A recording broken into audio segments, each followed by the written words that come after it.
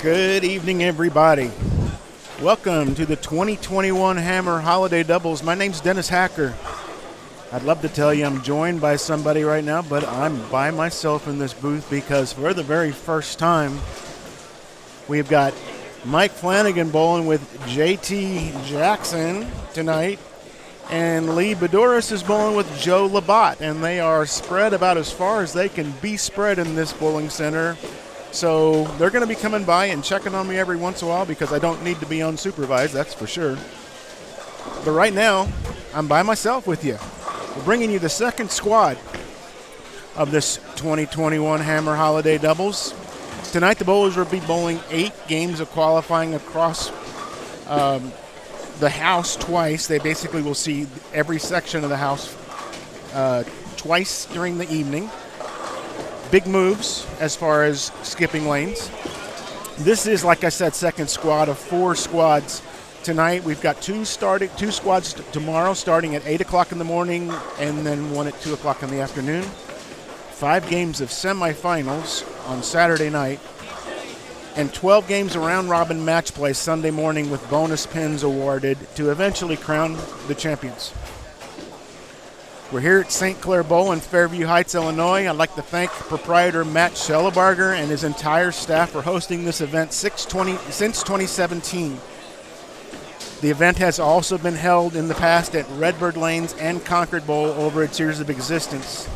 There's a little bit of a debate on how many years this has actually been in existence. Pretty credible sources have given us between 1979 and 1981. As the start of the tournament. And we've got a couple of people, including, Pete Weber this morning thinks that he has bowled every single one of the events that have been done. St. Clair has 50 lanes, and we will be bowling on a house condition today. This is the actual house shot of the center. It has not been modified at all. 48 teams on each of the squads will bowl today and tomorrow. 46 will return for the semifinals on Saturday night. 5 more games tomorrow night with pins carrying over brings us to the top 12 for match play on Sunday morning. 12 games of round robin. And we will eventually crown our champion with just a total pinfall, no stepladder finals. This broadcast wouldn't be possible without the people that support us, and it starts with our title sponsor, Hammer. Hammer is one of the brands in the Brunswick family of brands, and they've been supporting this event since 2015. If you're considering a new bowling ball purchase, make sure you consider a Hammer bowling ball or a ball from the Brunswick family of brands. We also want to thank all of you who've supported this channel by subscribing, all 45,000 of you now. We don't charge to stream these events to you, but there is a fee for this tonight. The fee is, please subscribe if you're not subscribed already. Hit the like button below on this video and interact with us during the broadcast. If you'd really like to support Inside Bowling, Mike would appreciate it. They do have a merchandise store at InsideBowling.com where you can pick up some pretty cool gear. They've got over 300 t-shirts designs, and you can save, typically you would save 15%. You can see in the bottom left-hand corner of your screen the promo code YouTube. That normally would get you 15% off. During this weekend, it gets you 20% off of anything in the store. And Mike is guaranteed. They brought everything in-house now in Utah where he lives, and he's guaranteed that if you order during this weekend, you will have your merchandise by Christmas. So that pretty much takes care of my intro. Now I can take a look up and see what's going on in front of us, as you all can see too. And let's talk a little bit about what's actually happening in front of us tonight. Typically we get asked what lanes are on the live stream, and I will tell you that we're doing 2 sets of 2 pairs. The first pair is going to be on 29 through 32. So if the people that you're following, you know when they're going to hit those pairs, you'll know that they're going to be there. The second set of lanes is 41 through 44. And the move is usually big enough that it's possible that if they're on one of those sets, they might be on the other set or close to it. on the very next game. This is a house condition. Remember I said that earlier, and it is the house condition that they bowl on during their weeks here. So anybody who bowls league here, the only difference is going to be the way these bowlers attack the lanes, how they see them. And as you can see in front of us right now as they're throwing bowling balls, even here in practice, there was friction today and there's going to be friction tonight for sure.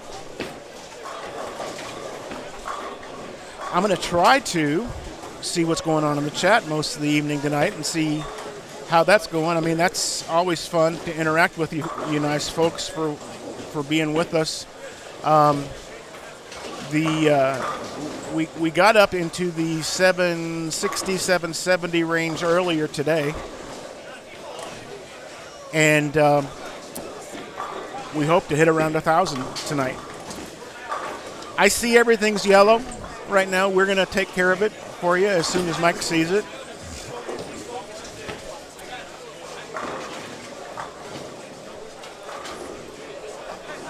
And it could be because somebody bumped the table here. I'm going to take us back over and see if I switch cameras, if it makes a difference for us.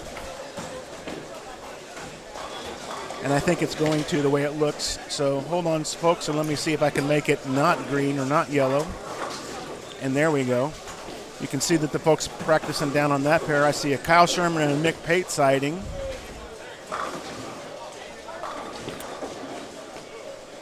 Junior Jackson wants to know if it's a scratch event. Yes, it is.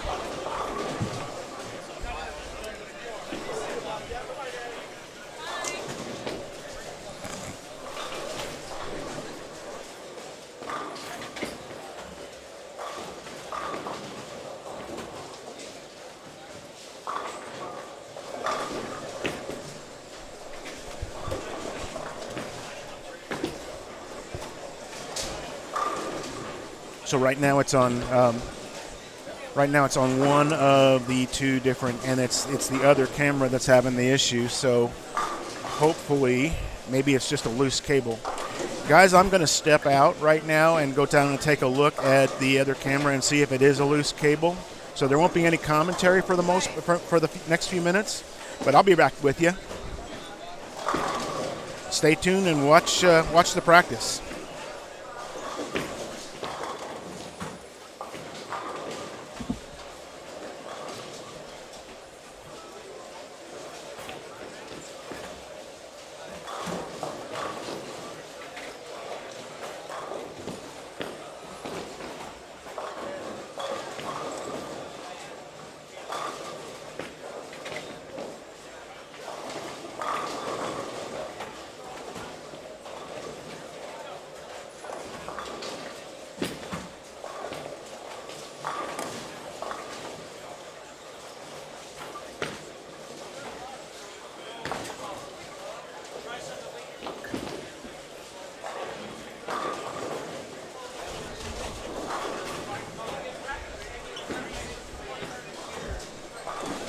Okay, y'all, I messed with the camera. I'm back.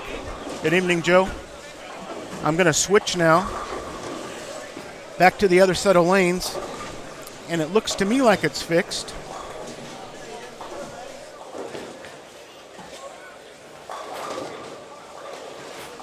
At least temporarily. So let's see what happens when you guys see the switch. It's a little bit of like a 12 or 15 second delay before you actually see the change. So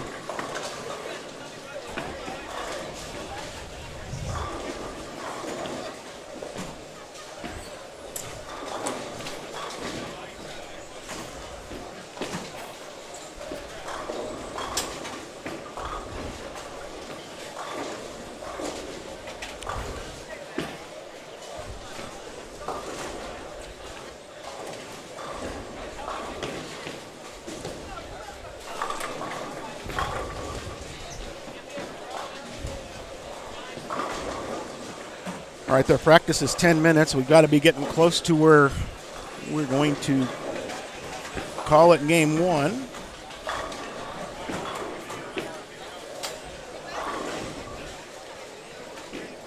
Shout out to Jeff Phillips. Thanks for watching, Jeff.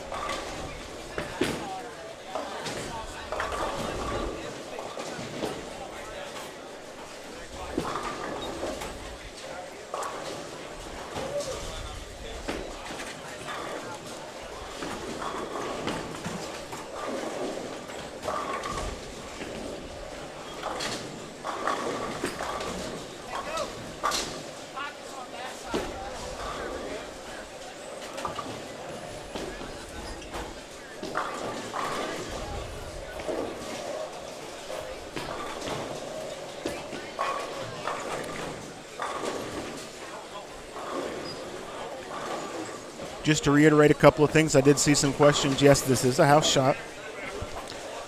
So there will be some striking tonight. We had 2 300 games on the first block this morning.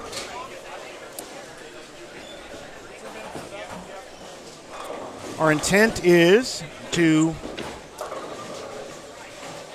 provide scores for y'all on Twitter after every game. So you'll search for Inside Bowling on Twitter, and you should be able to see an update of the scores as we get them each game there.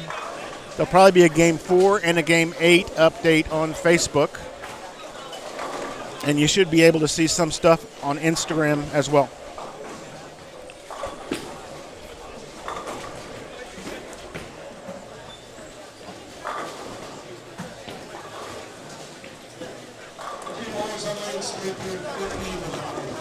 As you guys can hear, it is time to hold up for practice, and we're fixing to get underway. This is basketball for your side pass and rackets. You have to go against 45 and 46. This is your last call.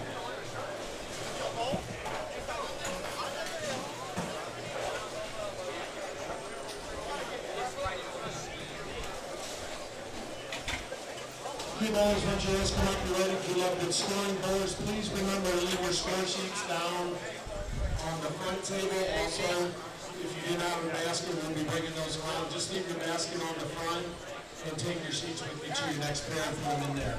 Thanks. So, folks, they got baskets on the tables here. I talked about this the first squad. It's an ingenious idea on trying to keep track of where the score sheets are, because if you've ever tried to run a tournament like this, people have folks behind keeping score for them, writing down the scores. Different score sheets are always everywhere, and you never can tell where they are to be able to get the scores to even do an update. And so it's kind of cool that they're keeping these baskets on the table, and that's where the score sheets stay. And the people coming around to collect the scores get them every single game that way. So we are underway. Game 1 of B Squad 2021 Holiday Doubles, presented by Hammer.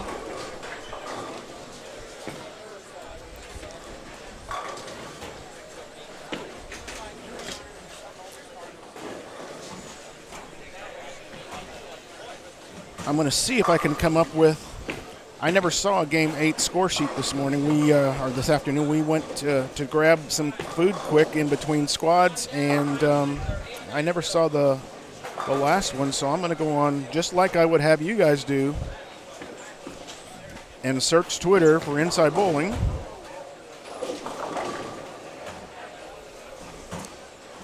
And let's see if we've got a Game 8 score sheet on there. We may not.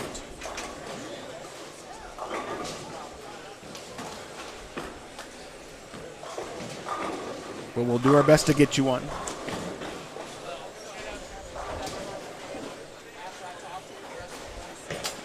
Yeah, Brad hasn't bowled this event in a few years from what I understand.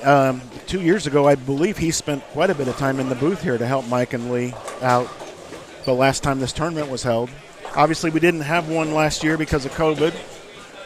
But I'll tell you, folks, it's awfully nice to be back and see crowds like this. I mean, 48 doubles teams 4 times in a row, 2 days over a weekend, and then cut to the top 46 teams tomorrow night. So it's quite a turnout. One of the best tournaments in the country as far as I'm concerned.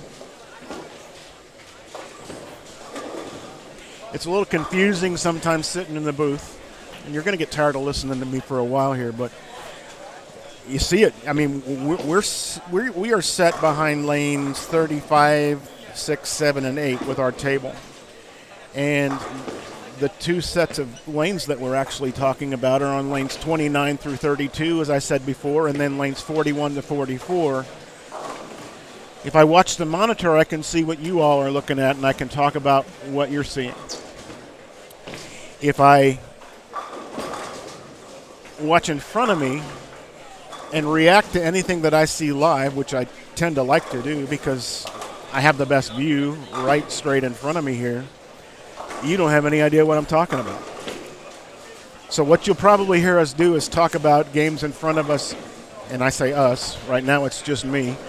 But what you'll probably do is hear us talk about games in front of us when there's something big going on.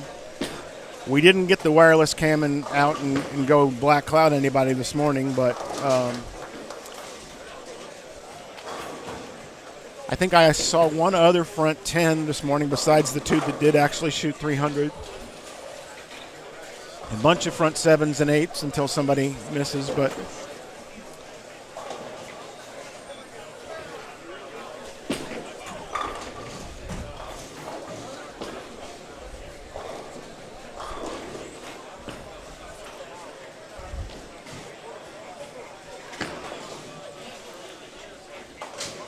that's nice. My mom is in the chat, and she says, good luck. I appreciate it, Mom. Thank you very much. So Larry Bird's asking, can both be PBA members? And yes, they can. There are no restrictions on this tournament. Bring your best in bowl. Which is the way it should be as far as I'm concerned. Bring your best in bowl. That's the way it always was.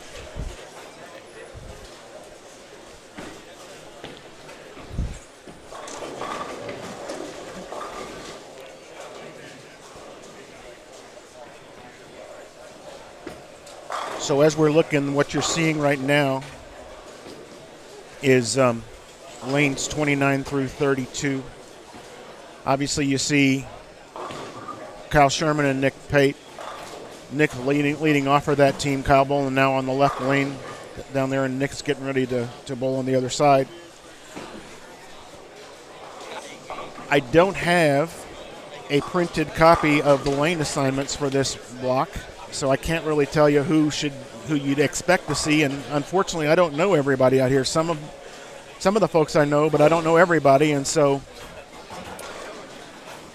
we'll have to react, and maybe you'll tell me in the chat who's in front of us, who you're actually watching.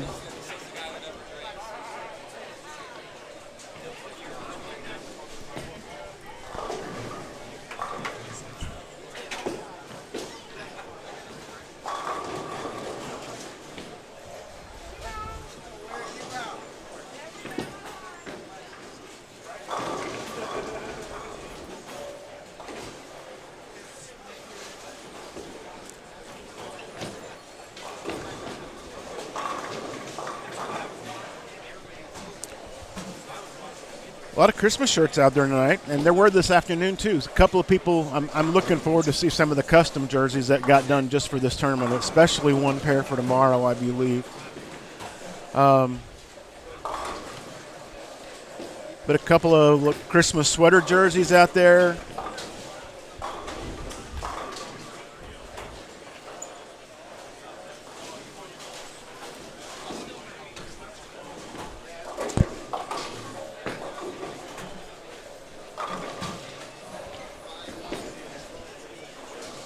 A couple of really good stories from this morning. I haven't seen, like I said, a final standing sheet yet for the A squad. But I know that because we were watching them in front of us quite a bit of the day, Tim Barrett and Shane Bittenbender, we saw them during game 2, and they were striking quite a bit, just down to our left here from the table. And took a look after game 1 to see where they might have been, because they started down on 3 and 4. And the first page of the standing sheet goes down to the 39th place, and we didn't find their name on the front of the standing sheet after game 1. And it seemed like 5 more games than they were in second place on the squad. So big time recovery in the middle part of the house. They did a lot of striking during the middle part of the day.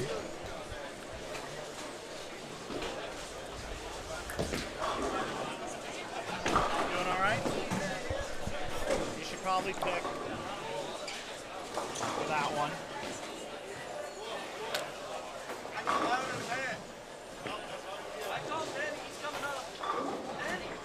My bad. I said I need my cheerleader.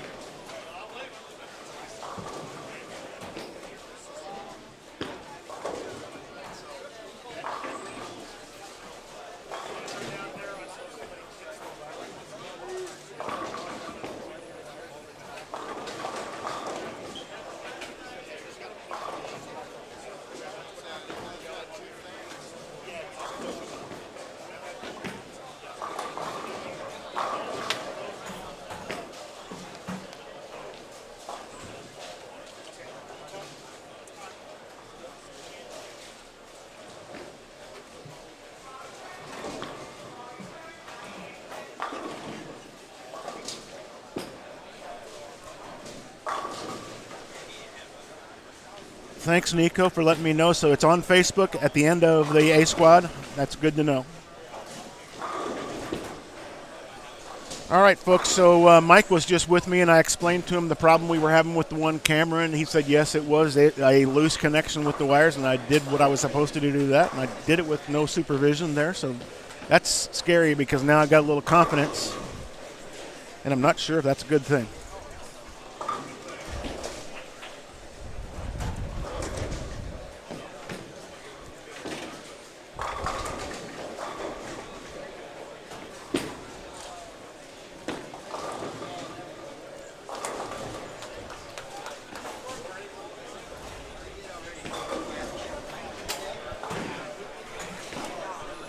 Awesome. I'm going to take a look at Twitter and so I can see it. I'll be able to tell you a little bit about some of the stuff that's going on this morning if I can see what the standings look like.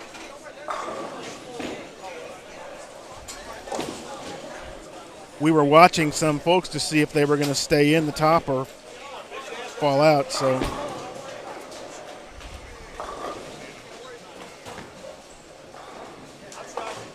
All right, good. I see it now. So Nate Stubler and Cameron Crow, they weren't in first after the first game, I don't believe, but I believe they took over first after the second game and never gave it up. That's a good story there. Matt Burdick and the real race of Silveri hung around in the top 3 or 4 all day and put on a big finish in the last game to stay up there because they were looking at possibly falling down some spots.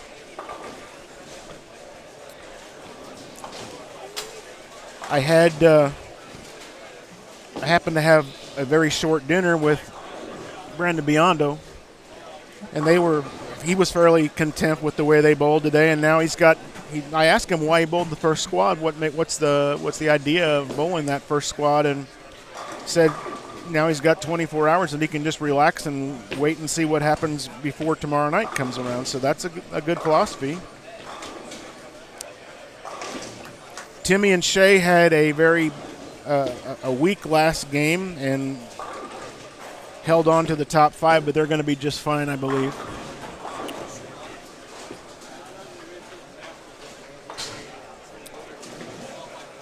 Andrew Arf and Ryan Stubblefield. Ryan Stubblefield took over for Mike Ramaklis at the last couple of days, if I saw it right. Those guys were bowled solid all day. I mean, it wasn't an easy thing for them out there today, a couple of pairs, but they bowled solid.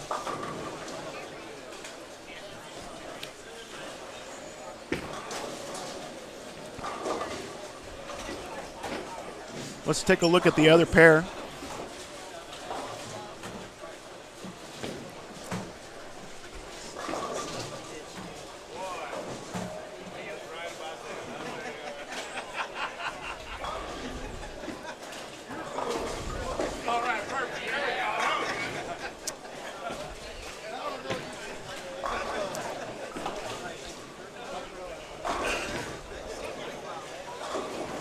Folks, we had the opportunity to talk to Pete Weber at the end of A Squad today and talk about just a couple of things about how bowling went this morning.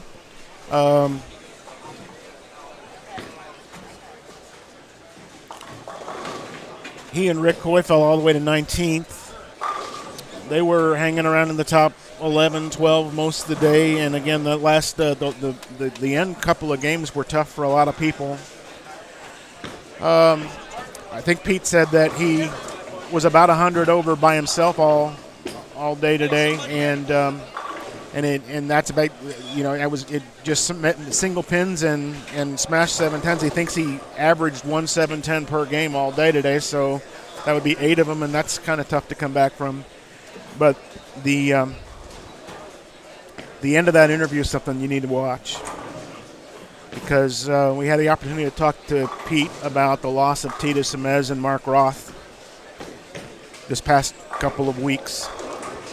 And I'm telling you, sitting here listening to him talk about the man who was the reason for his bowling style and the fact that he told his own dad, I want to bowl like that. Teach me how to bowl like that. And if Dick Weber didn't go do it. I mean, it was just absolutely cool. So when that gets posted, it'll be posted by itself. It's also on the end of the A Squad. When it gets posted to YouTube and probably the social media later on, please take a look at that because I think you'll really enjoy hearing from him. So you can see this is a fairly fast pace. We are well into game one on both sets of lanes here.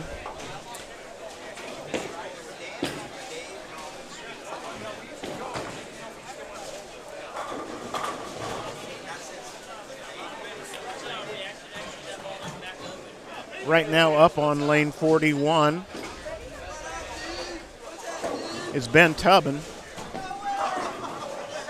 And he's got a few strikes in a row going on, bowling with Nick Weber, I believe. That's a perennial pair of doubles team, or perennial doubles team in this tournament. So awesome to see him.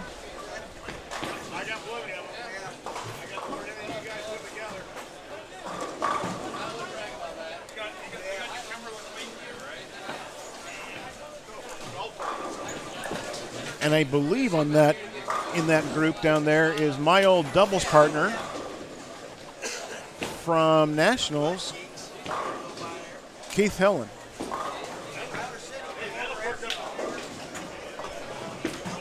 Yep, I just saw him throw a ball.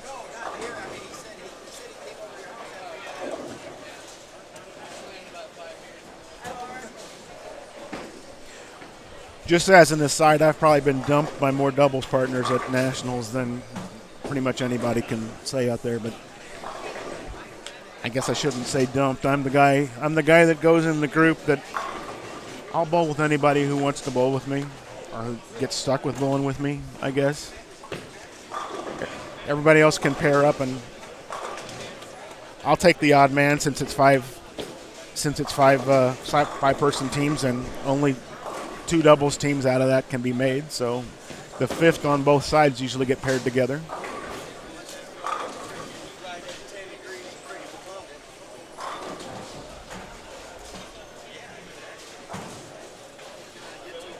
Does anybody in the chat, based on the scores that you see from A Squad, want to predict what you think the top 46 is going to be? Where do you need to be in the top 46 in bowl tomorrow night? Put your predictions in the chat.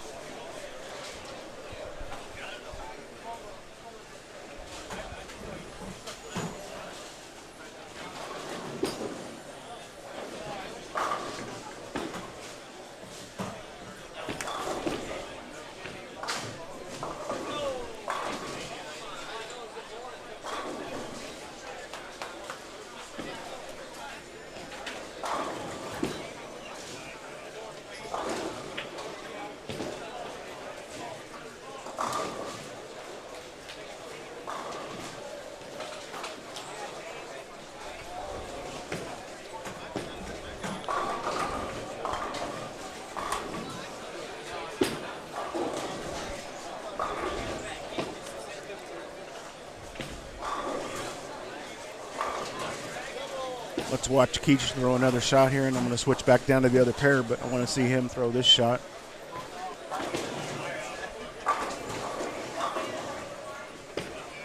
That was very nice.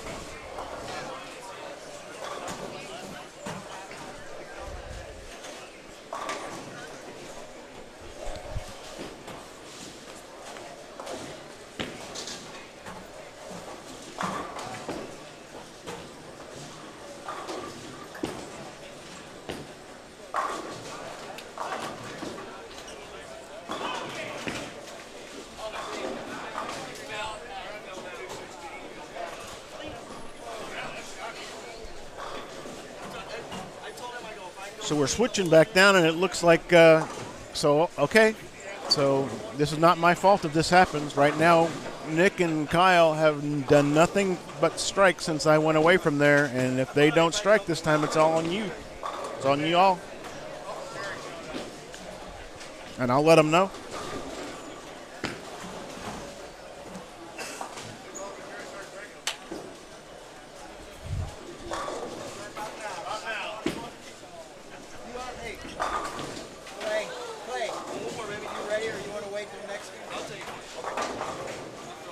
So here's Nick up on the left lane. This is lane 29. Already playing from the corner. And that's another strike. So Nick's got everything but the 4. He left a 4-pin in the first frame, if I remember right. He's got them all since then.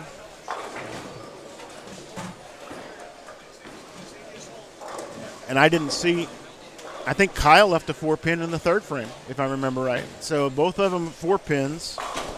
And that's all that's been left from them.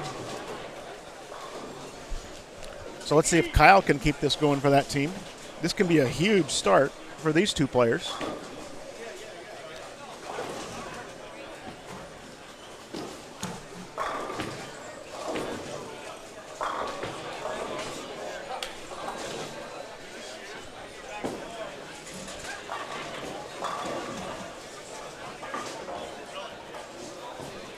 And there's that half 10.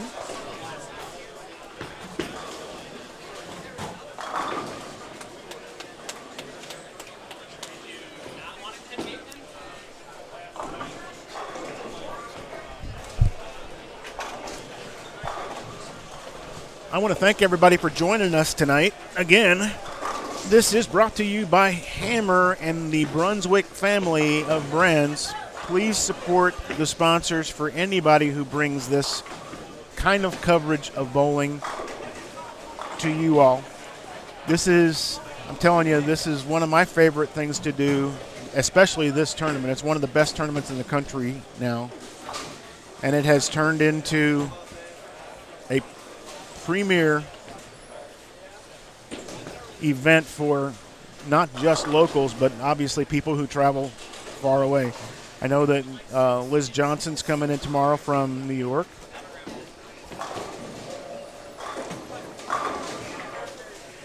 Andrew Anderson and Chris Senn came down from Michigan.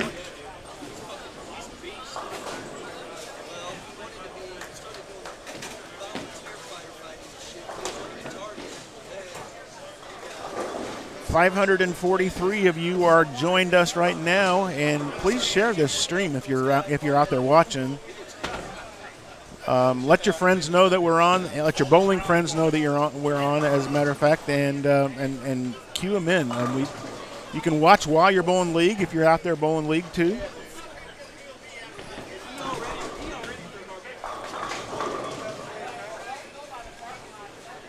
Nick does like that angle.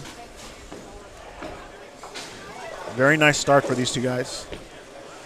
This could be 550 with 3 more strikes in the right places.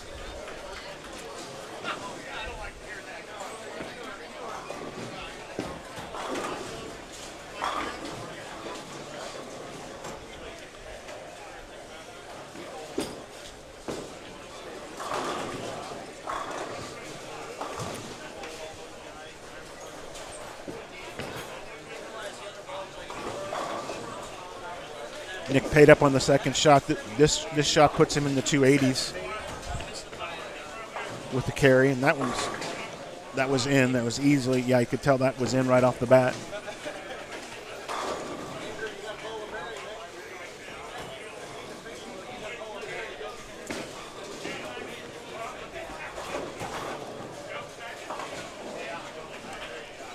So 270 something for Nick to start out with.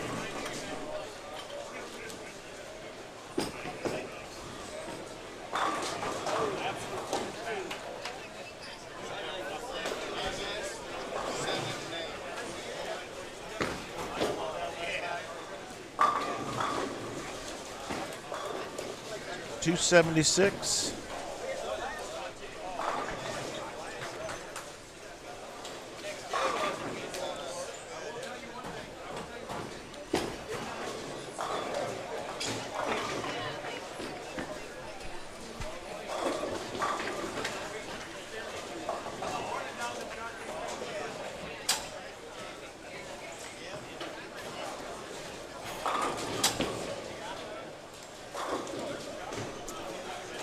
Kyle throwing his first ball. This is for, that's a very nice shot.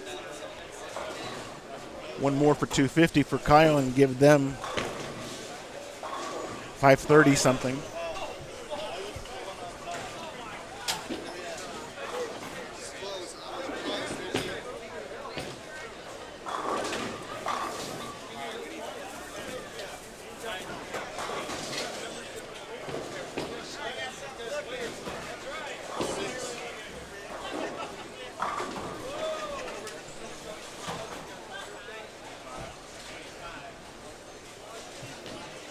Basket siding is right, Jeff. I love this philosophy. I like the fact that they're controlling those sheets like that. I don't know.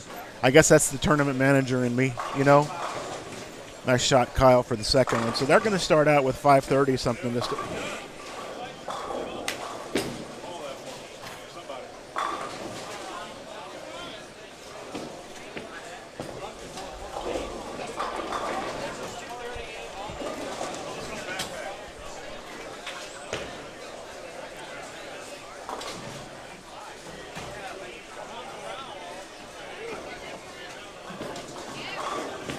And with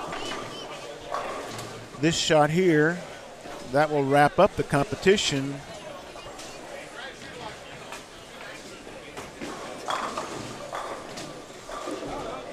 On 29 through 32. Let's check out and see what's happening over on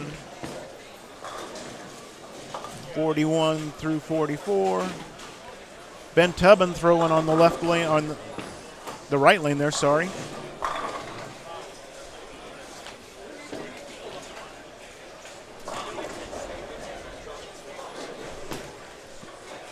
I didn't really get a chance to see what they had to start out with there, but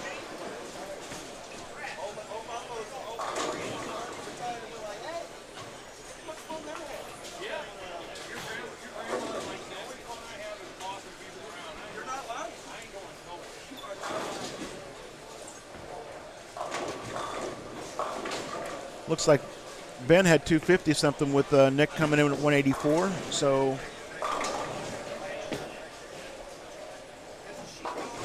Nick will be looking for a better ball reaction on his next pair and be able to help his partner out.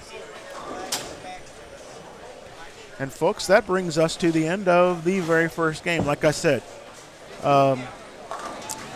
quick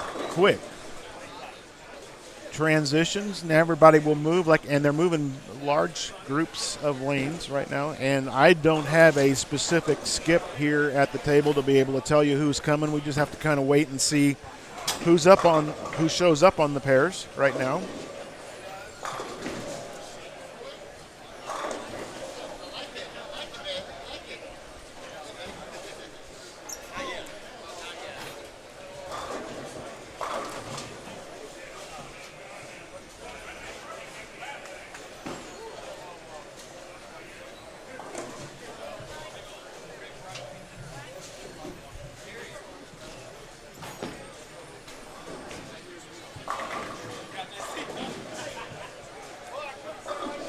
And right now, both of our featured groups of pairs have no players on them right now.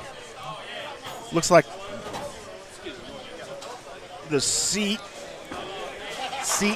of Inside Bowling is bringing his equipment right in front of me, so I don't know if that means they're going to be bowling right in front of me in this next. Hey, guys, I'm on 35 and 36. You want to bring it into the booth, Dennis? I can do that. That one right there. And then just send it. Click on it. There you go. All right, everybody. I bowled my first game. Bowled 232 clean. JT bowled 236. Throwing a Triton Elite. Then I just put a little bit of polish on, a little finesse it too, a little old school finesse it too. I got a huge gallery behind me. If you guys want to watch me bowl, we can arrange for that, sort of, with this wireless camera, but that's only if you want to. I don't need the attention. So just Dennis will let me know. But I appreciate all the support. I've had a lot of people down there cheering for me. I'm actually being ball repped by Andrew Anderson, EJ Tackett, and Tom Hess. And I'm being serious. So anyway, everything going okay up here, man? I think so. Okay. I mean, I'm talking a lot, but that's kind of what you do whenever you're in the booth by yourself, right? Yep. You need me to send you over somebody or something? Well, Hess might. He'll want to commentate me, he though. will. Andrew wants to come in here, and I already talked to okay. Parker, and I didn't realize Brandon's out here, too. Parker, Justin, and Brandon are all here at the same time. Yeah, and hey, thank you and everyone for dealing with me bowling in this event and allowing me to do so, because this is a lot of fun. So, thank you. You need me on. Oh, I'm way out of breath. You're out of breath. Oh, dude. Way out of shape. It's bad. But I was clean for 232. That's fantastic, man. I picked the 3, 4, 6, 10 on my 11th frame. So Chris Hester says he'd like to watch JT. All right, Chris. I was All being right. nice to you earlier. Yeah, he was. All right, find a pair, and I'll try to get a camera over here. All right, sounds good. Don't forget second game graphic. I already have it.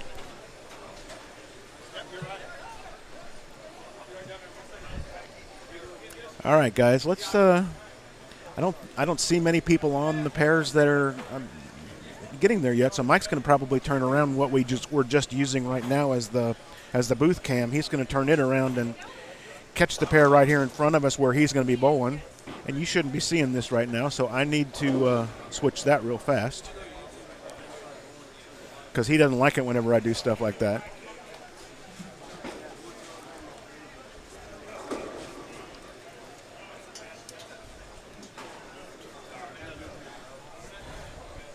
I can't thank you guys enough for spending your Friday evening with us. Tomorrow's a big day, long day, starting at 8 o'clock in the morning Central Time. For now, I'll work on something else. If you just want to cut to it sometime. I will.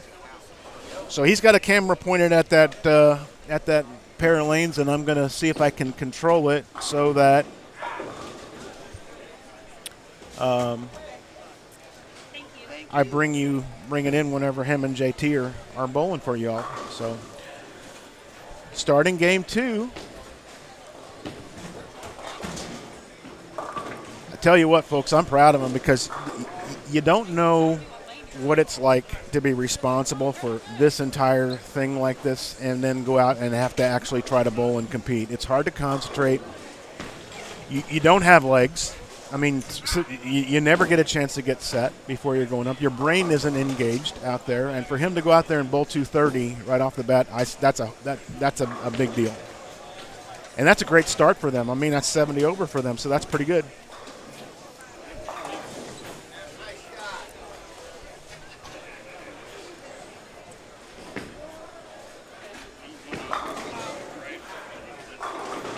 Hi, Joe Chin from Singapore. That's awesome. And I think I saw someone in here. Shit.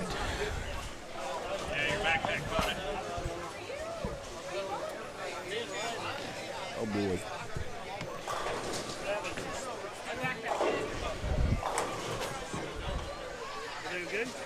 I think so.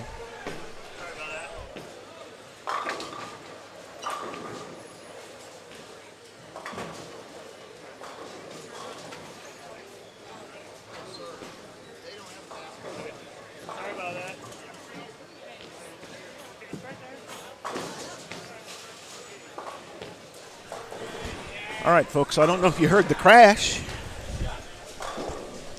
Someone just ran into the table and knocked like 2 monitors over as we were coming through here, and it looks like everything is recovered.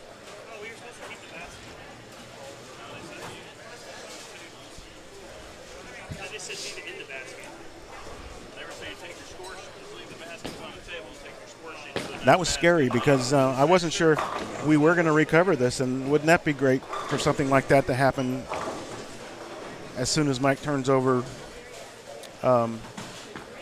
custody of this booth to me.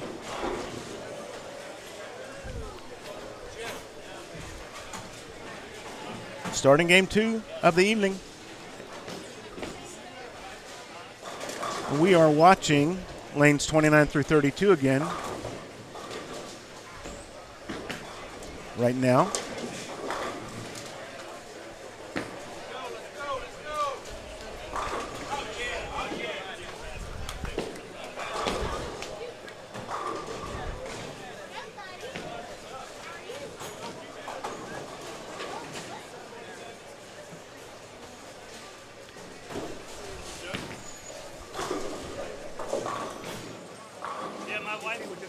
My wife accidentally, she has the baby in the backpack and it hit the screen and it fell. So This thing fell over on this, but it all recovered. Okay. So we're good. We're good. Sorry about all that. There wasn't much room.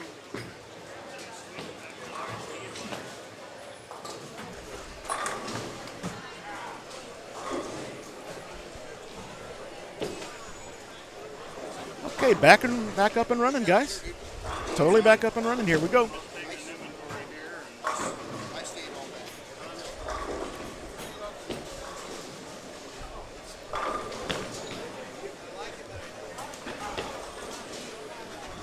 So we've seen a few shots down on 29 through 32. Let's take a look at who's bowling down on 41 through 44. I wish.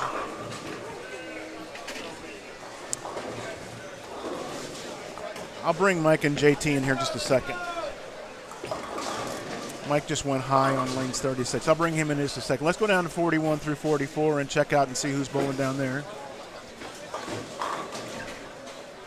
The old pattern today is just the house shot that St. Clair Bowl puts out for their leagues every night.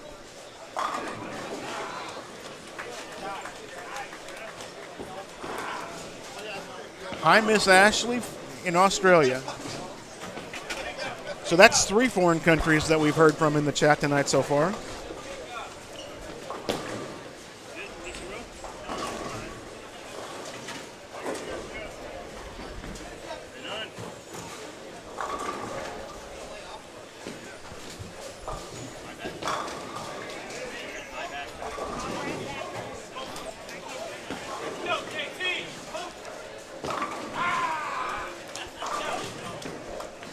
All right, JT's wheeling it a little bit. I just got a chance to watch him. I want to give you guys a chance to see who's down on 41 through 44. And then I'm going to bring it in to watch. On the next shot will be on lanes 36 for both JT and Mike, and I'm going to bring it in for you to see on that one. Because I know y'all are curious on watching JT and Mike. I think Mike's a little nervous bowling in front of you right now.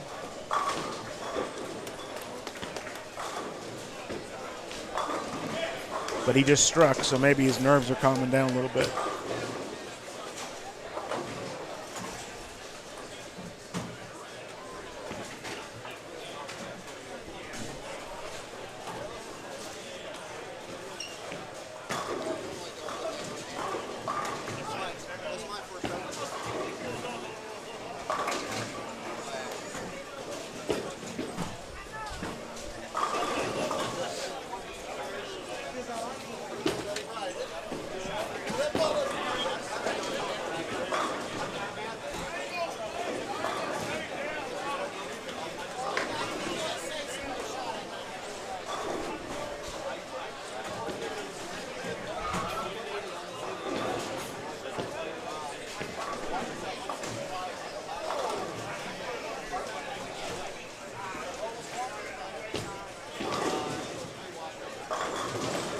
Thanks for the help, Donnie. That would help a lot, guys. 630 people watching, 59 likes. You don't have to subscribe again to watch or to like it. Let's take you over to lanes 35 and 6, and this is JT Action Jackson on lane 36. And look at him strategizing, those two guys, discussing how to play the lanes, because they're both so similar in the way they toss this bowling ball down the lane.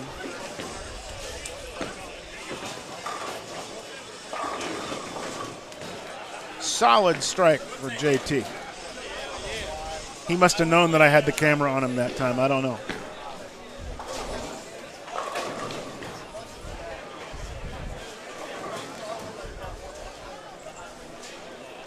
And this right here is your CEO, Mike Flanagan, inside bowling.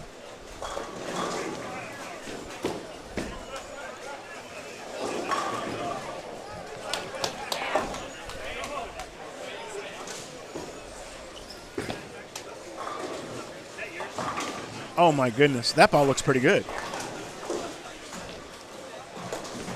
That ball looks really nice going on there. Mike looks like he's played this game before.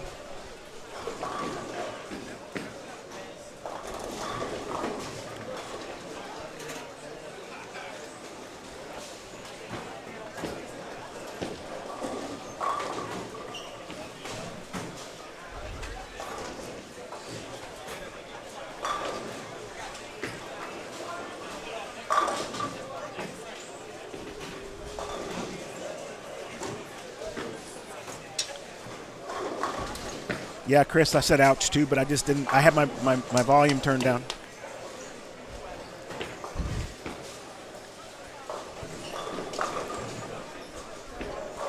JT leaves a week 7. We're going to watch one more shot from Mike as well, and then go back to the others. From Airfield, any tour players in the lineup? Absolutely, you're going to see tour players all over this roster. You can see the roster if you search. Holiday Doubles Bowling Tournament on Facebook. You will see the entire roster, and you'll also see the lane assignments. It's hard for me to read it from a picture to tell you guys, but you'll be able to see who's supposed to be bowling with who on each of the squads, and you'll be able to see who's bowling tomorrow. But on this squad alone, Nick Pate and Kyle Sherman are bowling together. I know that Matt Russo is bowling on this squad. I know I saw his name earlier.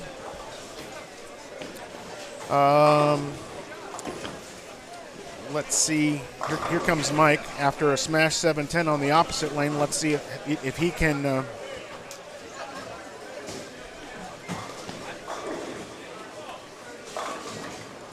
So we kind of black clouded him after we put the camera on him because that was a smash 7 and a solid 9.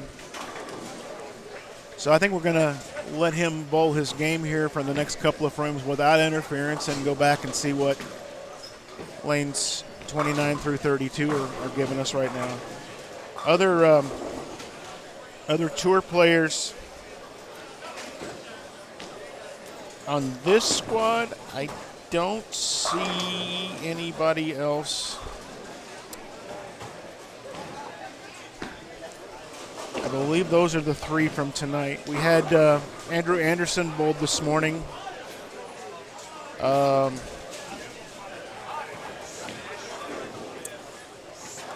Jake Peters is bowling again, from what I understand. He's going to be bowling more full-time, so he was bowling this morning, or this afternoon, I guess, if you want to say it.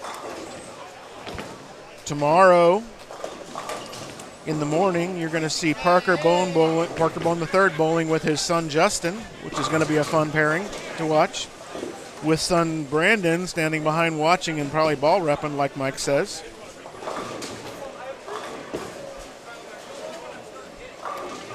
I'm scanning the list right now as I look down to see Michael Holloman is bowling tomorrow with A.J. Rice.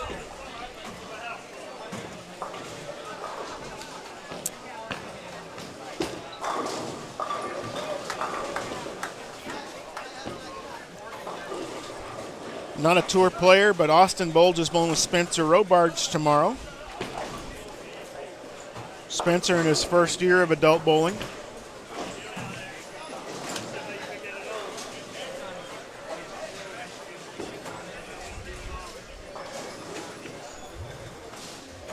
And then in the afternoon,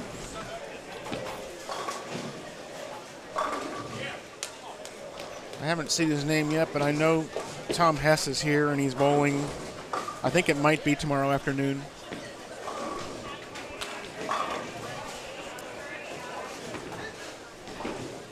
Tom Adcock and Jason Queen, multiple time champions, back-to-back champions in 2 different bowling centers, as a matter of fact. So that'll happen tomorrow afternoon. Liz Johnson, representing the PWBA, is here this weekend bowling with Adam Barta.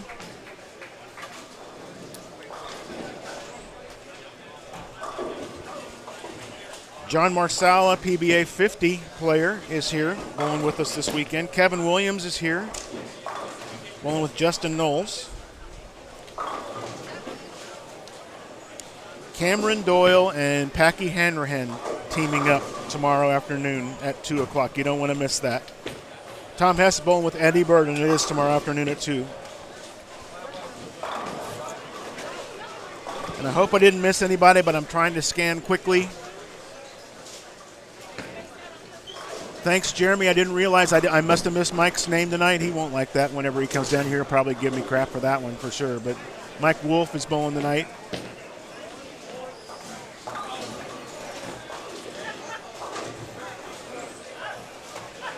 Yeah, so the discussion in the chat as far as where the tournament was held, we believe Redbird was the last year at Redbird was 2015, if I'm not mistaken. I believe 2016 was in Concord. It was there for 1 year, and it's been here since 2017.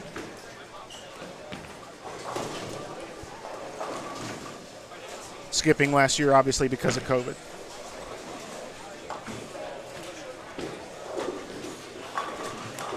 Thanks, Trueheart. I missed Aaron McCarthy and Steve Novak. Did I miss Ogle and Dole? I thought I said them, but I did know that they were on the list someplace here. You guys are doing a better job than I am as far as reading this. Thank you very much for helping me out. I appreciate that.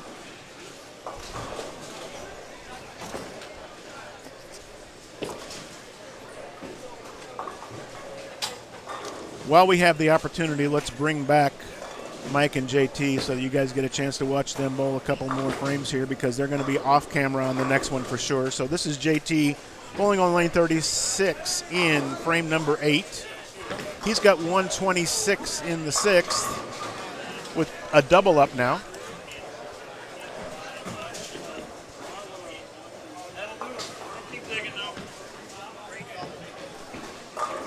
And Mike Flanagan with 97 in the 6th frame after 2 single pin misses during the game.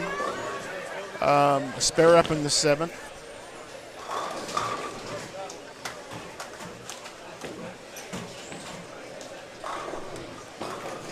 So they still got 50 over on this game, and they were 60 over the first game. So if they do a little striking here at the end, this can save this game for them. Let's see if Mike can get one right now.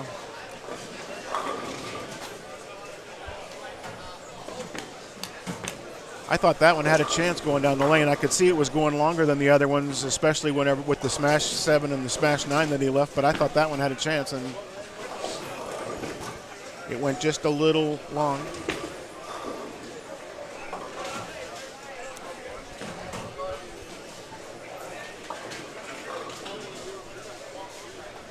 Junior, you can see the lane assignments and the squad assignments on search Holiday Doubles Bowling Tournament on Facebook, and you'll see the chart for all 4 squads. You can see who's bowling on it.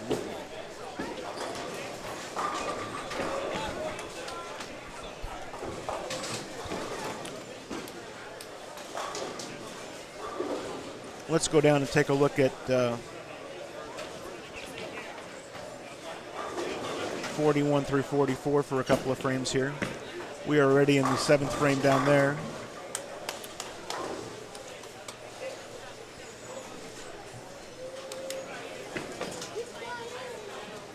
Like I told you earlier, guys, you can't see everything that's going on in front of us. Mike obviously turned the wireless camera around, and he's filming what's going on lane 35 and 6, but on lanes 37 and 8,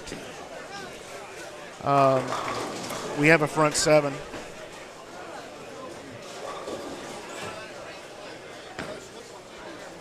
And I'll tell you who it is in just a second.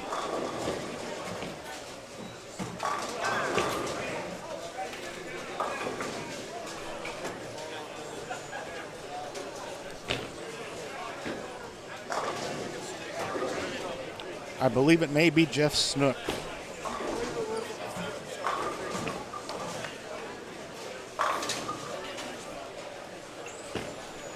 He is bowling with Jerry Dwiggins.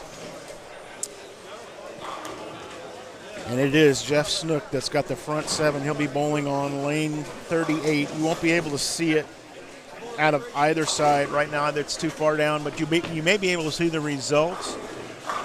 We're on 41 and 2 right now, and it's going to be on lane 38. So if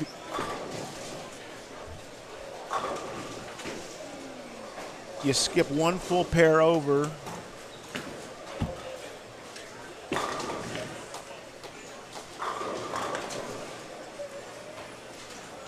you may be able to see the result of the shot. I'll tell you when it's about to happen.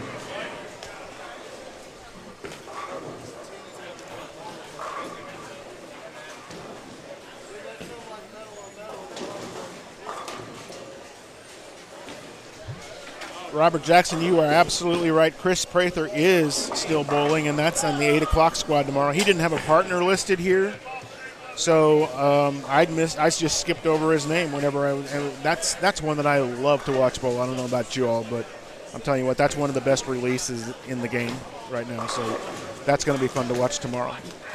All right, Jeff Snook is up on lane 38, just about to make a shot. You might be able to see the result as the ball goes down the lane on this camera.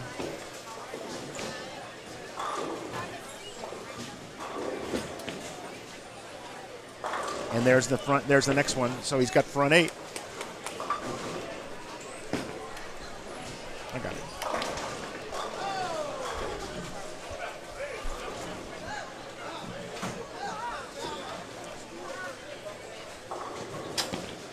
That's a good idea there, Jeff. I will try to bring that one up because you will be able to see that easily.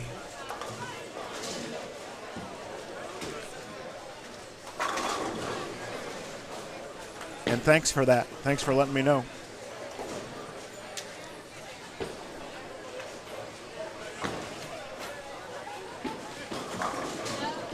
JT switched balls from the orange thing that he was throwing earlier, and I couldn't really tell what it was, but now he's got 2 more in a row. He's looking at fill ball for 225. Mike can go out for 185. So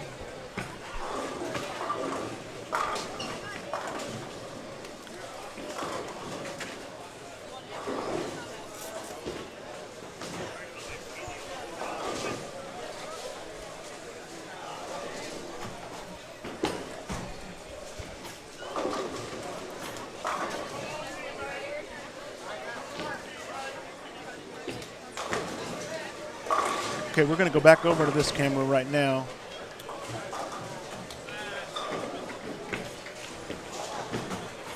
JT missed the head pin, but you can see right in front of me Jeff Snook standing up, getting ready to go into the 9th frame. It's cool to be able to see this. We'll also, the way it looks, we'll also be able to see his 10th frame. We won't be able to see the approach itself, but we should be able to see the ball go through the pins. So let's hope that there's a reason to keep it here. This is Jeff Snook taking his time. Good for him. Any of my high school players right now, this is pre-shot routine. Make your shot when you're ready. Please learn from this. And one more shot out of Mike Flanagan for you guys as a bonus. There we go. Nice one there. One more there, and that's an even game for them. Good for them. And like I said, they were 60 over the first game, so not a disaster.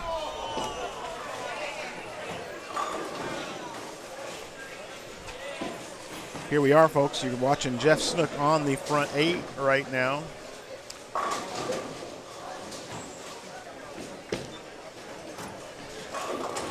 And he carries light. So I don't do this often. Y'all know that. You haven't heard me in the booth for quite some time. Maybe I don't have the black cloud effect that Mike Flanagan, some of the guys from Bolt TV, especially Jason Thomas and Aaron Smith and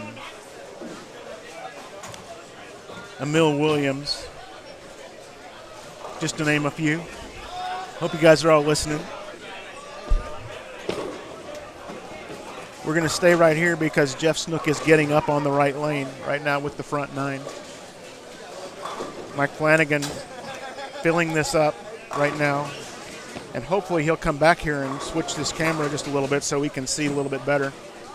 3 shots in a row in the pocket for Mike.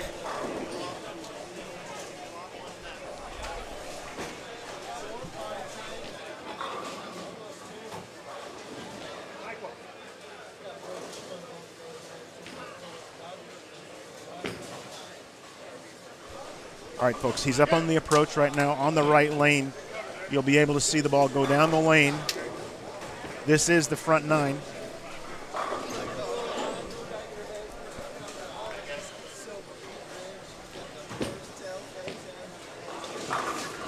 That's the 10.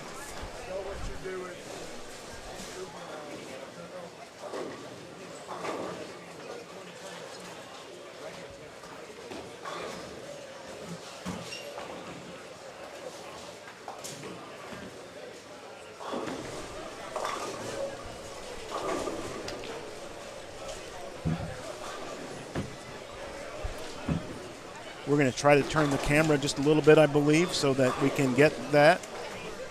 Mike's going to take care of it for us.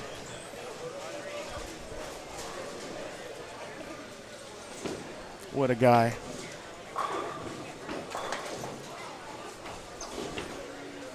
And you got a bird's eye view for the 11th shot, folks.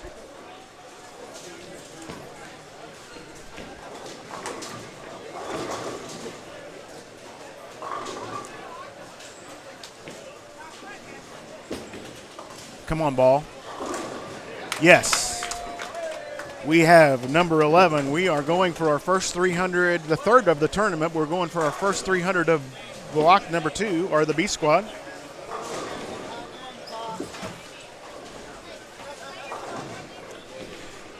Tell you what, this concourse is packed with people, folks. Looking back behind me, there's hardly room for people to walk right now, back and forth with bowling balls and people standing around.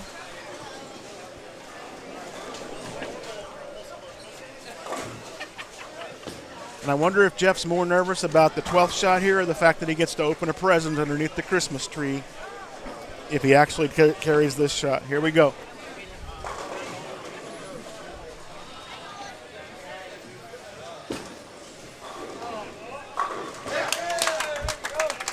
Awesome. Absolutely awesome. So glad to have caught that for you folks. Let's go back and take a look at what's happening on 29 and 30 as Jeff celebrates his 300 game.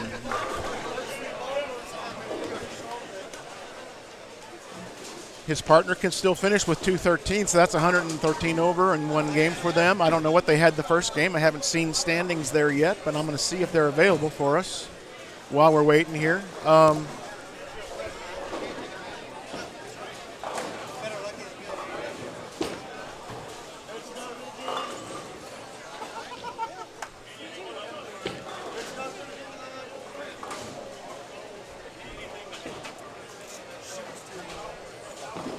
So far, I don't see anything on Twitter, but hopefully.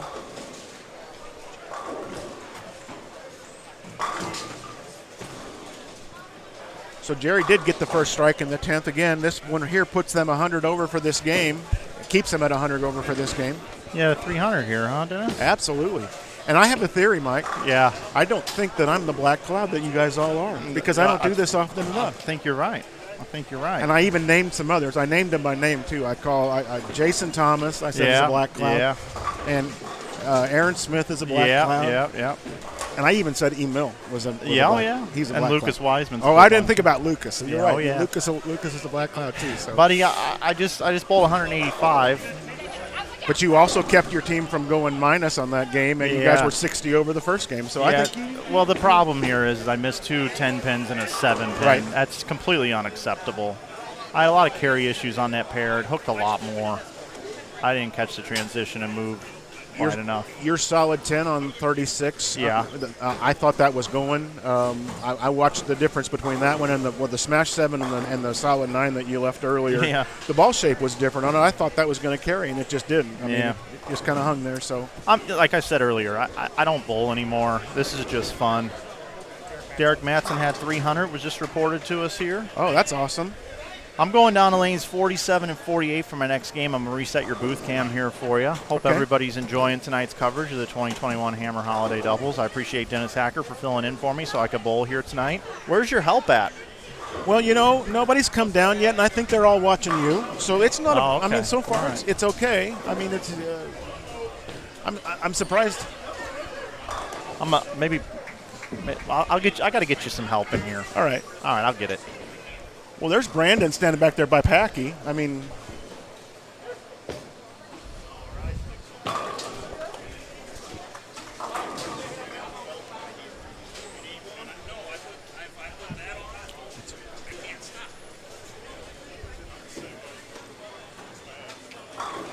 It's awesome that you guys got a chance to watch that.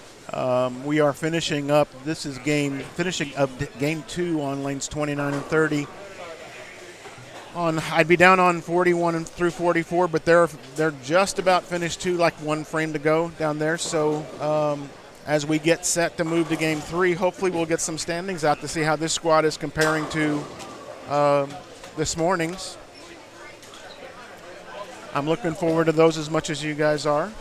I'm a stats kind of guy, so I love looking at that. Even though Lee Badur says he doesn't like to look at the numbers in between sets, I do. I like to see them all the time. So that's pretty cool.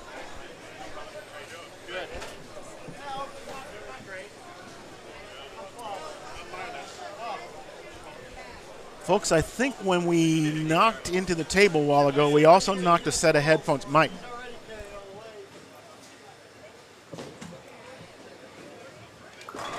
Knocked a set of headphones on the floor, so I'm going to go searching for those because that's where our ambience. Oh no, I see them over there now. They're on the table. Never mind, they're hiding behind that monitor that got knocked over. So can't have anything broken on my watch. That wouldn't be very good, would it? Not with all this expensive equipment in here.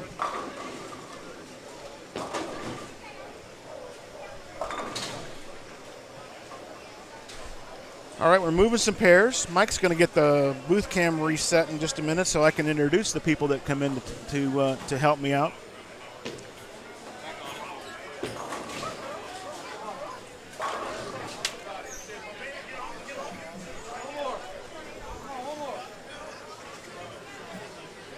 All right, so I think maybe I just saw a link to some standings, and that's awesome. So I'm going to take a look right now, and I believe we do have standings after game one. Let's take a look. So remember, we saw Kyle Sherman and Nick Pate shoot 533, and they're out of the lead by 11 pins. Standings have Martin and Chafin in first place at plus 144, a 544 first game. Lambert and Wolf in third at 116 over. Oh, my goodness.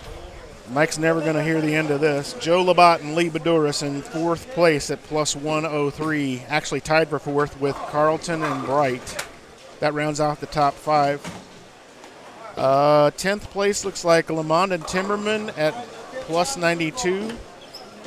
If we estimate like we did this morning, it goes all the way down to 80 over in the 12th position. That's White and Cherpsinski.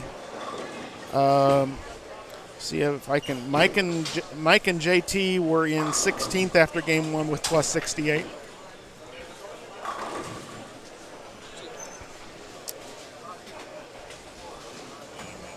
And I'm looking to see if there's anything else on here that. And just if you guys were wondering, the team of Dwiggins and Snook after game one were -9. So we just saw them go from -9 to plus 100 and something. So what a good jump for them in one game that was. Thanks to our social media and Kim for getting these standings up for us to see that after game one. And we'll be on it as we can as the rest of the night goes on. I think I'm going to get some help in here in just a little bit as Mike goes out and recruits.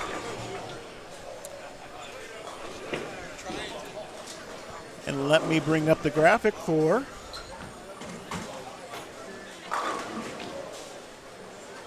the start of game three. While you guys can't see him, Derek Mattson is bowling right in front of me, and he just struck. Let's see who he's bowling with. Jason Schaefer. So two lefties there. Jason's up on right now, and both of them struck in the first frame. Jason's going on lane 38 right now, so. And there's a few revs on that ball, let me tell you. So he just struck. That's a double to start out with. So this could be a fun match for me to watch right in front, and hopefully, you know what? I can show you one shot of Derek Mattson because the booth cam hasn't been changed yet. So let's take a look at Derek Mattson, who just also shot 300. This is Derek Mattson coming up on the right lane after a strike in the first game, but coming off a 300 game in game number 2.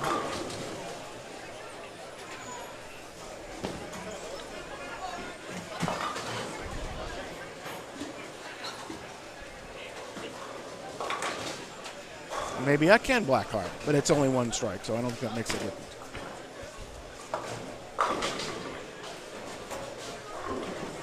That one jumped twice. I don't know if you guys you probably can't see the ball reaction like I can, but it's weird sometimes when you see a ball go down the lane and then hook and stop and then hook again. And it was pretty sharp on both movements. Derek and Jeff are bowling with Tim Hyman. Let's see if I can find Tim on here. That you just saw, and Bruce David. So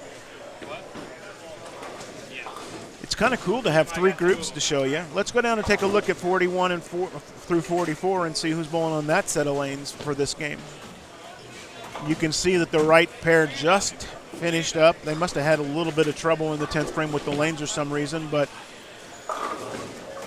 Jason just left a solid 6. I called him Jeff earlier.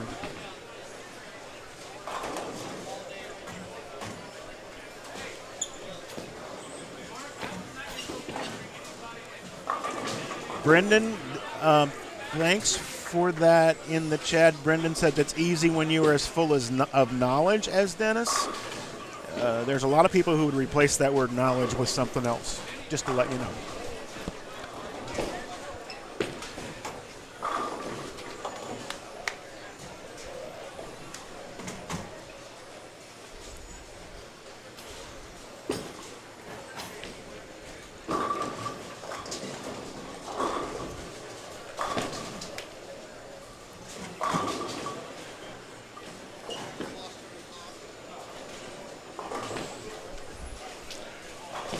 Folks, I tell you what, I'm getting waved at. People are tapping me on the shoulders and shaking my hand. To have this many people in the bowling center for this many squads over a weekend, I was excited just because I looked through the list to see who all was going to be here, and think about the people that I hadn't seen in years, not just because of COVID, but people that I hadn't seen in years, and be able to see them again this weekend. So that's kind of cool.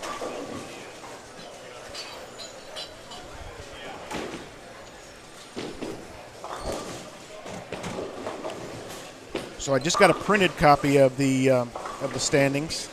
Surprisingly, Matt Russo and his partner, I don't know how to say the last name here, Madriz.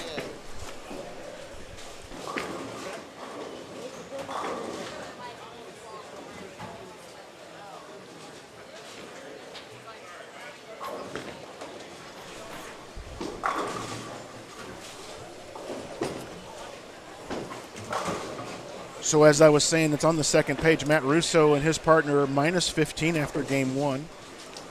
Surprise there. But I told you the story of Shea Bittenbender after game 1, and so there is a recover.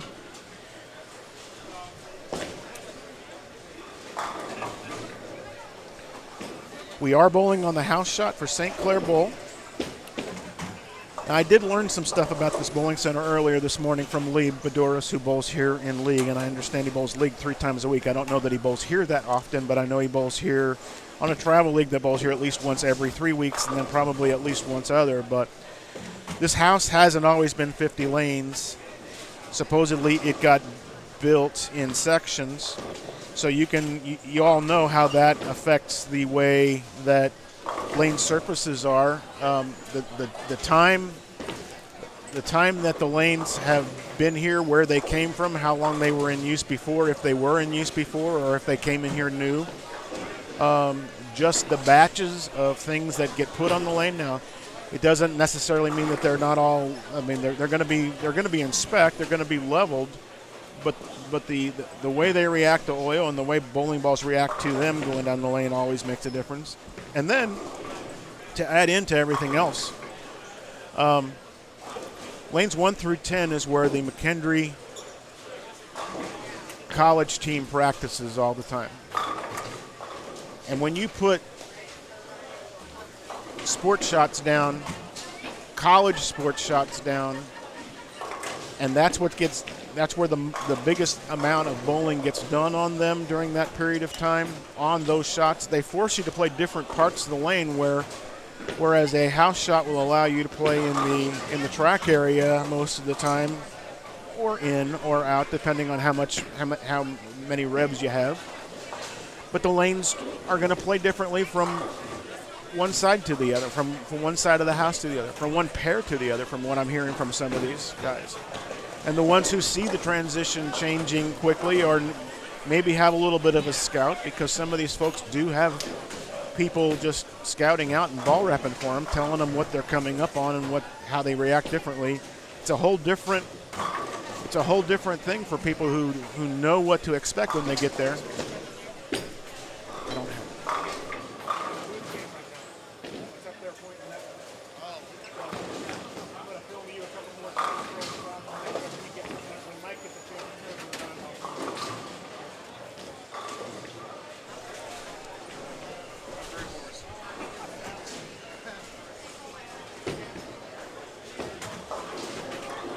run. Sierra Matt Miller's asking, do I know what the standing is for Derek Beard and Brandon Chapman so far? Sierra, if you will check on Twitter and search for Inside Bowling right now, the standings after Game 1 are posted there. As soon as we get Game 2, we will post those. But that's where you're going to find the standings after every game of this 8-game event this evening is on Twitter. Search for Inside Bowling.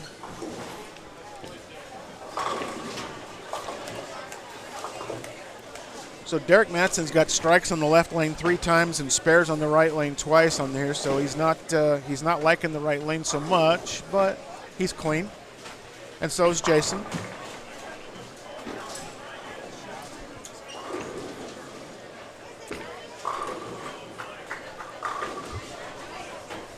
If you haven't seen Jason throw a shot before, I'm going to bring back this camera so you can watch Jason throw this ball in the right lane.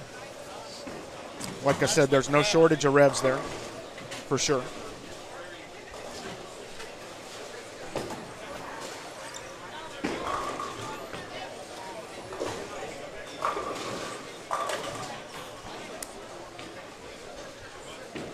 He's got his name on the back, but you can recognize Jason because he's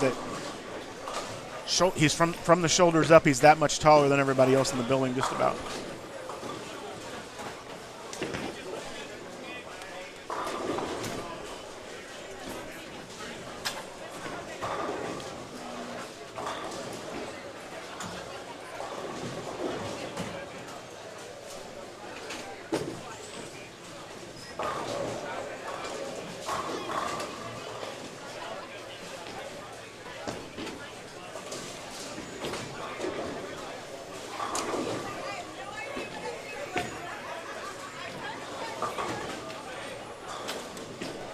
So that one jumped on him for sure.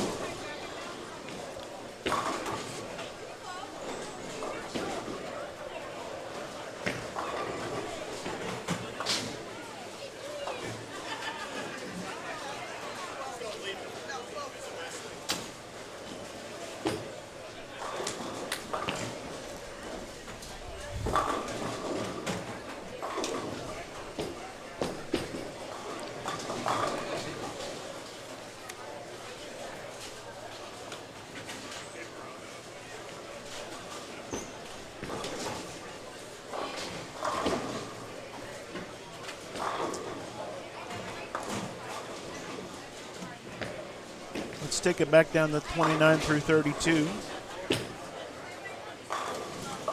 Thanks for the help in the chat, Ryan. I appreciate you going and searching these out for these folks.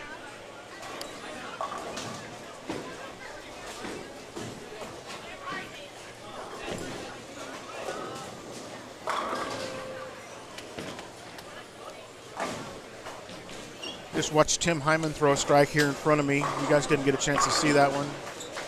Tim was part of our Nationals group of 4 teams that went out last year, and him and his brother and 3 other folks. And while I'm doing this, the names escape me, but I do know that team, I bowled next to a team that I watched take over the lead of the tournament and hold it for a few weeks before it was finally beaten. I don't remember exactly what position they finished in, but I know that it was in top 10 somewhere, probably higher than top 5, but I don't know for sure.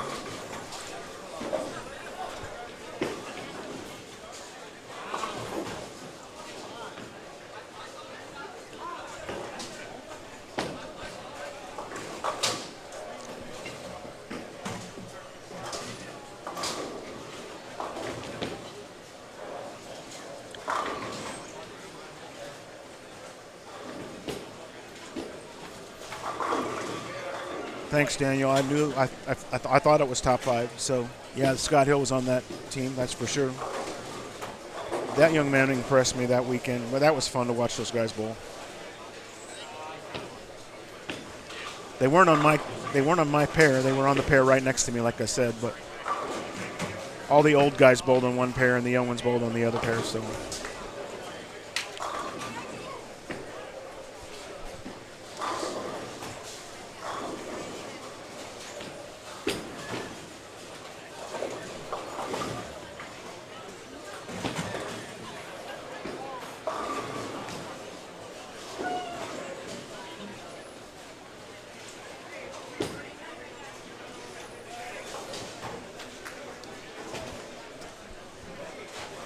So we are in Game 3 of the Holiday Doubles. They're just now coming around and getting scores from game number 2. I'm watching them write them down right in here in front of me and probably moving them way from the top of the house to the high end of the house. So he's probably got another 10 pairs to go until we get those scores input.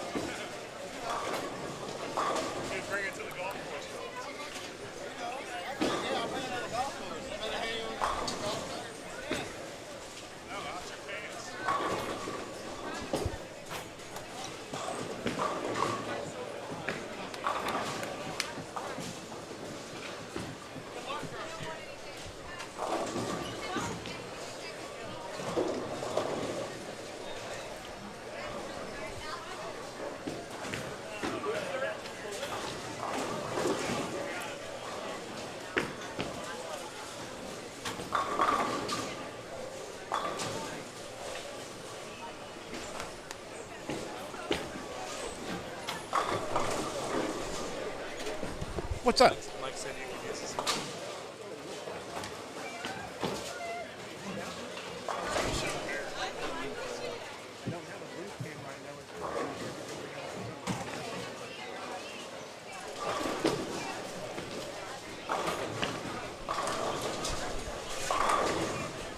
All right, folks. Well, I've been flying solo so far this evening.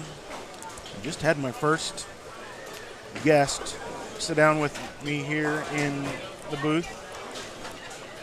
Brandon, why don't you introduce yourself to these folks and let them know what you're doing here? I didn't expect to see you out here. Well, good evening to you, Dennis. I'm Vernon Bone, and that's about the story of my life. Yeah? Yeah. No, I think you have a little bit more story to your life than that, but it's cool that you're here. I mean, were you out here already, or did your dad bring you out, or what? I actually had a tour at Indiana Tech this past week.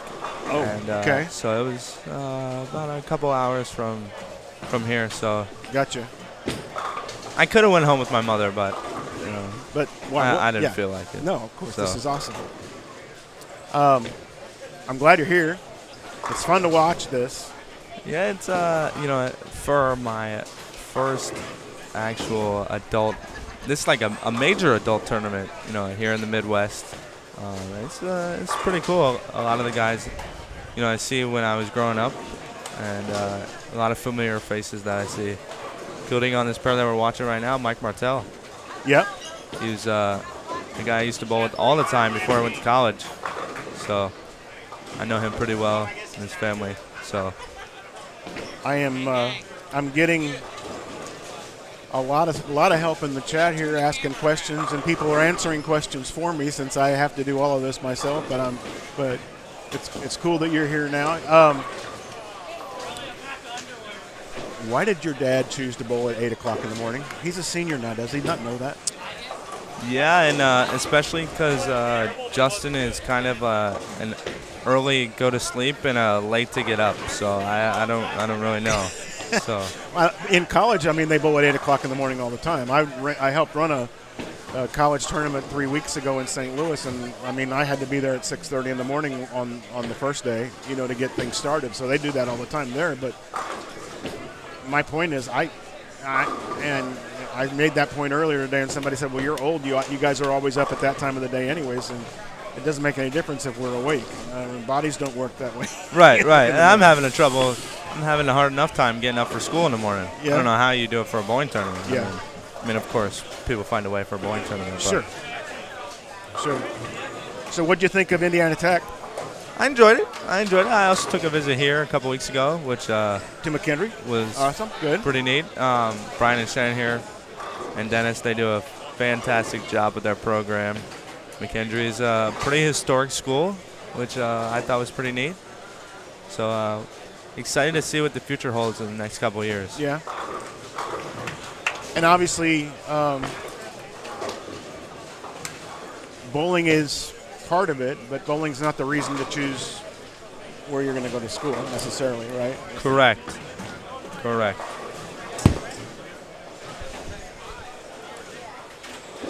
So did you meet the guys at Indiana Tech? Did you meet the people on the team? Or I have. I've known a couple of guys there on the Indiana Tech team for quite some time now. I have 4 of my crew members that go there, which is, if you guys don't know what the crew is, it's Justin's YouTube channel. Give a little shout out there Sure, to Justin's YouTube channel. Justin Bone on YouTube. Go check it out. He makes some. We'll be talking about that tomorrow morning. Yeah, if I'm awake enough. I mean, he's one of a kind, Dennis, and I say that he's like a wizard. Anything math related or technology related that I have a question with, he's right there and he's got the answer to it in less than 5 minutes most of the time. Yep. And it could be algebra, it could be Photoshop, it could be video, it could be bowling. I call him the wizard, and he's a wizard brother, I would say. Yeah. So when I need something, I go to him. The only thing I go to Dad for is bowling balls. Okay. And and some help here and there, but Justin is the man to go to, and I'm having a blast doing and making videos with him. And it sucked for a couple months there when he was out to college, but I'm glad to be home. Well, not home quite yet, but I'm glad to see him home for the next couple weeks. So it's gonna be cool, and we're gonna have a couple videos coming out shortly. So don't miss any of the action over there on Justin's YouTube channel. Well, I follow you guys and watch that stuff all the time. I mean, I learn from him. I learned a lot from him. I'm copying him a little bit on some of the stuff he did for seniors. Yes. Out there, I'm copying that. I'm not ashamed to admit it. I've always wanted to do it, but I've got the opportunity to do it right now. So we're going to do that. So how did your dad influence your bowling style? My dad, how did he influence my bowling style? Yeah, and there's a reason for me asking this question, because I just got done with an interview with Pete Weber after A Squad earlier today, and so I got to hear that one. That I want to hear what you have to say before I tell you what he said. So. All right, yeah. So I give you a quick backstory here, and not a lot of people know this about me. I actually started out. I looked up to Oscar Palermo. I was a backup two-hander. I threw the ball from my chest about my 8th step in. I ran from the back of the approach to the foul line and dumped it off my chest when I was about 4 or 5 years old. And one day my dad looked at me and said, you're going to either go left-handed and you're going to learn how to throw it normal, or you're going to learn how to throw it normally two-handed. And I just went left-handed. And the rest just came natural. I mean, I guess. I'll be honest, I didn't really ask for help a lot. I was a lot of trial and error. And the biggest thing for me was just getting out and watching. Watching what other people are doing. Watching how other people are scoring. A lot of the time back home, we'd watch this guy stepping up on lane 30 here, Mike Martell. He was, for a few years at home, he won almost everything. And he was, as I would say, in his prime there when he was a youth bowler. He made a lot of money. So a lot of trial and error, and he helped me out. Dad helped me out a lot when I needed questions answered. But now to my bowling style, I think my bowling style has just come from watching and using different techniques, and just a lot of that, I would say. So. Do you think there's anything about what you do on the lanes that resembles your dad? Yeah, so I look at my dad's game, and a lot of people say how it hasn't changed over the past 40 years at all. And I watch him, and I just think his rev rate's gone down every time he picks up a ball. So we don't have a lot of control over that, by the way. That oh happens. no, it just goes down with his age, I would say, right? Yeah. But well, anyway, I've always tried to have the same push away. With his push away, I try to mimic, and his balance at the foul line is like no other. And it can't be any good when he falls off a shot, and that's what I've tried to mimic a little there. But I've had some difficulties, I would say, mimicking that part. But I do watch a lot, of him. Watch a lot of video of him trying to get it, close to that, and I just go out there and I don't think about it and I have a good time. So the thing that I noticed about you the first couple of times that I watched you was that little nod forward before you actually started your approach. I saw it as soon as I saw it, and whenever I saw that, I said, man, oh man. Yeah, I'll be honest, I'm not the first one to say it. I'm a little unique, I would say. Not nearly as unique as another fellow bowler I saw in here earlier, in Jacob Buttrow. But I will say I'm a little unique, but everybody's unique. And if you're not unique, then you can't make a name for yourself, right? Absolutely. So I love it. I love watching. I love bowling. I love competing. I love everything this game's got with 10 pins. So it's a blast. Real quick here in front of us, I just wanted to show you the end of that game. Derek Mattson just came off a 300 on the last pair and 260 on this pair. His partner Jason shot 2-0, so that's a plus 60 for them on this game. Let's go down and check out 43 and 4 while we talk with Brandon Bone. We he introduced himself. I introduced him a little bit here. You got a lot of talk in the chat about we didn't have to talk about your accomplishments because they were all doing it for us. Yeah. So it's been one hell of a ride, and I've loved every minute of it. And I'm excited to see what the future holds. And I can't wait to be on this journey with everyone that supported me, my parents, Chris Forey at Buddy's Pro Shop, Brunswick Bowling, and everybody involved. So a couple of things. While you're at Indiana Tech, I told you that I think I told you this out in New Jersey when I was there for the tournament as well. But my first recruit from my high school team, Chayton Bass, is bowling for them right now. So I actually saw Chayton when I was there on Wednesday. Yeah. Yeah. I'm gonna shout out Chayton here. We had a practice I went to. It was our last practice before Pennsylvania in 2 weeks. Okay. And Chayton stepped up and he left a 5-pin, and needless to say, we all know where this is going. He got up and went back down as he didn't hit anything. So that doesn't surprise me, honestly. But we were having a blast. It was a good time bowling with him. So his younger brother, the brother that's a year younger than him, went into the military, National Guard, and was at boot camp for most of this year after he got out of high school. So, but he was also on my team, and right now his younger brother is on the team with me, sophomore this year, and his mom is my assistant coach on the team. So it's big time family thing down there. Loving working with them all, and it's an exciting time for us. What's the matter? What are you seeing there? A lot of questions in the chat here. All right, so not to get you any off topic here. No, it's fine. And typically I go back to them, but so they want to they stalled it right here. That's the first one that I saw. So better bowler, Justin or Brandon? And I don't know that you're supposed to answer that question. I think they were all asking it, but I'd say we have our days. Yeah. If you want to just move up a little. Let's see. Hey guys, I'm back with a quick update. Hi, Mike. got your camera kind of working here again in Yep. the booth. So, I couldn't pick a spare game too. I threw a six-bagger towards the end of the third game, and I finished with 234. So 230, 180, 230. All right. It's kind of hanging in there. I'm making the jump all the way down to the low end. I Right. hope everybody's enjoying the broadcast. I want to thank Brandon for sitting in with you. Dennis, everything going okay? Everything's great, I think. Okay. You did have a monitor completely tossed over on you, so that's Not only awesome. that, but it smashed this over here too, and I wasn't sure that the set of headphones lasted down there, but Yeah, well, we're okay.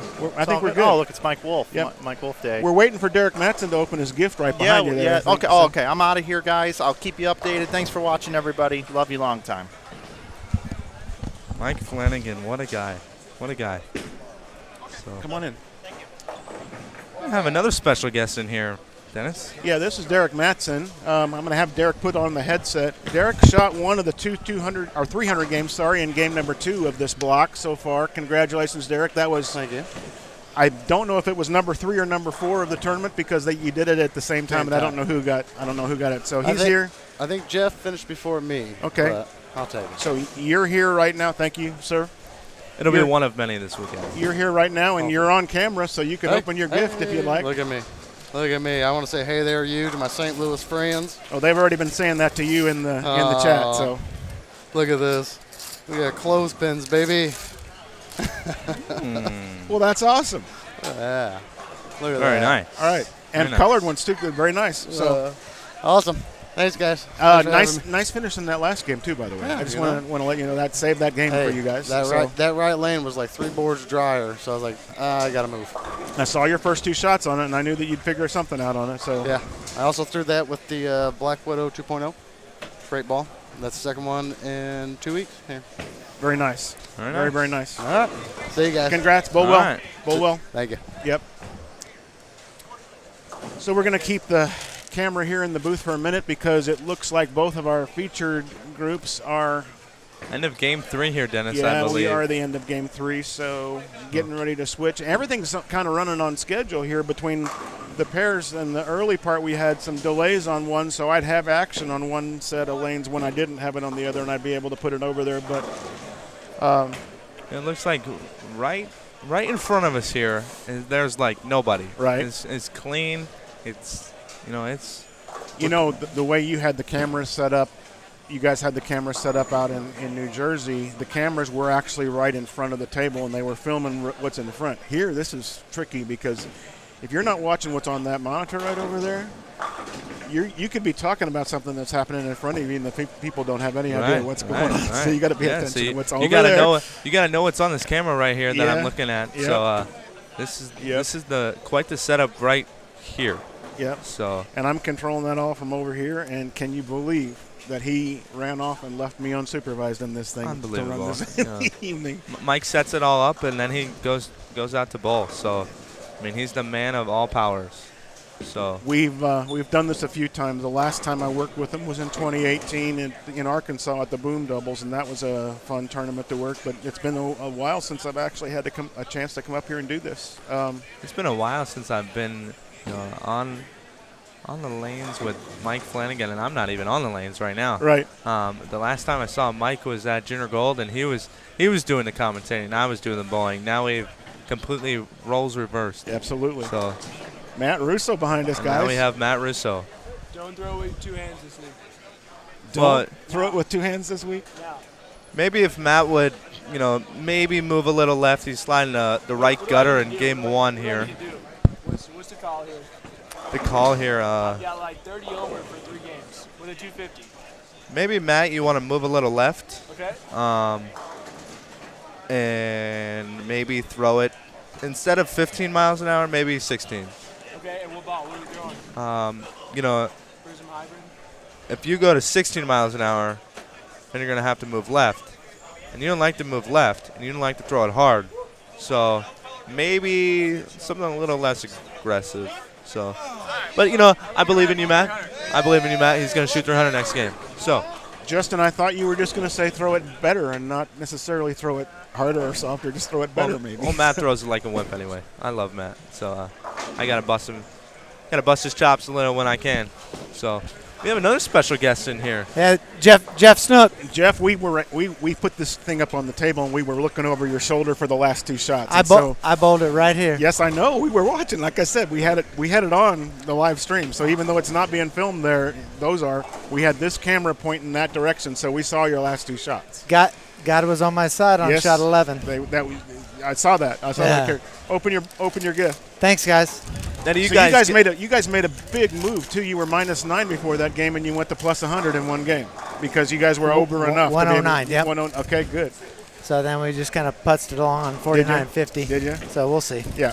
now you guys give away a gift for every 300 game? Every 300, there's a Christmas tree down there with a whole bunch of stuff wrapped, and everybody who shoots 300 gets to go pick a gift and come down and open it up in front of us. So, Now, since we have the tournament director behind us, Thank you. yeah, Thanks, guys. absolutely. Nice bowling and keep it up. We'll try. All right. Back down the other end of the house. Like different world. Yeah, different world. We'll see how it goes. Yep. Thanks, guys. See ya. now the tournament director is right behind us. Right. There's a Christmas tree.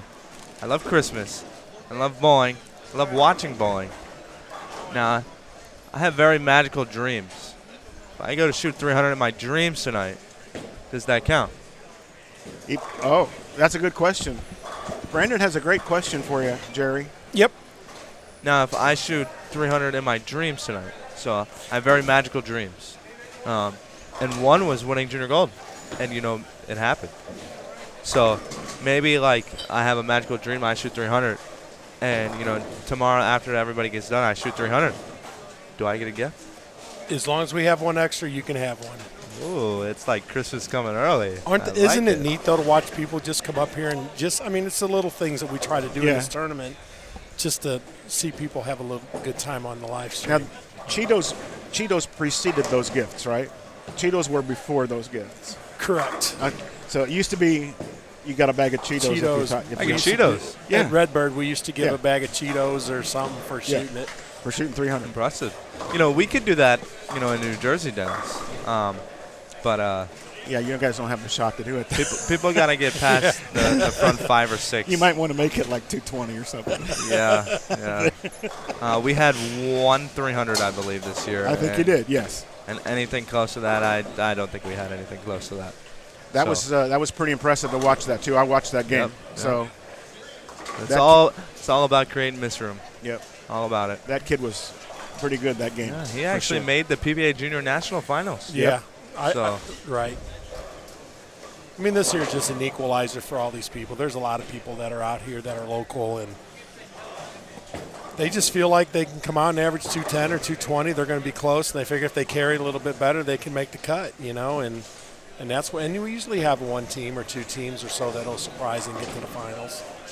But, I mean, we were doing the numbers this morning, and if you think about it, okay, so there's 48 teams on a squad. 46 make it to tomorrow night, so not even 1/4 of the field makes it to tomorrow night. And then you go to 12 for Sunday. So if you want to just take it on it, 48 teams and 3 on a squad actually make the top 12 for the finals.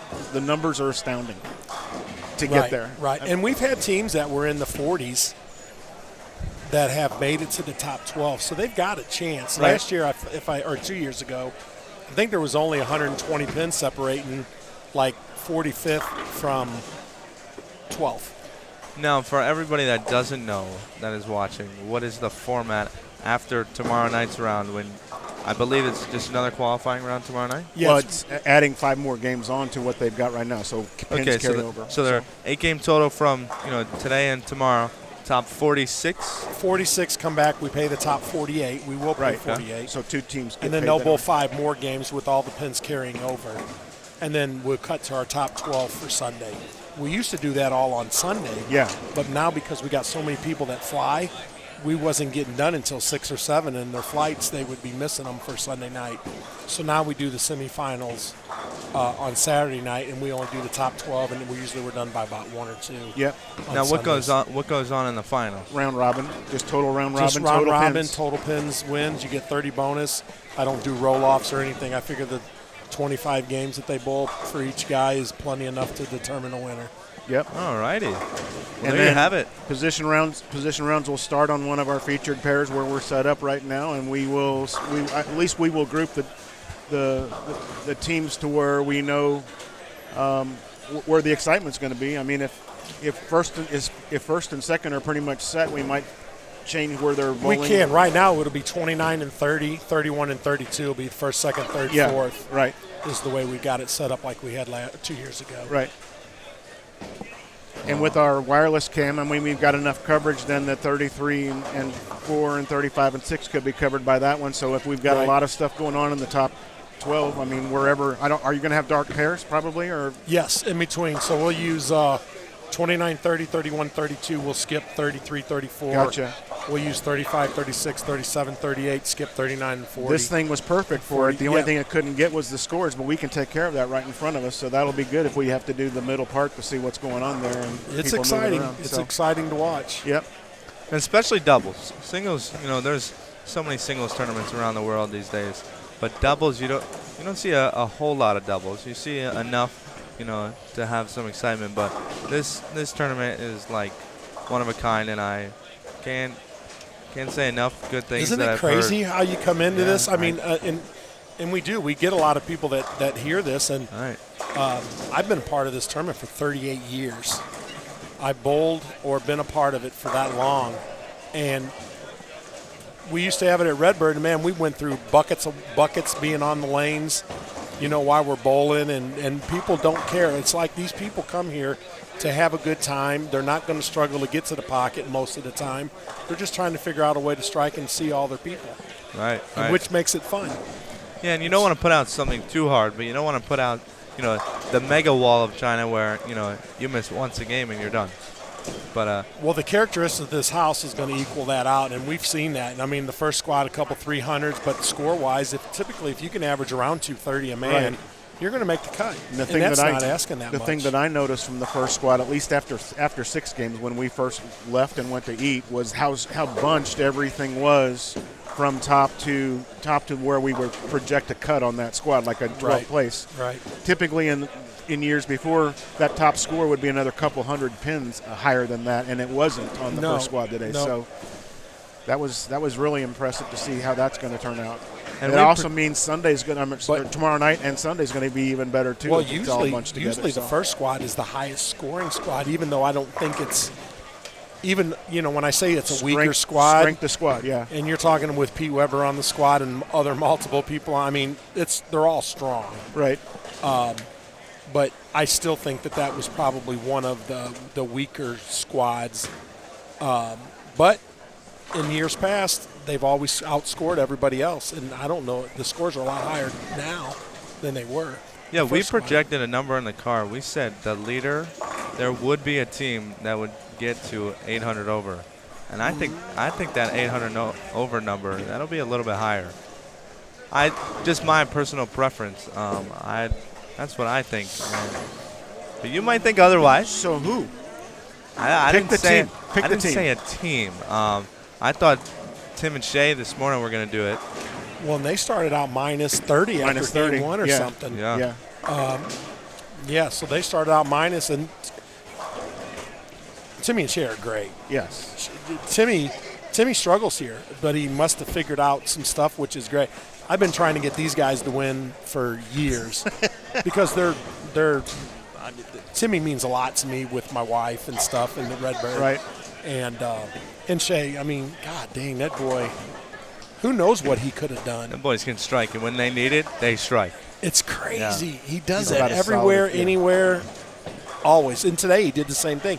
He had a bad first game, and then nothing below 220 after that. And and who knows if he'd probably carried. Yeah, but I don't know. I'll be honest. I don't know off the top of my head here.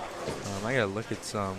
I'll be honest. I'm not surprised that Cameron Crowe and Nate Stubler are leading. I'm not surprised there. And I didn't know. I don't really know them. They're younger. I They seen are, them when yep, they came yep. in.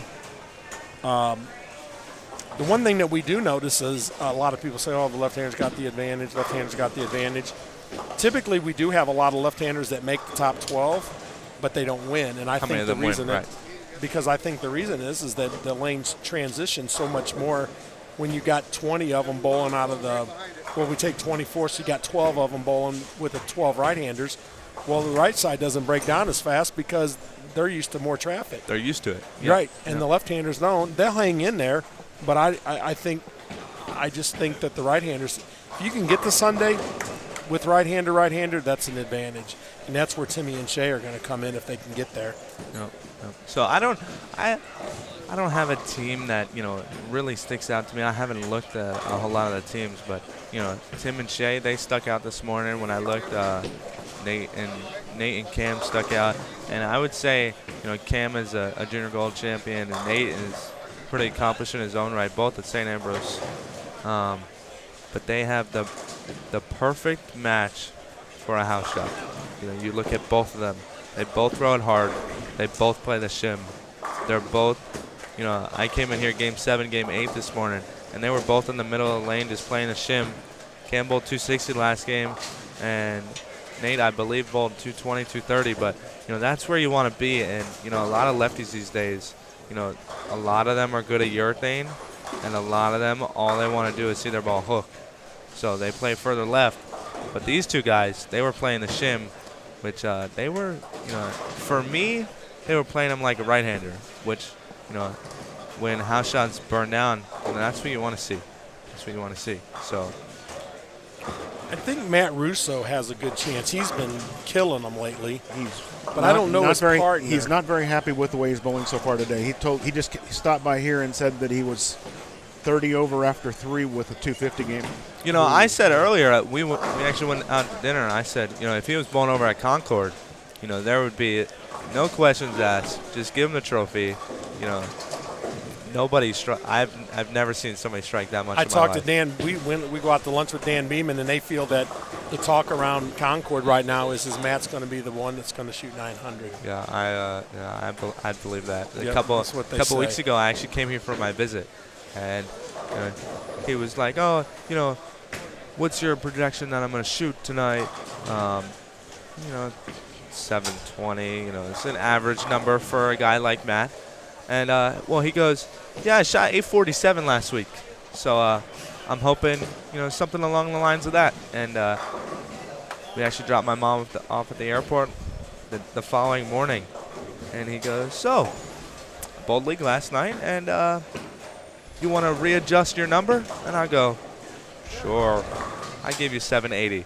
He goes, well, I was actually 2 hits away from 900. Yeah. And I go, oh.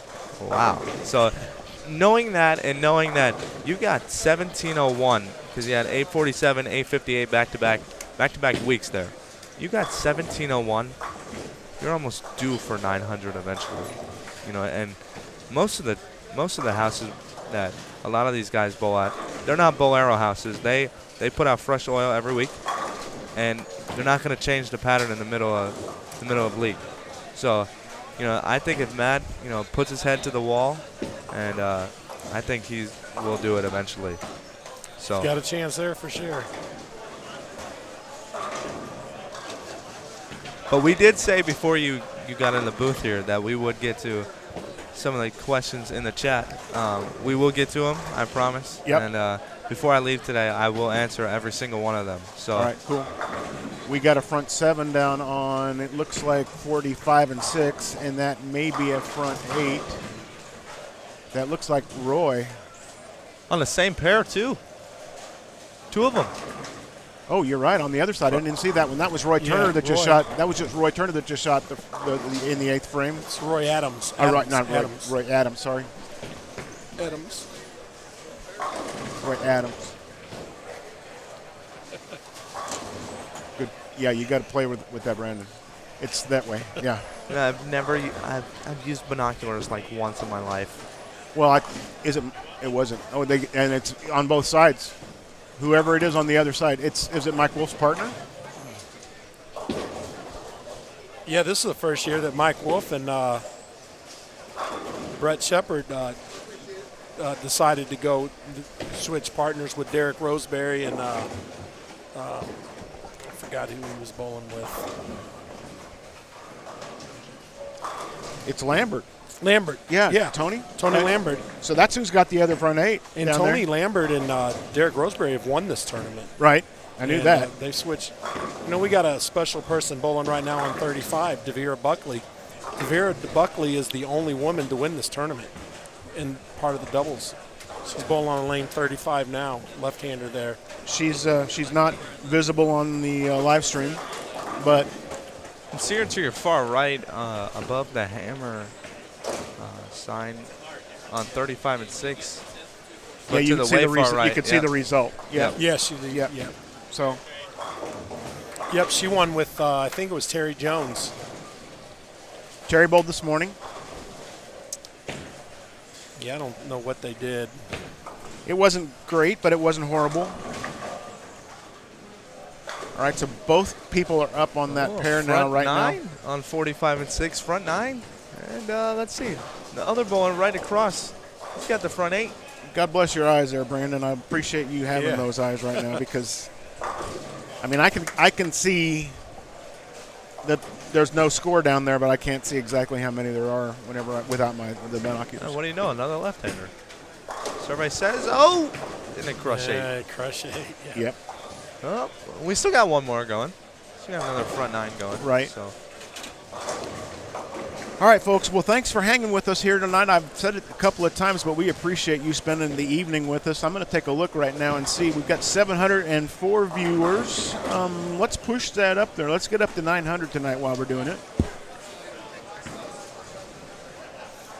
All right, you think we can start these questions here? Yeah. Absolutely. I'm sure we got a few in here.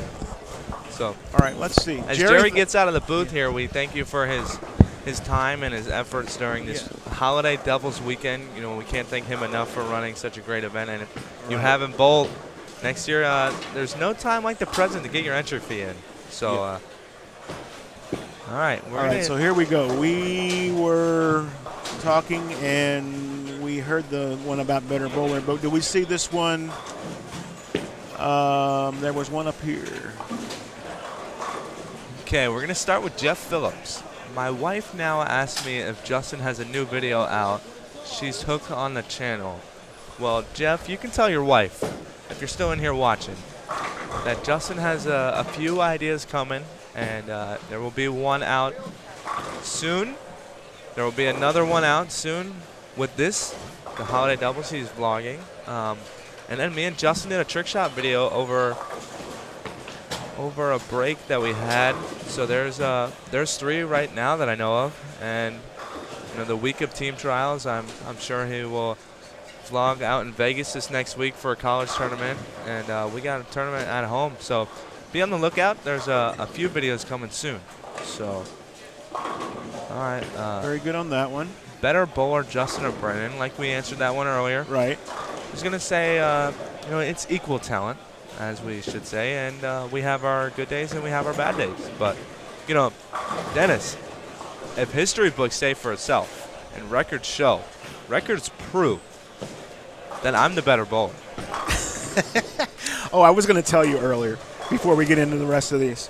So way back when ParkerBone.com was born, and this is in November of 1998, just to let you know. It's way before I was even thought about. Yes, way before you were thought about. So I had this grand idea that I was going to do a virtual trophy case. I wanted to come down there and take pictures and tell the story of all the trophies, right? Okay. And I come down to where you lived over there on, is it Pitney Lane, I believe? Yep, it Right? was. It was. So I went to that house and I walk in there and I said, so show me some of the trophies. And he said, I don't even know where they are. I don't know where most of them are. My dad's got some. My mom's got some. They're in different people's houses. My sister's got one, I think, and all these places. And so that kind of disappointed me a little bit because I wanted to see them all. First of all, I was a fanboy, you know. I wanted to see all that, but then I wanted to do a nice virtual trophy case. We were setting the trend for anybody who was doing PBA websites at the time, so we were going to do it the right way. And then I come out there for the tournament, and he brings me to your new house, and I walk in the basement, and I see the two sides of that hallway. Yeah. That is as impressed as I was hoping that I could be 20 years earlier. I'm telling you, that is an impressive hallway. You know, as a oh my, you know, I always say that because on 45 and 6 we just talked about front 8 and front 9, both strings stopped by a solid 8, both on lane 45 by a right-hander and a left-hander. So, Okay. getting back to what you were saying. Yep. Back to what I was saying. Our memorabilia of Parker Bone. At the old house, it was scattered. And, when you get a lot of them, you don't like to, show off how good you are. So a lot of them get lost in the shuffle. And, there were a few that, got stuck in the attic and didn't come out of the attic. It's like, maybe someone coming out of the closet. They just never came out of the closet. But yeah, we moved to the new house and they're all downstairs, all in the same spot. So maybe, as Jeff mentioned before, a new video on the horizon. Maybe we could show off a little of, downstairs. I think you ought to. Maybe. I mean, honestly, it would be a good thing to do. I like the fact that around the corner, your mom's got her Hall of Fame wall now too. Dennis, I don't want to get the viewers' hopes up here, but Yeah. I did say maybe. A sneak peek. If you look at some of our ball videos we've done on our YouTube channel, we have a sneak peek in the background. We show in front of the trophy case. So I mean, maybe it's it'll be a good video idea in the future, maybe. Yeah. But you're just like your dad and not giving a straight answer to any question. it is it definitely could be happening soon. But Yeah. we don't like to give away secrets. Yeah, We got like it. to see and have people see for themselves. Are you going to bowl with your dad at the junior, senior in Cuyahoga Falls? I can tell you it won't be this year, and it won't be next year. But that's one tournament that's definitely on my to-do list. I would love to bowl a tournament and win a tournament with my father before his time has come. So that is definitely one to bowl. Back to Jeff Phillips. He wants to know what you're wanting to study in college. I think I know the answer to this question, but go ahead. You can answer that one, Dennis. You think I should take a shot? I mean, you might be one of three options, but I think you'll become pretty close. Well, I don't know exactly what it's called, but it has to do with what someone would study if they wanted to maintain, let's say, a golf course or something like that. Survey said close. Close? I was thinking you were either going to say marketing, which I really would like to study. That's probably on the top of the list. Entrepreneurship, becoming. Is that a deal? No? I mean, you can study that? Yes, you can. Really? Become maybe the new Mike Flanagan. Okay. But, Mike's, that's getting my hopes way up. Mike is a man of all duties. Yeah. And next is lawn care and, finding the way to grow grass, I would say, like a golf course. Well, I think there's a lot more to it than that, but I know that is a degree. So, yeah. So I realized that was an interest of yours. I do have a good time. For anybody that knows me, I'm very meticulous with, cutting grass. I love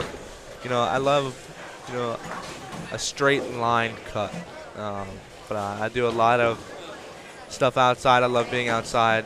If you're in the house, you're boring yourself. And the only thing that comes from being in the house is playing video games. So, just my philosophy. But yeah, I'm a man of all wonders outside, except for when it's inside in a bowling center. So one of the other questions here was plans for college, which we've kind of talked over a little bit. Any plans to go bowl with your brother at Wichita? You didn't talk about whether you took a tour out there. Not that you really had to, probably because you got enough people around to tell you what that's like. Right. And I'll give a sneak peek. I've only talked to really a couple people about my college experience. Now that I've visited all three of them that I've had on the horizon for as of now. But I'm going to say it's either between Wichita, McKendree, and Indiana Tech. So I'm not going to go any further. Well, that wouldn't be fair to any of the colleges either. I mean, this is going to be one of those good signings. It's going to be one of those that people are looking for. So honestly. we will see shortly when I become official anywhere I go. But I have a lot of good things to say about each and every one of them, and I'm grateful for the opportunity that they have all given me. A couple people in here asking for a Nick Pate and Kyle Sherman Cam the next game. Guys, we are kind of locked in, and I talked about this earlier, but I'll go over it again. We are kind of locked into lanes 29 through 32, where we have a set of cameras set up, one to get the lanes themselves and one to get these scores. And the second one is on lanes 41 through 44. And that's what we got there as far as another set of lanes. And with the way people are moving, you're probably going to catch people twice a squad on one of the sets, one game, and possibly later, or even the next game, depending on which lane they're on. But what we can do for them, Dennis, is we can give them an update about how they are bowling. Right. And how they're bowling after 2 games. I know they had 540 and then 380. Yep. So they're plus 120, and they're in 16th place after 2 games. And you can find these standings on Twitter. Each game, the standings will be posted on Twitter. So very nice here. I've got the score sheet in my hand. I can't show you because I don't have the camera on us here, but they went 80 over in game 3 to go to plus 203, and then another 90 over in game 4 to go to plus 295. So even though we don't have the standings yet, we will tell you that they are 295 over after 4 games. They're bowling. And they just finished. Quite well. Yeah. So let's see if there's any other questions. I'm going to see if do we have action on the pair that we just finishing up on lanes 41 to 44. Let's go down to 29 and 32. There is some action down here, so we're going to bring that in for you right now. Let's see the end of this game. See if anybody's got other questions here. All right. Let's see.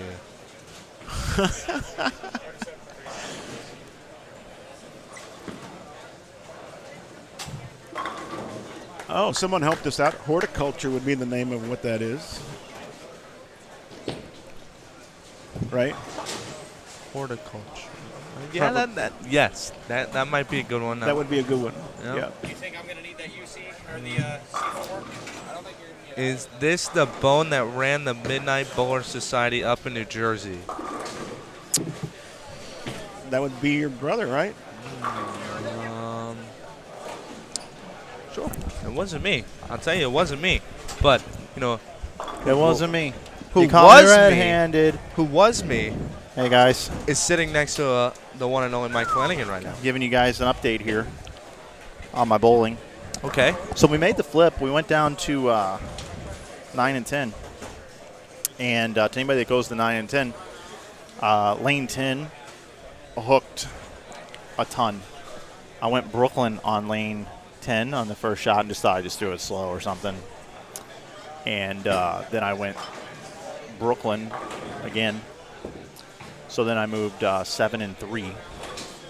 Week 10, almost a 7-10 week 7. Then I doubled over there and then ran over the rack for a 9. I bowled 204. All right. How's your partner holding you up? He didn't bowl very good that game. Oh. Just going to leave it at that. I beat him. All right. 7 Now- and 3 arrows, like Lee says. No.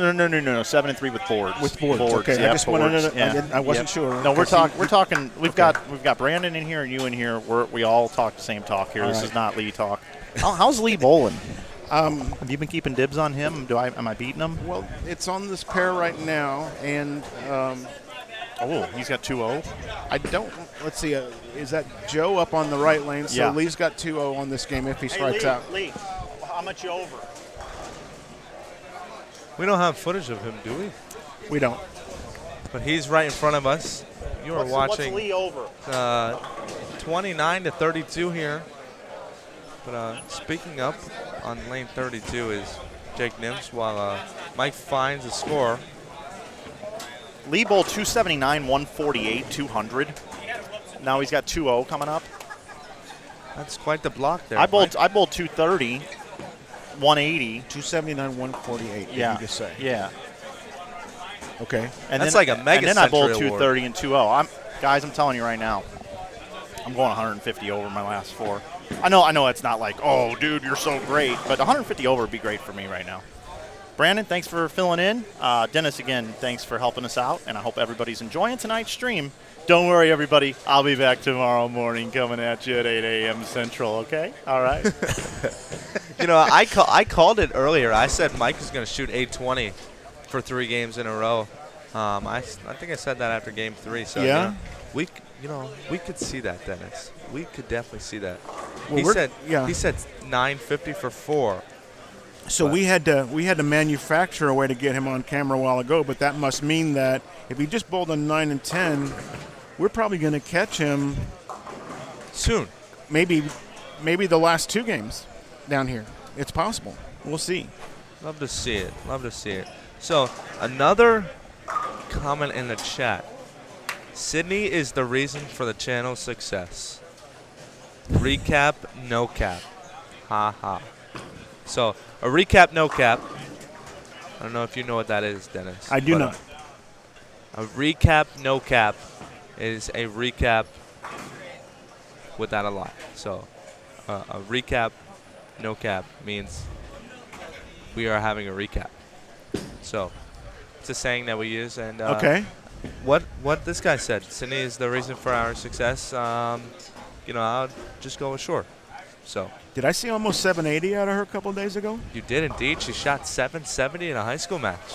That's tremendous. I was quite impressed. So, I'll say Sydney, if she practiced, she could be good. And if she doesn't practice, scores stand for themselves. Nobody felt worse for her than any of us watching the junior gold match on television. It got comical at the end, and I know she was smiling, but inside she probably wasn't smiling. So, yes. So, folks, we're going into game number 5 right now. So I need to get a graphic switch here, and it's getting started on. It looks to me like most of the pairs down there. So let me get a game 5 up there. Game 2 standings I know is up on Twitter. I don't know about game 3 yet. We've got Kyle Sherman and Nick Pate here in front of us. I can't get you a camera on them right now, but maybe in a few minutes we might be able to do that. You can see them on the far right of your screen. They are also on the hammer pair. Another good shot there on lane 36 from Kyle Sherman. Right. We have a standings after 3 games. Fantastic. Take us through it, Brandon. We only go through last names here at the Holiday Doubles. So I've got this list here that we need to look them up and see, but I can help you. All right. Leading the squad after 3 games at plus 267, Jones and Orange. In second, and a mere 1 pin behind them, is White and Sherpesky at 266, David and Hyman at 264, Dunn and Wine at 261, and rounding out the win. And I'm not sure, but look at how tight that is at the top 4, like I talked about a few minutes ago. That is crazy tight at the top. Dennis, I'm not a big name guy. I know. And I apologize. No, it's no biggie. I already apologized for both of us earlier, so it's I no apologize if I don't say it right. Yeah. But the amount of people who have said Bond over the years. So you're paying them back. I'm paying them back. You got it. So, in 5th is Lambert and Wolf at 243. 6th at 239, 7th at 233, 8th 207, and 203 is in 9th. So they're all pretty bunched up there in the top 9. Right. But, and remember, we just had a sneak peek at the Sherman Pate actual score sheet, and they were at 203 after 3. We know that they are 295 after 4. Yeah, and they've got the front, survey says, front 6 is a team this game. They got the first 3. Each of them, Nick and Kyle Sherman. So, we will see here. The viewers can't see, but we can see. And I'm going to take a look. I just got it told in the chat that the game 3 wasn't up on Twitter yet, but we've got it in front of us. So we're kind of giving you guys a sneak peek into the standings here. 12th on the squad right now is 153, but there's a 50-pin drop between 9th and 12th. 12th doesn't really mean anything, but if you're looking at, like I said earlier, 46 teams coming out of 4 squads with 48 teams on a squad, looking at 11th and 12th is a legitimate thing to do to see where the break is. Now, if we look at where was squad number 1? If we look at, here we go, 12th place on the first squad was plus 421. And we are halfway through this squad, and it doesn't look like 12th is going to be 210. It may be, but it may not be. So I don't know if this squad is pacing as high as the other squad is. You know, as we have 29 to 32 up here, I'm not a Midwest guy, and I would say I know not a whole lot of people here, but the people I do see here, you know, a lot of people know them. So, well, obviously no dress requirement in this tournament. It helps a lot for us when people wear their name on the backs, at least during qualifying. Once we get them into the semis and on Sunday, it's fairly easy to keep track of. It's very easy to keep track of who's who at that point, right? Couldn't have said that one any better. Yeah. So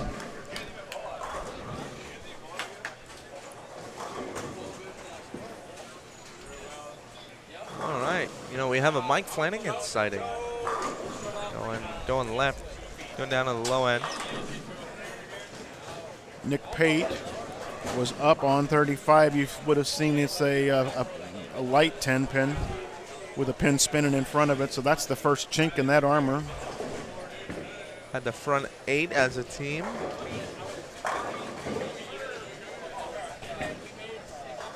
All right. I have a 2.0 Black Widow backup bowler. What should I add to the arsenal bag? A 2.0, as I call it, Black Widow 2.0. I would say, Dennis, you know what Black Widow 2.0 is? Besides the bowling ball? Do I know what kind of a bowling ball it is, or what is how it's constructed, or what do you mean? I mean, it's obviously the newest release of the Black Widow black ball, right?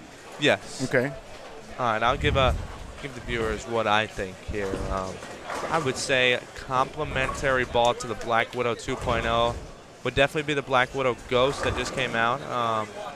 If you want something a little bit different, anything stronger, I would say maybe an Obsession. That's definitely going to be stronger than the Black Widow 2.0. But any weaker, I would go with, I'm going to stay in the Brands of Brunswick line. Weaker. I'd go a Raw Hammer. Raw Hammer's a good choice. Yeah, so anyone know how Liz Johnson's pair did? That would be tomorrow. All right, well, there you go. So the word did doesn't apply. There would be a prediction at this point, and that would be how will they do. And that would be Adam Barta and her tomorrow. And I believe that's in the morning. It's going to be a fairly strong squad tomorrow. We got Kyle Sherman here up in front of us on 35 and 6. You guys can't see him, but he's throwing in the 6 frame. RSTX2, front 6. And him and Nick right now have one non-strike in the first 6 frames of their doubles game. You got it rolling right now. Yep. 11 for the first 12. And I don't really care where you're bowling, who you're bowling. But 11 out of the first 12, that's going to be beating somebody. Yep. So. And honestly, when Nick can get to the part of the lane that he's playing right now, he's really, really comfortable. Both him and Kyle look really comfortable right now. So, you know, we could see a big game over here on 35 and 6. But on our featured pair on 29 to 32, I could see this bowler stepping up on 29, I believe. This lefty up on 29. Okay. I could see him popping a pretty big game here. Just my predictions. And that is not the lefty I was thinking of. So the D bowler on 29-30. I'm going to predict, Dennis, that he's going to shoot over 250. Let's see who that might be.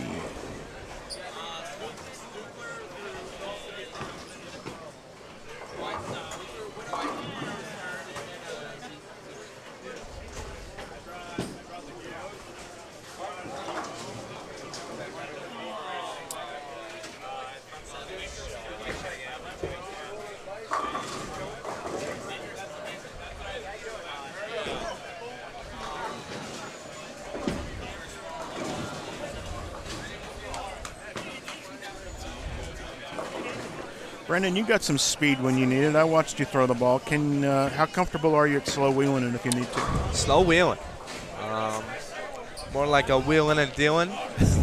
I mean, I would say I'm not too shabby when it comes to that, but I would definitely say the bread and butter is going straight and firm and throwing it hard.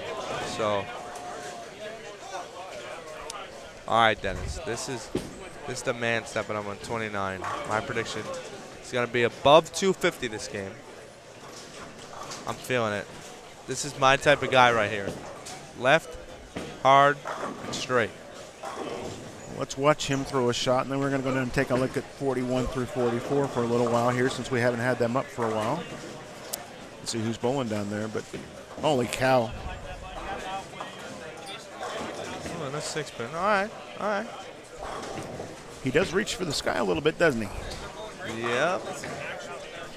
All right. Going to switch over to 41 to 44 here.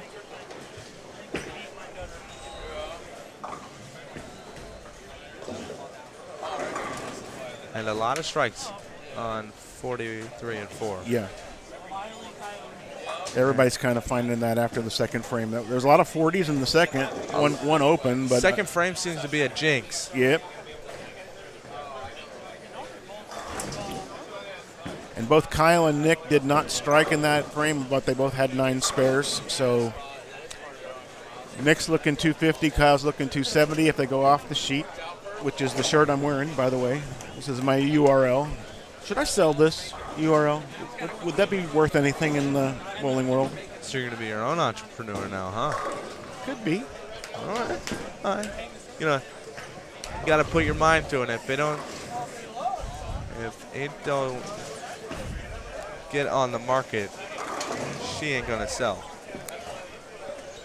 So, you put it out there, I'd say someone will buy it.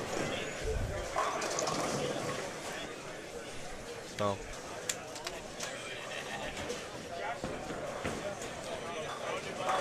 Haven't seen many two-handers out here today. A few. I mean, obviously, Cameron. Cameron's just Cameron. Yeah. So, Cameron's, I'd say a little different. You know, the first time I ever met Cam, I'll give you a little story here. He was at Junior Gold this year, and I don't know if he had won Junior Gold already, but he was bowling really well, and it was at the trade show, and I think this had to be after he had won. And he went up to Justin and he said, "Hey, yo, Justin," and you know he's got that talk to him. "Hey, yo, Justin, I need to find your brother. I need to tell him to come to St. Ambrose." And as if you don't know, Cam is attending St. Ambrose University, right. And he came up to me, and like we'd known each other for 10 years. "Hey, yo, Brent, I'm gonna need you to come to St. Ambrose. Imagine stepping up in the 10th frame. I just sent this atomic messenger, you know, for the national championship. We're going Wichita State. Your brother's anchoring for Wichita State. You're up right after me for St. Ambrose. You go pack to win the national championship, and you rub it right in your brother's face. How you feeling? How does that sound?" I go, whoa. First of all, St. Ambrose, I don't even know where St. Ambrose is. And at the time, I didn't know. I don't really watch a whole lot of college bowling, except leading up to it, I watched a little bit of it. But Dennis, I have a short-term memory loss. I suffer big time from that. So, you know, if you're not doing a whole lot, I'm probably not remembering a whole lot. But I knew who Kim was, and I saw their team bowl in Wichita at the I don't even know what tournament. Well, I'm not sure what the tournament was called out there either, but I know which one you're talking about. It was recent. Wichita ended up winning, and Cam at the time was in Columbia, and I counted the amount of lefties, and just remember how he said he needed another lefty. He had 7 lefties bowling for St. Ambrose without him. And he needed another lefty. Some schools don't have one lefty. Some schools don't have one lefty. And they have 7. I remember, honestly, this was interesting to me. I remember there were times when McPate just crumbles one for a double up there and brings himself back in, keeps himself in the 250 hunt here. I remember a couple of times watching Wichita State with Matt McNeil carrying the clipboard. Oh, yeah. Because there was just no look on the left side on those days. Right. I mean, and that's what happens on some of the stuff that you guys bowl on in college, and so that's a reality. I can't imagine having that many on that side, unless you guys can do something to help each other out in that situation, which is a possibility. But it's the same when you get to every pair of lanes that way. Then, right, when the left's there, you got to go get it, and when it's not, you got to get used to be holding that clipboard. Yeah. Jeff Phillips is saying that was the mid-states. Mid-states, yep. So thanks, Jeff, for helping there. Thank you. So. Kyle and Nick set themselves up in the 9th frame. Like I said, you guys can see it out of the corner when we were on 29 through 32, but right now you can't see that over there, I don't think. Let's see if you can. To the far left of your screen right now. Really far left, yeah. Again, just results. It's in the middle of the house here, so we'll see. But we're looking at 250, 260 if they both double in the 10th, which will be another fantastic game for them. They're sitting 295 over, and we know that after that one bad game in game number 2, they've been doing nothing but knocking pins down big time.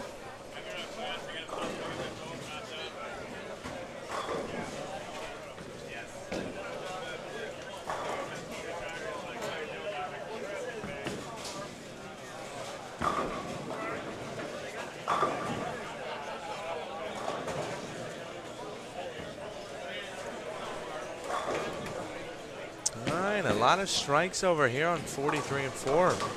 As we said it earlier, Dennis. And quite the string rolling. I'm trying to see where we are on the other pair. We've got some frames left on the other pair, so let's see what happens at least on the first ball in the 10th for 43 and 4 here on some of the big strings, and then we'll go back and take a look at the other pair. And this is wrapping up game 5, I believe. Right? It is, yep. Game 5.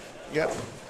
So 3 more games after this, and, I predicted it earlier. I said Mike Flanagan was going to shoot 820. And he said he's going to shoot 950 for the back 4. So I'm giving him a little bit more credit than he wants to give himself. But I believe in Mike Flanagan. I do. Folks, I know that I see what you're saying about Twitter scores. Unfortunately, I don't have any control over how the scores get posted right now. That's coming from the tournament office. A different leaf there on 41. A 2-7-10. Wow. Yeah. So, but over on 43 and 4, survey says, when a messenger goes right in front of the 10. So 220 max, 240 max, so about 470 there, and 280 and 240 and 528 max on the other side. Survey says that was a fairly unique delivery there too. 10 back. So it doesn't matter if you get a unique delivery if it's 10 back, right? Does not. Don't matter how you get there. Right. The scoreboard don't say how you get there, right? It does not. So another update on Nick Pate and Kyle Sherman. Nick Pate finishes with 238. Kyle Sherman stepping up first shot in the 10th on a strike. Can cheat for 268. So that'd be another 100 over, and they shot 95 over last game, or 92 over last game to go to 92, 95. So.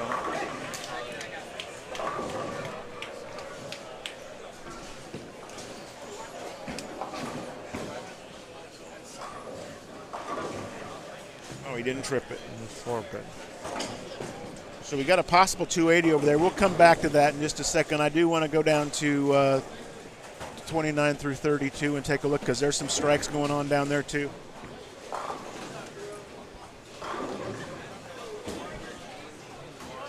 Although we had a turkey, is that a gutter? The B bowler on the right lane, on the right pair, sorry. Or am I seeing things? You might be seeing things. What is it oh yeah, it looks like it's a 7 count maybe. I see the score as it changed. So Kyle got his first one. This next one for 100 over on this game for them again.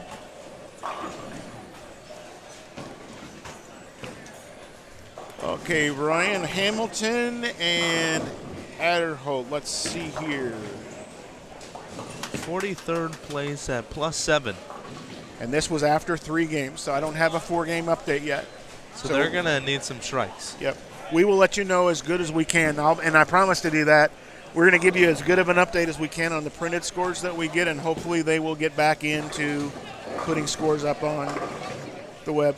Kyle smashed 4-7 and was a little disappointed with that one, so he goes 250, another +90. Another +90 for these guys.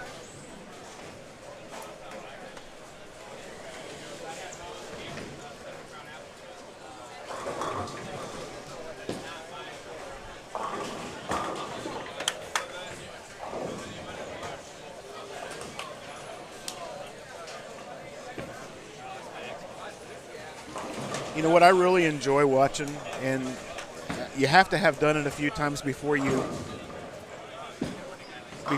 really get it. But there's folks that are bowling out here right now that are surprised when they have a good game, and there's folks out here that are bowling that have a job to do, and it's what they do. Indeed, they do. And when they don't bowl a big game, sometimes you know about it. Yep. But sometimes, it's just another game that, they've thrown, and, not every shot's going to be a strike. So a lot of it has to do with, think of the trust that has to be between two players when you're bowling doubles like this, when one guy isn't having the greatest game. And, well, we watched it over here a while ago with Derek Mattson.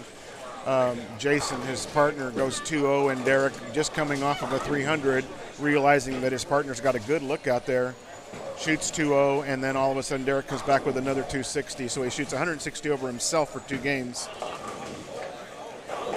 and picks his partner up. And I'm sure Jason's going to do the same thing for him someplace else in this house this weekend. So he has before. That's a nice 279 on the top of 39 and 40 maybe, possibly. I can't really see we can possibly pick it up. There you go. I'm going to flip over the camera again here. Good shot on there by 41.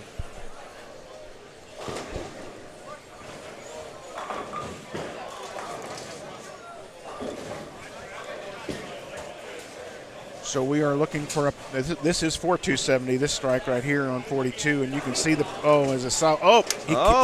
it. Very, very nice. Get out of there. So that was good. That's 270, folks, right there. Get out now. And his partner can strike out for 2-0. So again, one guy doing the work for the team, but that's what they need. 240 is the same as 270, So indeed it is. And a flat 10. So we're wrapping up game 5 here. Make sure to put some more questions in the chat. We love hearing and listening and answering some of your questions that you may have. We're at 709 viewers right now, and it is almost 10 o'clock Central Time. We've got 3 more games to go. It's about the pace that I thought. I figured we'd be done around 11:30, maybe quarter to 12, something like that. So let's get set up here for Game 6. I haven't been doing my house cleaning over here, Brandon. There's lots of stuff I can delete. Very nice. As you delete and you listen to the sights and sounds of Game 5, I'm going to take a step out, and I'm going to look for some scores throughout the house here, and I will be back. All right. Appreciate that. All right.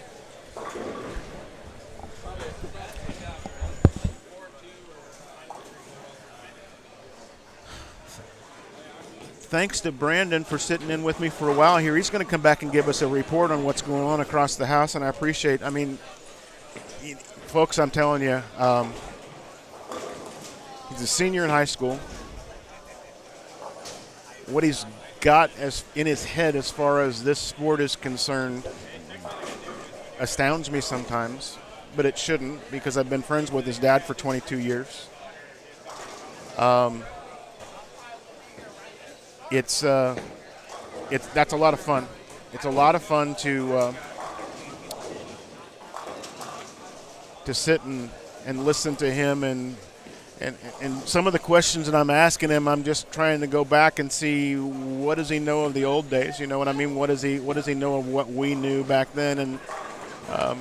And I know he's listened to his dad quite a bit, gotten advice from his dad in some cases. I've even watched it in the middle of a tournament here or there where his dad would give him advice on how he's bowling. I watched him bowl a couple of squads in the Parker Bone III scholarship tournament in New Jersey this past year, and it's fun. It's fun to listen to his experience at this. Mike's back, guys. Man, this takes a lot out of you out here bowling. I don't even know what I'm over, but I bowled 230 something, 180, 230 something, 204 on a really tough pair. Two lanes were so different. Then the last game, Dennis, I had 280 going into the 8th. And I wrapped a 10 pin, not going to carry them all, and then I missed the damn thing. Left another 10 pin, picked it.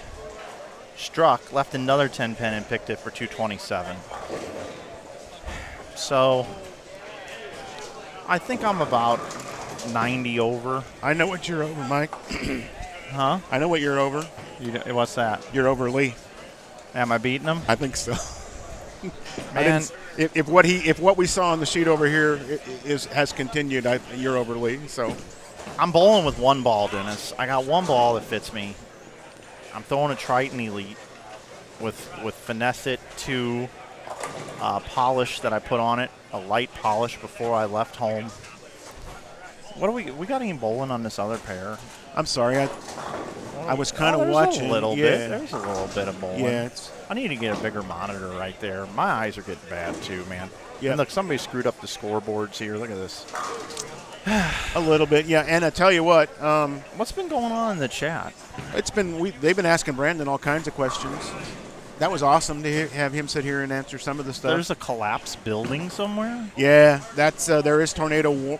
There must have been tornado warnings out. I don't know how close they were to here, but I mean we're prepared for, and I'm prepared for something to happen. I knew that the entire part of southeast Missouri from St. Louis all the way down was in like the third level of a possible 5 as far as severe weather is concerned tonight. So, and it's going to last until 2 o'clock in the morning. So I thought the feed could go down too. Yeah.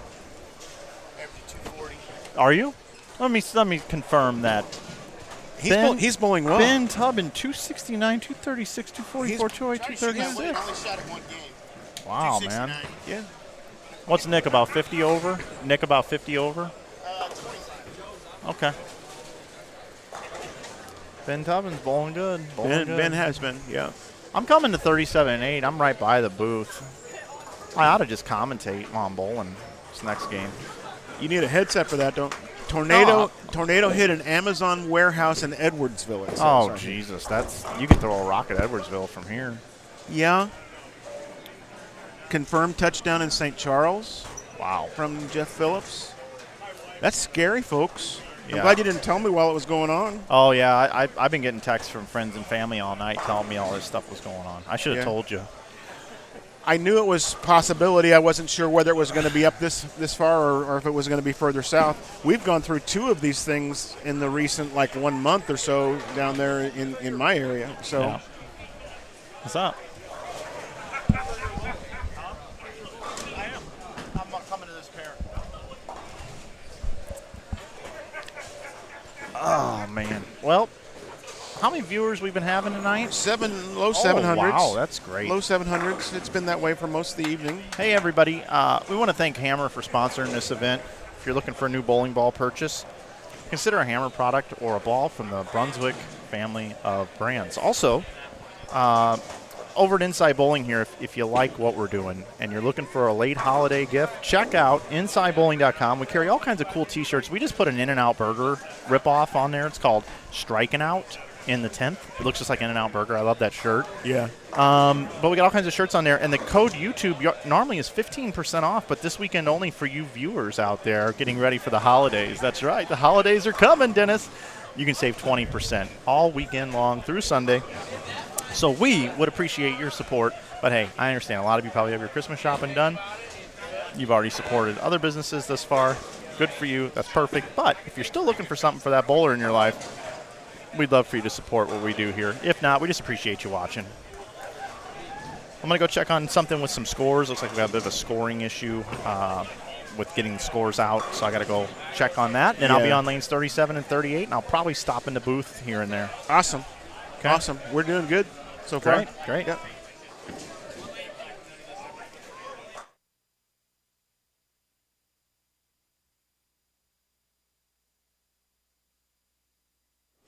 All right, guys, that was Mike, and the nice part about it is with him being, again, right here, he was on 35 and 6 earlier. He's made his way around the lanes four games ago, and now he's going to be on 37 and 8.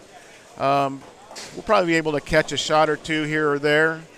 As we told you, Nick Pate and Kyle Sherman, I know a lot of you are watching that pair in the standings, and they went another 94 over, so they went from 295 to 389. Would that be right? I believe that was my quick math in my head. So if I made another mistake, just tell me in the chat. And if a bunch of you want to tell me in a row, that's just fine too. I don't mind getting jumped on. It's not a big deal. My first time back in the booth in probably 4 years. I used to work, and we talked about this a lot this morning.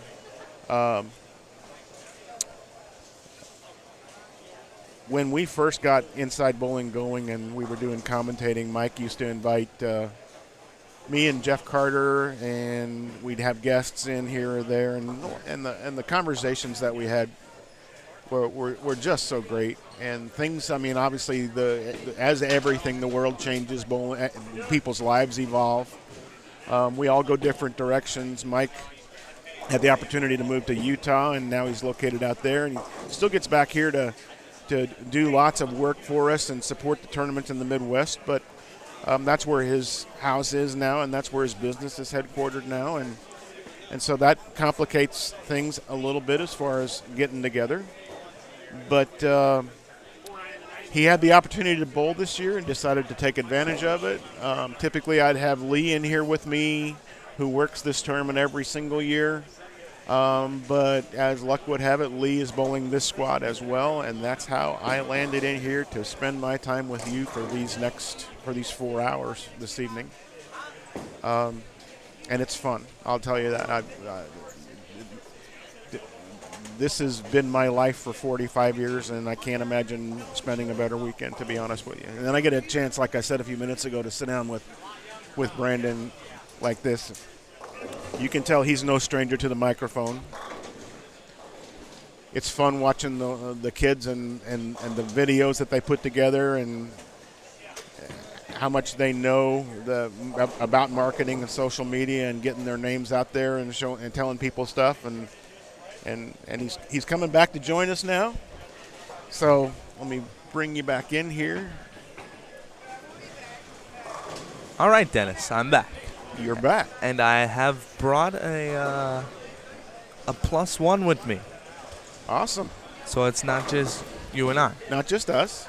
So I'm going to introduce him, and we'll see what the comment section has to say. Okay. This man that I have brought in, he works for Brunswick. He's a product specialist for Brunswick. And he is bowling tomorrow at 8 a.m. 8 a.m. There you have it. Why do people bowl at 8 a.m.? I don't understand it. Because I'm old. That doesn't make any. That doesn't make it any easier. I couldn't bowl at 8 a.m. I'm in Eastern time zone, so I'm going to be awake anyway, Okay, so I might as well. Gotcha. All right. His name is Mike Dole. Mike, how are you doing tonight? Good. Thanks for having me in. Good. Well, we appreciate you coming in. Absolutely. And we needed some extra juice. Hey, that's okay. So I've been here watching bowling all day, watching everybody strike, getting ready for tomorrow, and making sure my partner's prepped and ready to carry me tomorrow. So. All right. So. Well, we know that everybody here appreciates the Hammer sponsorship of this tournament since 2017. So thank you very much for that. Absolutely, thank you very much for that. Nope, we're a proud sponsor, and we're glad to continue on with the Hammer brand. And this is a great event, and Jerry does a great job, and we're glad to continue to be a part of it. So what are we watching, guys? So we got a little bit of a break here in front of us, it looks like. You know, I think, Dennis, we should flip the camera, and we can watch the one and only Mike Flanagan. We will do that, I think, in just a second here. We've got an issue. You know, I called it earlier, and this is the start. This is the start of where Mike Flanagan shoot his 820 series. Absolutely, I can see it. I called out in game 2, and he told me one shot at a time. So. I mean, that's what you should look at it as, is one shot at a time. He said one shot at a time, okay. And he said that he was going to shoot 950 the back 4. Okay. But this could start the run of a lifetime. 820 for 3 games, and I'm calling it. So, just a quick update for you guys and to let you know, we've been getting reports of bad weather outside, tornado warnings in the area. Okay. Something took the roof off of an Amazon warehouse very close to here, and there's supposedly a confirmed touchdown in the St. Charles area. Oh, jeez. Oh, my. So, yeah. So if lights go out, that's the reason. So. Okay. All right. Well, I don't know if I've known of tornadoes in December, but I guess after the last 2 years and what's going on in the world, I guess it's fitting, right? Yeah. Right. I was just telling Mike whenever he was down here and we were talking about it too. The last month or so in my area, and I come from southeast part of Missouri, so I'm about, I don't know, maybe 80 miles away from here. And we've gone through 2 episodes in the last month where there have been severe and tornadoes headed right for my little bitty hometown of 102 people. So it's what a crazy. This world is it's nuts. You know, we're looking in the chat section here, and Donnie Ackland said, "Come on, people! 700 watching and only 159 likes." Hit the button. Hit the like button, everybody. Let's go. Mike, you know what that means. You know, we're going to go to YouTube here, and we're going to hit that like button. You got to hit the like button. We're going to hit that like button, and we have a standings update. Thank you so much. Update. After 4 games, new leaders in the clubhouse. B-Squad. New leaders in the clubhouse. You want to read it off, Mike? I can. Special guest in the booth here. Leaders after 4 of B Squad. Brandon, I torture his name. He's a staffer of mine. I torture his last name. Samrick and Denton at plus 371. Lambert and Wolf. Lambert, one of the original two-handers, if you didn't know that already. Plus 334. Mattingly and Kramer at 327. David and Hyman also at 327. 5th at 322 is White and Serpinski. 6th is Sherman and Pate at 295. Dunn and Wynn at 280. Martin and Chafin at plus 278. Jones and Orange at plus 273. And rounding out the top 10 on B Squad is Timmerman and Lamond at plus 217. Well, all righty. So what's the spread from first?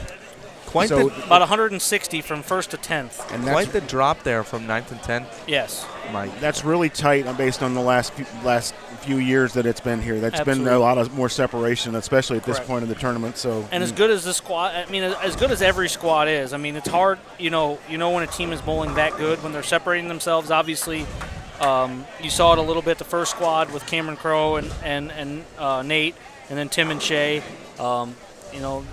There's so many good teams. Even the weak squads have national championship. I mean, the morning squad today was the weak squad, and Pete Weber bowled on it, and Tim and Shea bowled on it, and some of the best bowlers in the Midwest. So it's just crazy how loaded this field is.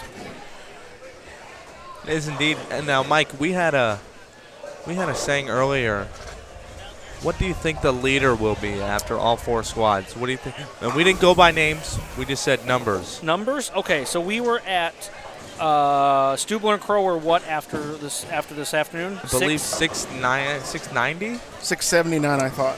679. I am going to bet somebody gets to 767. 767. Wow, that's an ordinary number. Not like 750 or 760. No, you gotta go different. Or 800 or no, 767. I don't think 800's out there. I think mid 700s is there. I think I watched obviously being left-handed and getting ready for tomorrow. I watched a lot of Nate and a lot of Cam today, and they even said they left some pins out there. So I think there's a bigger score out there, and I think there's tomorrow morning our squad is loaded, and then the afternoon squad is just as loaded. So I think there's going to be some good players. There's some all lefty teams that could do exactly what Nate and Cam did. But no, my guess is I think 767 is my guess, with the cut still being right around 470 to 480 to make the cashers. So intentionally, at least in the days whenever I was involved in, let's say PBA regionals and even national stops, they do intentionally spread people out so that the squad strength is supposedly what they might consider fairly equitable. Right, correct. Right. In this tournament, the way it turns out, you get what you signed up for, correct. or where you got your spot reserved. So there's no way to control that here. Yep. It's funny how it still turns out that way a lot of times. Well, yeah, because a lot of the guys work Friday, so they can't get here till Friday night. So Saturday is always going to be the loaded squad, and then when you can sign up, you can save your spot for next year. So those squads generally stay the same, and you cross with the exact same people. But obviously there's some out-of-town teams that have come in on Fridays, or they want to bowl early because they know that they might be able to make some money in brackets with not as full squads. I mean, I know tomorrow afternoon or tomorrow morning that squad's loaded. Yep. Brackets are going to be hard to win money in. Yes. So, but we got Flanagan in front of us. We do. We knew that, and he was going to try to. He was going to try to comment. He was going to wear a headset and try to talk to us while he was bowling this time, but I don't think he got it worked out over here. So, but I'm going through some of the questions here in the chat. Yeah. And I'm not just going on my phone. Just look on social media, and I'm doing something constructive with my time here. And that sounds like a guilty person to me, Mike. That sounds like something that'd be the first time in your life. No. And one of them is for you, Dennis. Dennis, can you get me Dole's autograph? I haven't collected him yet. Who in the world would want that? Millennial Medicine. Well, I don't know if you want to undervalue or devalue whatever I sign, you could get my autograph. All right, so that would be that would be a yes. If somebody would actually want my autograph, I would be more than willing to give it to you. That would be my buddy Josh. I guarantee that's who that is. He's been wanting. Well, first thing first, he heard that I was going to be solo in the booth tonight for a while, and I was for like the first 2.5 games or so. And he was looking so forward to it, and I don't know why, because nobody needs to hear me talk that much for that many games in a row. That's funny. For sure. But that's who it is, and I remember sending him some autographed pictures that I had gotten from some guys. I forgot what it was. It was an event where people were signing their pictures, and I just sent them out to him, and he's got them all over his wall. That's so cool. I think he's got a wall of autographs as well. That's cool. So no, that's good. So I think he wants yours, and so we're gonna have to figure out some way to get it to him, Mike. Nope, we'll figure out whatever he needs to do. Said I'm up for it. I don't get asked for autograph very often, so I'm definitely up for it. Well, now that we got a second one in here asking for it, so oh boy, you may be signing. Do you have a Sharpie with you? I can get one if I need one. Mike, you think you could sign like my chest right here? Like it would be an just like Happy Gilmore style. It would be an absolute honor. My life would be complete. I think you're lying to me right now. But Totally. All right. Next, my man Dolio. The stories we could probably both tell each other. Glad to see you doing so well, bro. Who's this? Ryan Council. Oh boy, yeah. Ooh, we have some stories. We spent a lot of years at Lindenwood together. We bowled. I don't know if most of those are appropriate for air though. I was going to say, why are so many bowling stories that would be the best ones to tell, inappropriate to tell. They involve alcohol and stupidity, and especially in college years, we just didn't care because that's just what we did. But we had a lot of good times, Lindenwood. Obviously, we never got a national championship with that group, but I mean, it's You have Mike Dahl, alcohol, and stupidity in the same sentence. This cannot end well. I don't know what you're talking about. This cannot end well.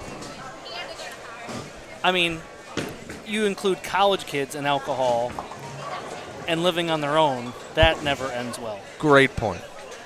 Great point. Oh, But Dave Waswo says he's part of Team Dole with a hashtag, but he doesn't want your autograph. That's fair. Okay. No, that was the team we finished. We ran out of team names, so we did hashtag Team Dole, and then the first year they spelled it out because they couldn't put hashtag at the stadium in Reno, so they spelled it out, hashtag Dole.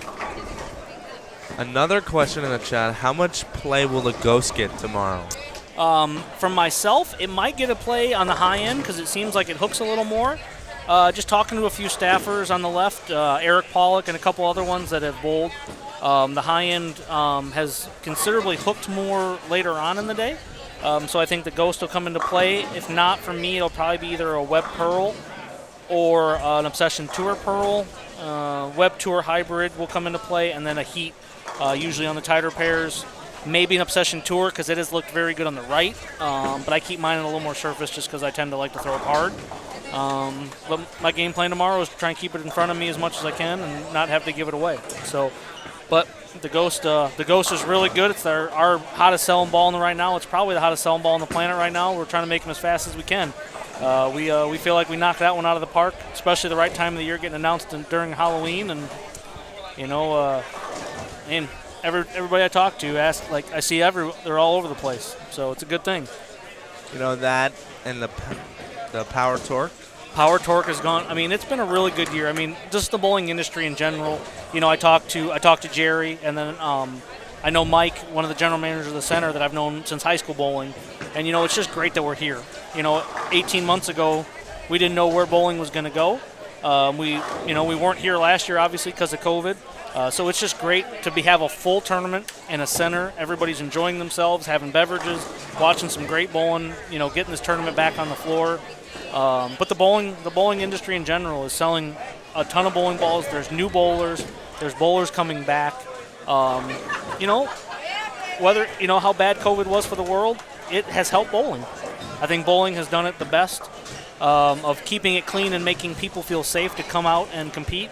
And have fun and do stuff with their families and friends because they're tired. They got stuck in their house for months. What I'm really, really hoping for, and I don't have a reason to believe otherwise, but I'm hoping for sustainability there because Absolutely. I mean that needs. If we've learned anything over the last year and a half to 2 years, when things change, they don't necessarily change back. They stay that way for a while because it's easy to train somebody to do something differently, and Absolutely. If that's where we are right now, then that's great. Yep. I love it. No, I think there is a rejuvenated love for the game of bowling, which is awesome because the sport needs it. There's a lot of cool stuff happening in bowling, whether it's new bowling ball technology or the idea of string pins, which would be a difference in the world of bowling. I mean, it's a very exciting time to be in the bowling world, and I'm just glad that it recovered way faster than anybody expected. Okay, all right. So we don't have Bowlers and alcohol. Name a better duo. Hall and Oates. You're not even allowed to be talking about that. Well, I'm just reading the chat section. Yeah, I know. He's walking. I'm just reading the chat section. Let's see. Gotcha. What else we got? Anything? You know what?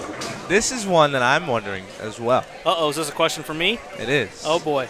I have seen it online, and apparently this guy's seen it online too. Is there a red pearl urethane coming? So no, that is that is from a Korea distributor overseas. So if you're familiar with how the domestic market works, we have multiple distributors across the U.S., and they supply every manufacturer. They can sell every company. Well, overseas, every distributor handles one brand. So there's a Hammer distributor, there's a Storm distributor, there's a Radical distributor, et cetera, et cetera. So they place orders for balls called OEMs, which are overseas, private label bowling balls. And the ones that you're seeing on the approved list, there's a black one, I believe there's a red one, and there's another color. And those were another purple one.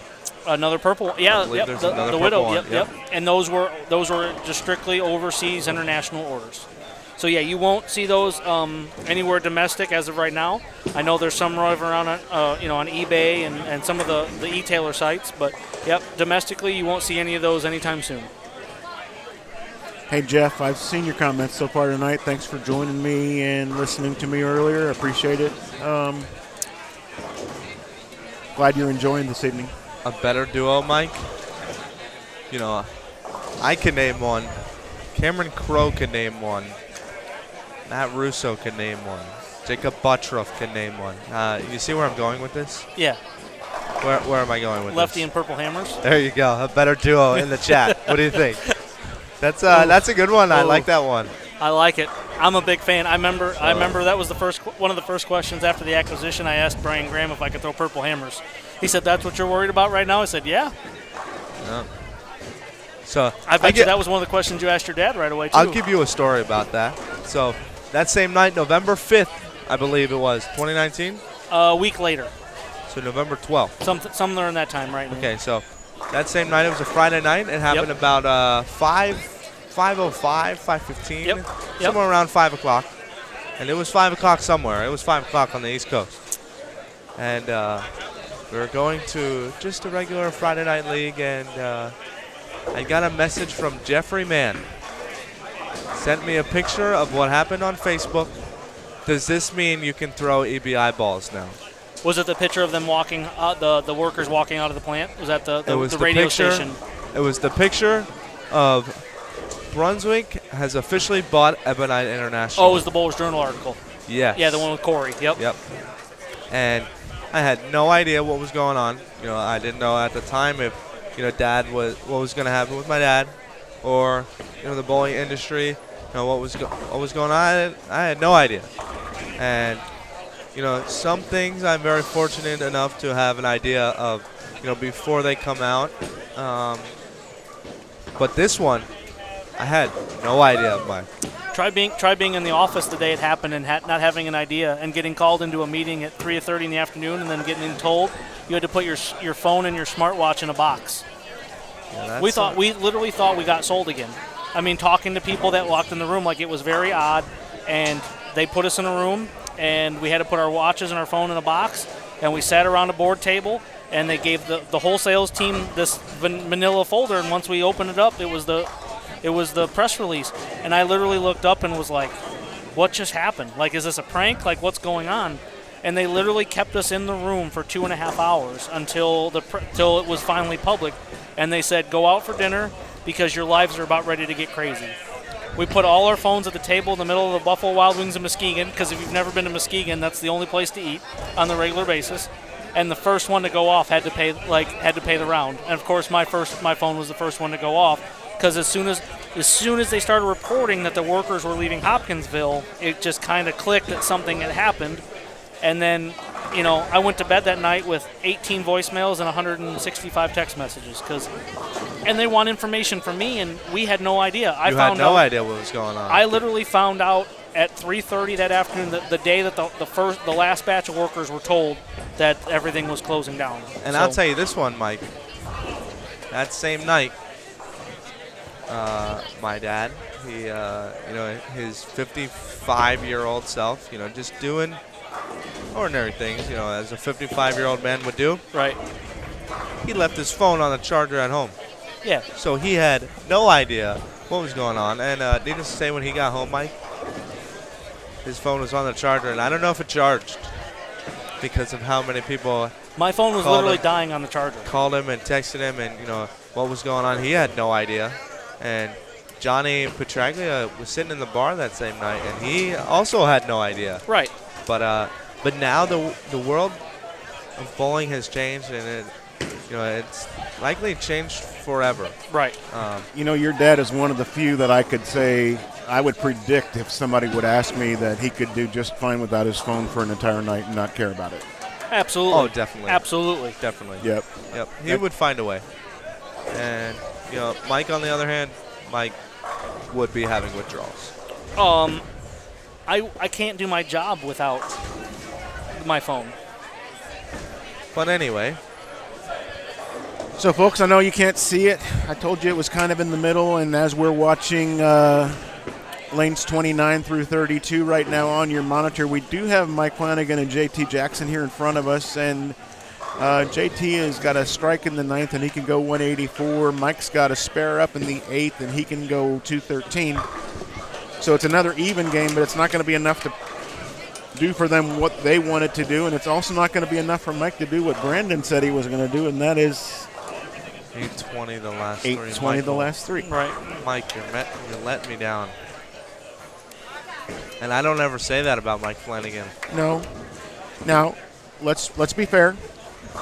Oh, come on, Mike. So was Mike supposed to bowl, or is he filling in? No, he was supposed to bowl. Supposed to bowl. They planned this. Oh, okay, got it. So he can get 813, though, and that's pretty close. He can get to 213 this game, and I think you got a 24 bagger in you. Yeah. 600 is not out of question in St. Louis. I think you got 24 in a row in you. That'd be 28, Mike. By the way. 28. 28 baggers. So. All right. I think Flanagan's doubting you, Mike. Well, you know we'll what? see. All you need is one person to believe for it to happen. Yeah, one shot at a time, Mike. You got it. Right. Exactly. One shot at a time. Not 24. If Rocky ever believed it was over, he would have never fought again. Yeah. All right. Yeah, exactly. Yeah. All right. Yep. All right. Oh, we got anything more in the chat? I got a few people that are texting me, so they're going to razz me in the chat. Has Parker thrown a purple hammer? And if yes, what does he think? He has, Mike.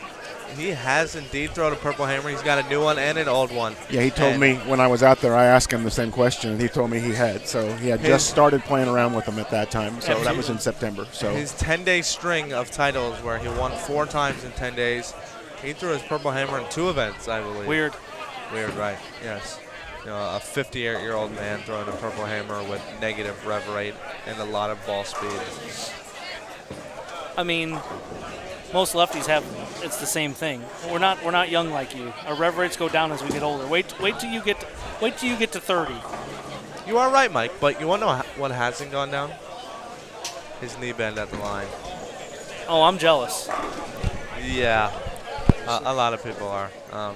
I'm also jealous of that. Because if I had his accuracy and his knee bend, who knows what could happen, Mike? Who knows? Let's look at some other questions in the chat. Big guy right there in the black shirt. Him and his partner got the I see. Any stories about Mark Roth as you were growing up? The only story I have about Mark Roth was sitting next to him at the Mark Roth Basketball Championship in 2011 when Jason Couch beat my dad in the title match. How old were you in 2011? That would be 7. Can you remember that? I don't remember what I did last week. Mike, I don't remember it. I only remember Are there it 'cause pictures? I have a picture of it right here. Okay. And Dennis, if you want to pop that up on the screen real quick, I have it on my phone right here. See if we can show the viewers. This is one-of-a-kind picture, Mike. One of a kind. Man, you were actually a cute kid back then. What happened? I don't know what happened. I mean, I guess my older self happened. But Dennis is going to try to put this on the screen here. All right. I'm going to show a picture. Look at that cute kid right there. But all right, anyway. Back to bowling. Yeah, let's get back to see if we got some strings over here on 33 and 34. The teammates are bowling good. I don't know exactly who they are. They're bowling with Matt Russo, and I don't know who Matt's bowling with. All right, next in the chat. If the pattern starts with a 3, we throw urethane. If the pattern starts with a 4 and we are bowling with someone older than 30, we throw urethane and watch them cry. I like it. I like it. But I don't think with the patterns nowadays it matters length. It's all units. But nowadays, it doesn't matter what you bowl on. Urethane's always in the bag. It has to be in the bag. On our side, it has to be, especially when they're flatter and they're harder. But yeah, I think nowadays length doesn't matter. It's all about units. You know, Mike, I had a kid at school ask me what the Purple Hammer was. It's the unicorn. And he had no idea, what bowling balls were. He just watched a video about me throwing a Purple Hammer. And it was like the magic ball. And he goes, yeah, I was watching a video and you were talking about a magic ball, a Purple Hammer. I think I should get one. Like, what does that mean? Like a magic ball? And he plays golf. Yeah. So I related it to golf. I said, a Purple Hammer. Imagine throwing or having a golf club, and every time you hit the ball automatically gets to the green, to the fairway. That's like what having a Purple Hammer is. When it's in play, yes. Yeah. I always tell people, nowadays, if you're bowling on something hard, if the Purple Hammer's in play, you're going to get beat by it if you're not throwing it. But I got a special shout-out, Mike Austin, Houston, Texas, pro shop operator. Wants me to give him a shout-out. Mikey, good to see you. Hopefully see you soon. Let me know when we need to bowl something. All right, folks, let me break in here for just a minute. We're on 29 through 32, and that's what you're watching. But if you look one pair over, we have a there front is 8 with a teammate. Front 8 and a front 7 as partners. And a front 8 on the other team. So there's 3 front strings on the same pair. That must be a good one. And then Mike, even Russo still got 240 going. Right. So this could be big, and we're going to see what we can do. While we're watching this a little bit, and the second partner is getting ready to throw, it'll be on. So yeah, that's Matt. They're on the left lane. So his partner is the one who's got trip 6. And a lefty hit. Front 8. So we That's got 3 the senior hit. 2 front 8s, a front hit. 7, and then Matt doing what he does. Brandon, I don't want you to get a big head here, so I don't necessarily know that I want you to see this comment, but I'll read it to you. It says, I don't know who this young guy is, but I wish he would be the announcer on ESPN when they have bowling. The trouble is ESPN doesn't carry bowling anymore. Right, correct. That'd be nice, Mike. I think we could pull that off, but that would be cool. But soon coming up, the one and only Mike Flanagan has done us wonders. He's done us wonders. He's moving cameras. I've asked him to move a camera to 33 and 4, and he has done it for us. And we will have live coverage of 33 and 4 with not 1, not 2, but 3 people stepping up with the front 8. Here we go. There's lots of strikes going on right now. This person throwing the ball right now has the front 8. With crazy socks. Do we know who this gentleman is? That looks a little left. There's number 9. Do we know who this team is? Well, it's the team that's bowling with Matt Russo and his partner. So if you find the corresponding lane, it'll be right here. So 16. So Nolan White and John JT? Flanagan and Andy Mink. No, Andy Mink shot 900. Matt Russo's up here, bro. Yeah, but that's lane 15. 15. So you got to look for lane 16 down here. Oh, got it. John okay. Flanagan and Andy Mank. Got it. Stepping up has a 900. He does. Oh, that's that Andy Mank. Okay, yes. yeah. Oh, yes. All right. Survey says, front 9, and they're getting into it. Righty-lefty combo. They're getting into it. Front 9 for both of them. It's the best duo to have in this tournament, righty-lefty. Because if the right's good, you got one. If the left's good, you got one. You're not shut out on either end. And now on the right lane, as we're watching, this could be the 3rd front 9 on the same pair. And this is Rofolo? I said that wrong. We black clouded him. I don't think that counts. No? I don't think that counts because if we black cloud, we black cloud. He just threw that bad. Yeah, fair enough. Yeah. It's never the bowler's fault. No. Don't we know that? No, that's not true. That's not true. It's always the lane. It's always Blame the lane it or on the the bowling lane. ball. Right, Ooh. Mike? It's always the ball. It's never the Indian. It's always the arrow. It's always the arrow. It's never the Indian. If you're bowling bad, just go to a Purple Hammer and everything will be fixed. Well, maybe not in your case, but somebody's case. Mike just throws a Triton Elite. I think that's what Mike's throwing. But Mike is having a great time. He's smiling. Well, And Mike's always smiling. most of the time he's behind the camera, not in front of the camera. But tonight he's rocking both of them.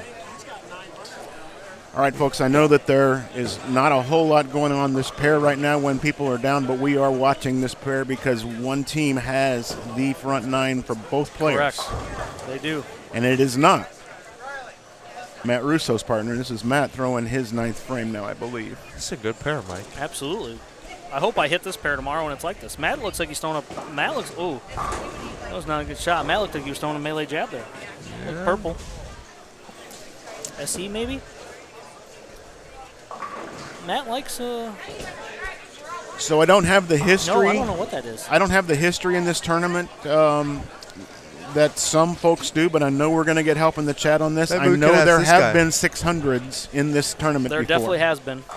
As doubles teams. So I've had 580 and 590 shot at me in this tournament in match play, so I'm sure there's a 600 nice shot, somewhere. Matt. Nice shot picking up on that split there.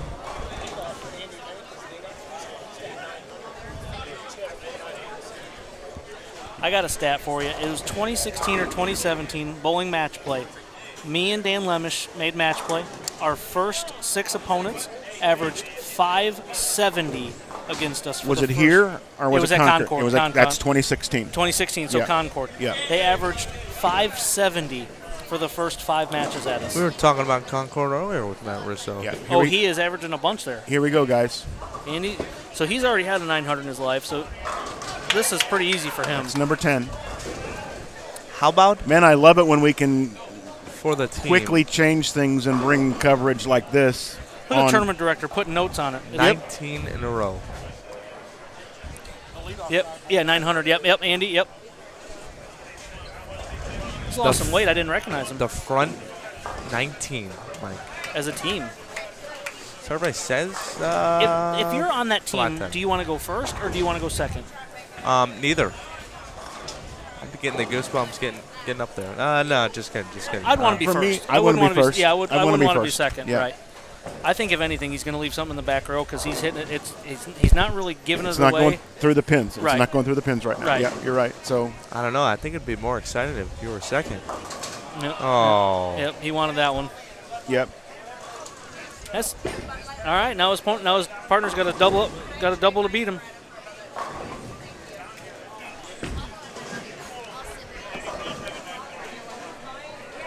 And with that hit, he was in danger of being put in that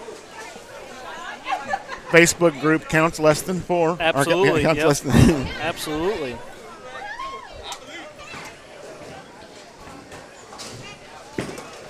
All right. We have a comment in the chat, Mike Dole. Okay. Come on, guys. Urethane is not the cure be-all ball.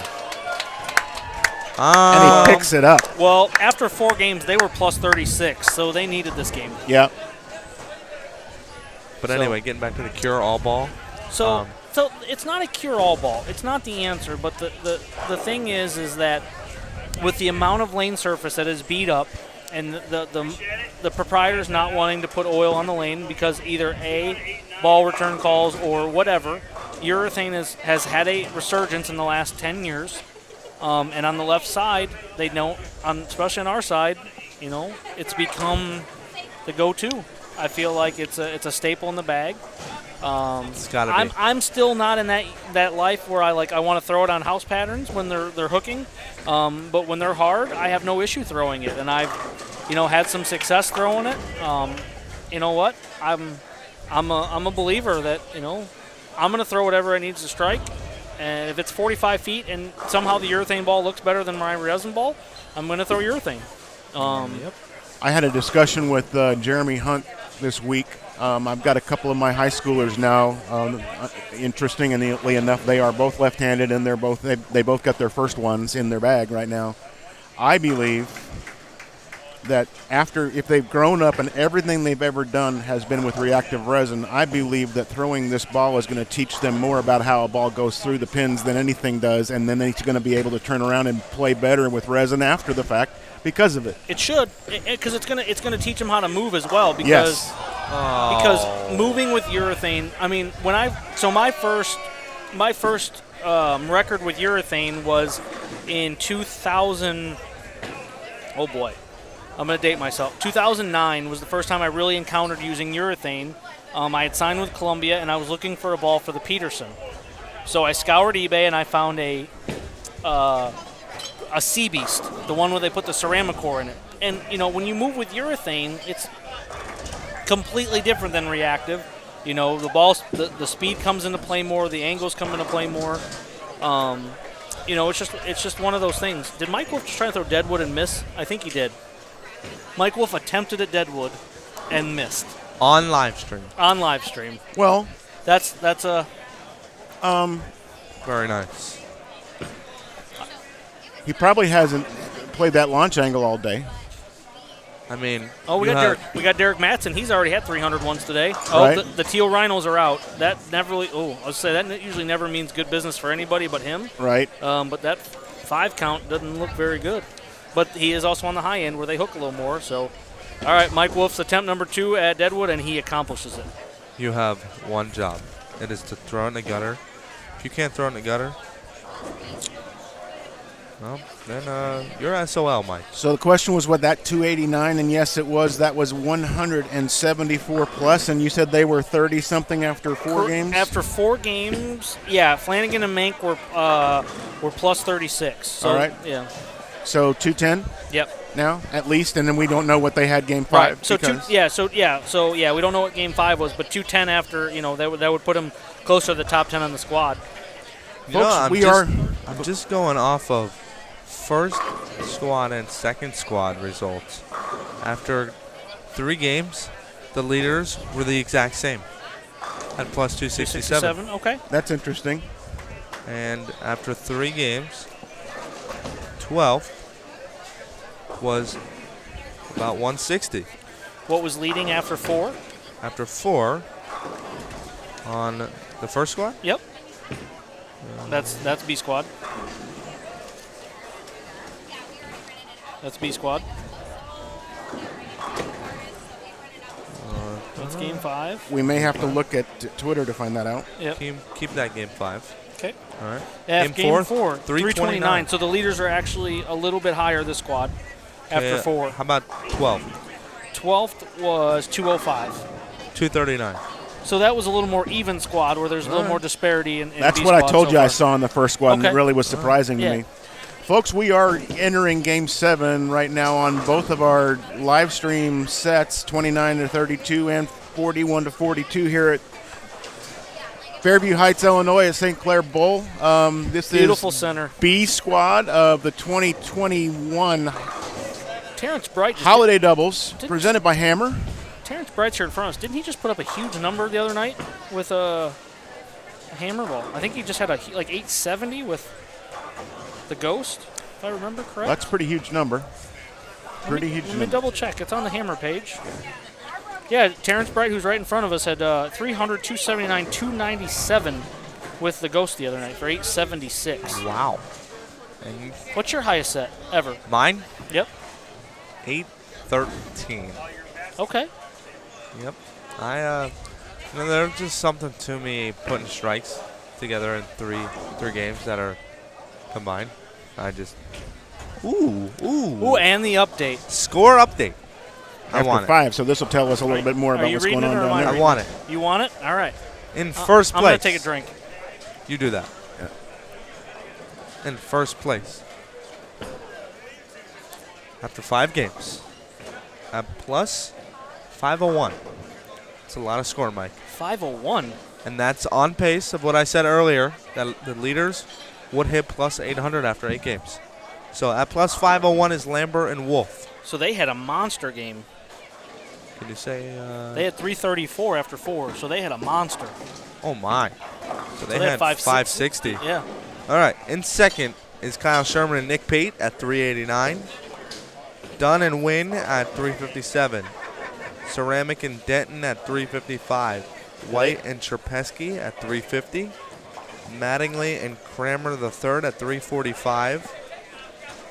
Timmerman and LeBond at 339. They had a big one. That was a 500. David and Hyman at 332. Jones and Orange at 331. And a big drop-off in 10th. Adams and Boyer at 278. So with the exception of Lambert and Wolf, the scores have slowed down dramatically of who was in the top 10. All right. So we have the standings from both A and B squad so far. And like what we just said, Mike, scores are more, well, I don't know. Take out first off of B squad, and the scores are pretty bunched up. Between second and ninth, it's 50 pins. Second and ninth was 103 pins. So a little bit more bunched up here. But as Dennis comes back in the chat, we were reading off the numbers after Game 5. And a team is at plus 501. I feel like I've seen more big streaks this set. I mean, I know there were 2 300s this morning, the noon squad, but I feel like there are more big games this set. I don't know if the lanes, because they're hot, it's changing. Every time you re-oil right after bowling, the lanes never get a chance to cool down. It manipulates the pattern. They're going to play different. They're going to play different in the morning because they're going to oil in the morning.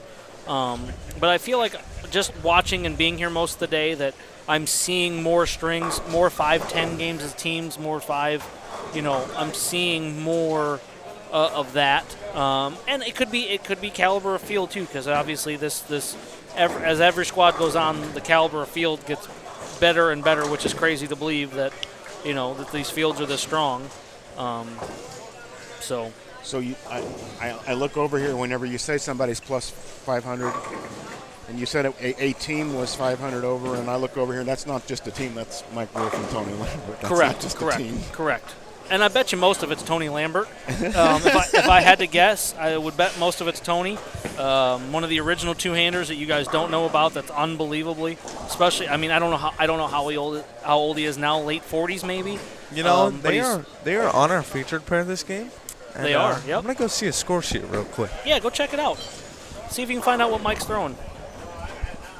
Tony might be throwing some of our stuff as well. Anything in the chat? I'm looking. Okay.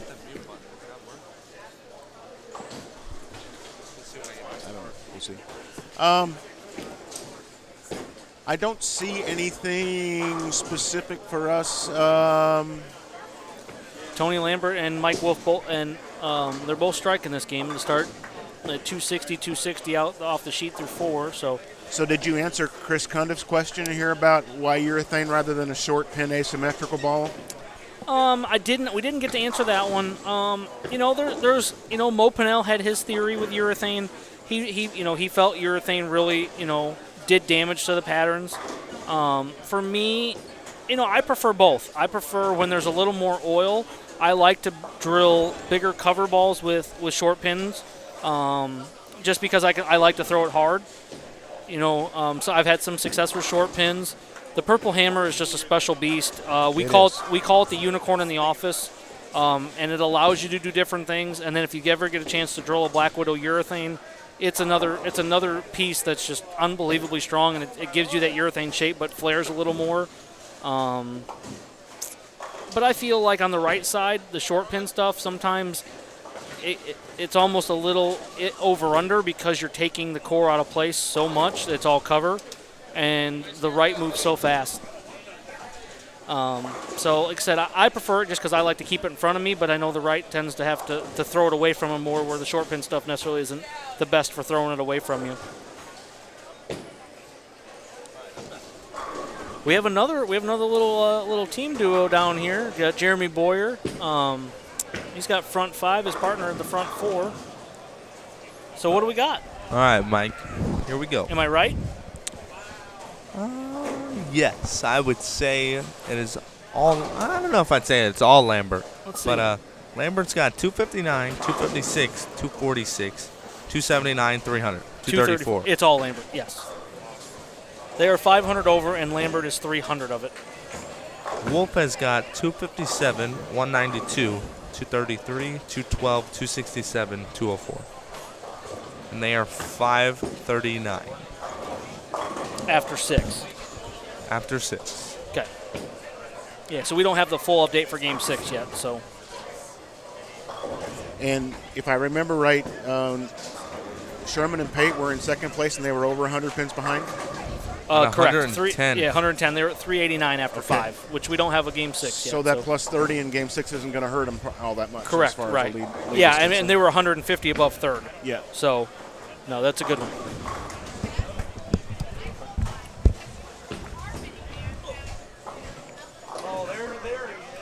All right, we're going to look at some of the questions in the chat here. Do you feel the Purple Hammer is needed in league play? I don't feel like it's needed in league play. I would never recommend that for somebody to start out with.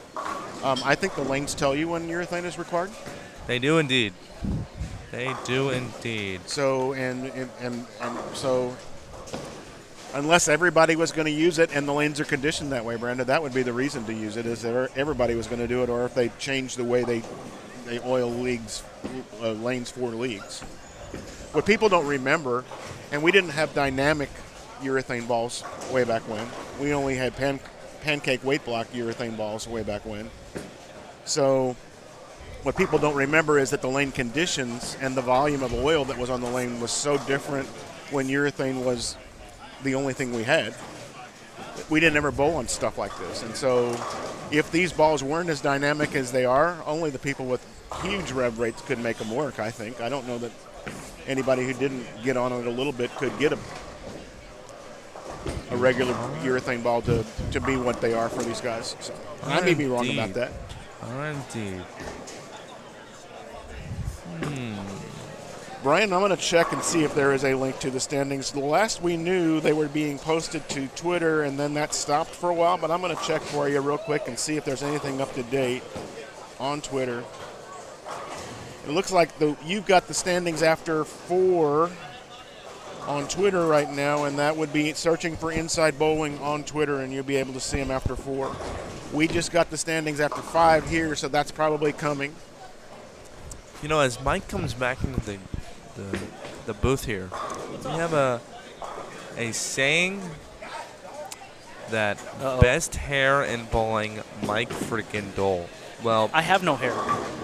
You took the words right out of my mouth. This is what we call a COVID haircut. I couldn't get a haircut, and it got a little out of control. So I took the beard trimmer one day and said, you know what, I'm going to try it. And you know what? It's the best idea I've ever had in my life.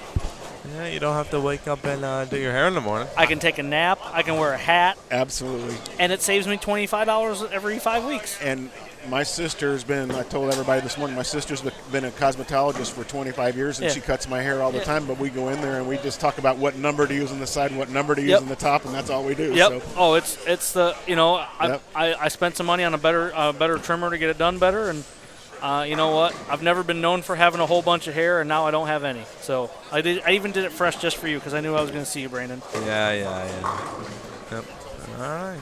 We got any other questions in the booth while I was gone? The only record that Dole broke that matters is the St. Charles House record and the shenanigans that happened afterwards. Oh, boy.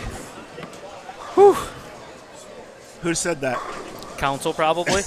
I was asking. Yeah, Indeed.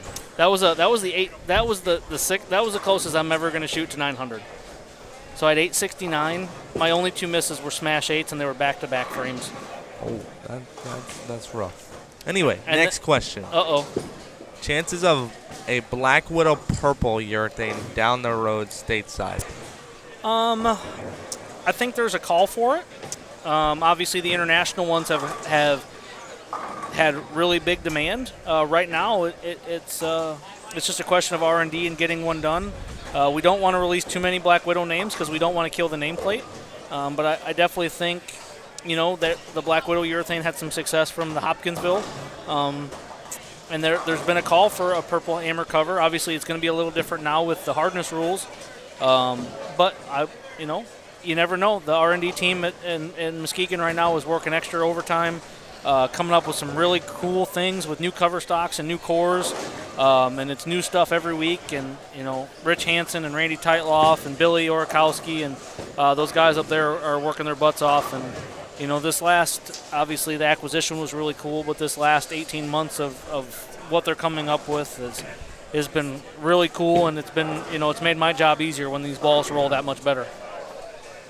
Now, a Black Widow urethane coming to the States. You better believe, Mike, that there will be one in my bag. One? Multiple, I should say. Or are you just going to have a whole bag of them? I don't know if my dad will let me get away with that one, but there will be a few. And you could buy your own bowling balls. I mean, it's not like you don't know anybody. You could buy your own bowling balls. The reality will hit him at some point. Reality's maybe. hidden. Yeah, maybe. Reality's maybe. hidden. Yes. Yeah. I could do that. And, Mike, I would pay for a Black Widow. I would. If a ball is going to make me money, you got to spend money to make money, right, Mike? Yeah, absolutely. I would put money on a Black Widow. I preach that to everybody. When people ask me about staff and drilling a bunch of bowling balls and being ready, the guys that are out there bowling for a living aren't afraid to drill bowling balls, whether they have to pay to get them drilled or however it works, because everybody has their different situations. But you have to spend money to make money, and if you need a new bowling ball, you buy it and drill it. There's no replacement for new ball reaction, and everybody, the saying is very popular that new balls carry better. They do. It's flat out. It's flat out. Yeah, it's coming off the plant line, they're going to be fresher. They're going to hook more. There's no oil in the cover. And I'm not saying that just as a sales guy. Even when I wasn't a sales guy, I had favorite bowling balls, and after 30 games, I would always drill another one. And I was lucky enough to be in a pro shop and do it. But if you want to compete with the best in the world, nobody's going out on the golf tour and trying to compete with Rory and all those guys hitting 5-year-old drivers. You just can't do it. So I'll tell you a good one. I got a power torque a couple of weeks ago, and in a matter of a few weeks, I learned how to throw it, learned what I need to do with it, and in 6 days, I shot 2 300s. It took you 6 weeks to figure out a bowling ball? Yeah. I'm not laughing at what you're talking about. I'm laughing at the last comment. Oh, boy. I can't wait for this. Jeff Phillips, our buddy from Springfield, Missouri. Madison's father, by the way. I don't know if you know Madison Phillips, but she's been at Junior Gold and performed on stage a couple of times singing and stuff like that. Okay. So, but Mike's comment, you can always buy a bowling ball, and then it says Brandon Crickets. Yeah. Indeed. Indeed. The life of a Parker Bone child. Yes. Indeed. Hey, I've paid for a bowling ball. I bet you'll never guess what it was. I said it not even 2 minutes ago. What was it? Michael, if you were listening to what I said 2 Power minutes ago. torque? No. Black Widow urethane, probably. Correct, indeed. Yeah, you didn't rate it. You didn't rate it from my stash like you did the BTU and the other stuff. Whoa, Michael, I have it rated one ball from your stash, and actually Justin took it when he went to college. Yeah, but that was going to you, correct? It was going to me, and then I drilled a purple hammer. Yeah. Okay, but you did raid my stash at the office. Anyway. Okay. Question. If I could combine any two bowling balls, what would it be? Any two bowling balls? All right, I got one. All right. I'm going to use one urethane and one reactive. All right. Okay. My favorite urethane ball, Black Widow. Okay. Are you taking the cover or are you taking the core? Ooh. If you're combining, you have to put the two best parts. Are you taking gas mask or are you taking the urethane cover? I'll take the cover. Okay, so you're taking the urethane base. Yep. So probably a purple hammer base or something similar to it. Without the pearl. And a black quantum. Cover. Thick shell. Oh, that'd be hard to do, but that would not be bad. A black quantum and a Black Widow combined. I think if I could combine my two favorite balls, we have it after 5. I would take the melee jab cover. Okay. And I would put it was the momentum or outburst core, which is my favorite. Outburst is my favorite ball of all time. So it was a lower RG. The numbers are pretty similar, but that core just matched up to me. But I would do it, and that would probably be like one of the best balls ever made. All right, if you had to drill one ball right now, any ball in the world.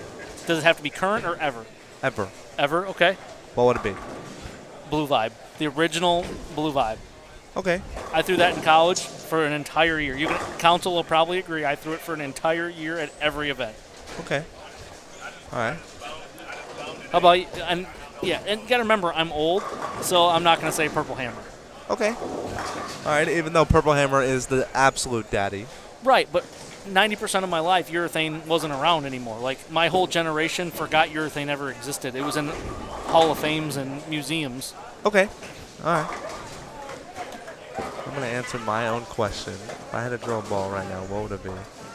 If I had to drill any current ball right now, it would probably be a Power Torque or a Web Pearl. Those are my Web Pearl. Those are my go-to balls right now. Web Pearl got overlooked. FYI. Yeah, and I think there was a lot of confusion. The Web Pearl from Hopkinsville came out shortly before the acquisition, so they had a gray and black version, and we really thought that ball performed well. And we thought it was missing in the lineup, so we came back out with it and just tweaked it a little bit and changed the color. And I feel like people got confused by it that there was already another Web Pearl, but certainly looking for a symmetric Pearl option, a little bit stronger than melee jabs. I feel like the Web Pearl is a ball that it's a sleeper. So it is indeed. Yep. All right. Question for Justin: When is he going to trim out an early '90s style PB3 mustache? I can try to convince that one, but I don't see that one coming anytime soon. Right. That was one of a kind, thick mama right there. Next, will we see anything like the Arson Low Flare again? Obviously, R&D is up to everything. They're planning years in advance. Even if I knew, I couldn't give anything away. But that was a very, very popular ball, and we're bringing back a lot of names that were popular. So down the road, I think the Scorpion line right now, which is that same kind of price point for Hammer, is doing extremely well with the Purple Hammer core inside, which is one of your favorites. So right now, I wouldn't see it anytime in the future, but you never know. There's a lot of surprises coming down the pipeline from the brands of Brunswick. How about a Arson Low Flare core with the Web Tour cover? I wouldn't hate it. Or a gas mask core with the counterattack cover solid. That could be good. Yeah, when we really don't like to come, we kind of keep the brands by themselves. The brands have their own cores and the brands have their own covers. Everybody has their own bases, but it's all the additive mixtures and stuff like that. And we try and keep the brands, and we want the brands to have their signature motions. And we just want to make sure that all the brands have their own identity. Right here, we've got the finish of the Mike Wolf Tony game here. 5.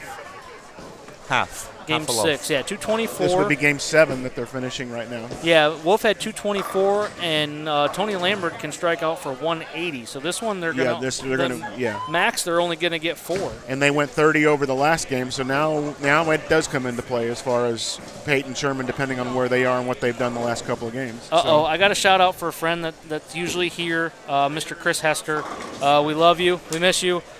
Team Clair is in the booth representing, even though I haven't been officially inducted into Team Clair, even though I got the bald spot now to belong. We miss you, Chris. We wish you were here. We hope you're feeling good. Chris has been with us for most of the day. Actually, we were talking about him earlier, and he hadn't checked in yet, but it didn't take long for him to be notified that we were talking about him on the broadcast, and he checked in right away, and he's been with us all evening. So, Brandon, have you ever met Chris Hester? I don't believe so. He is one of the nicest human beings on the planet, and in a world full of mean people, we need more Chris Hesters. All right. And we have the same addiction in buying Funko Pops, so we get along there. All right, next. Anyway, off the topic of Funko Pops. Hey, be nice. All right, Funko Pops it is. That's all right. What do we got? Mike Dole, what's in your stash? Ooh, what isn't in my stash?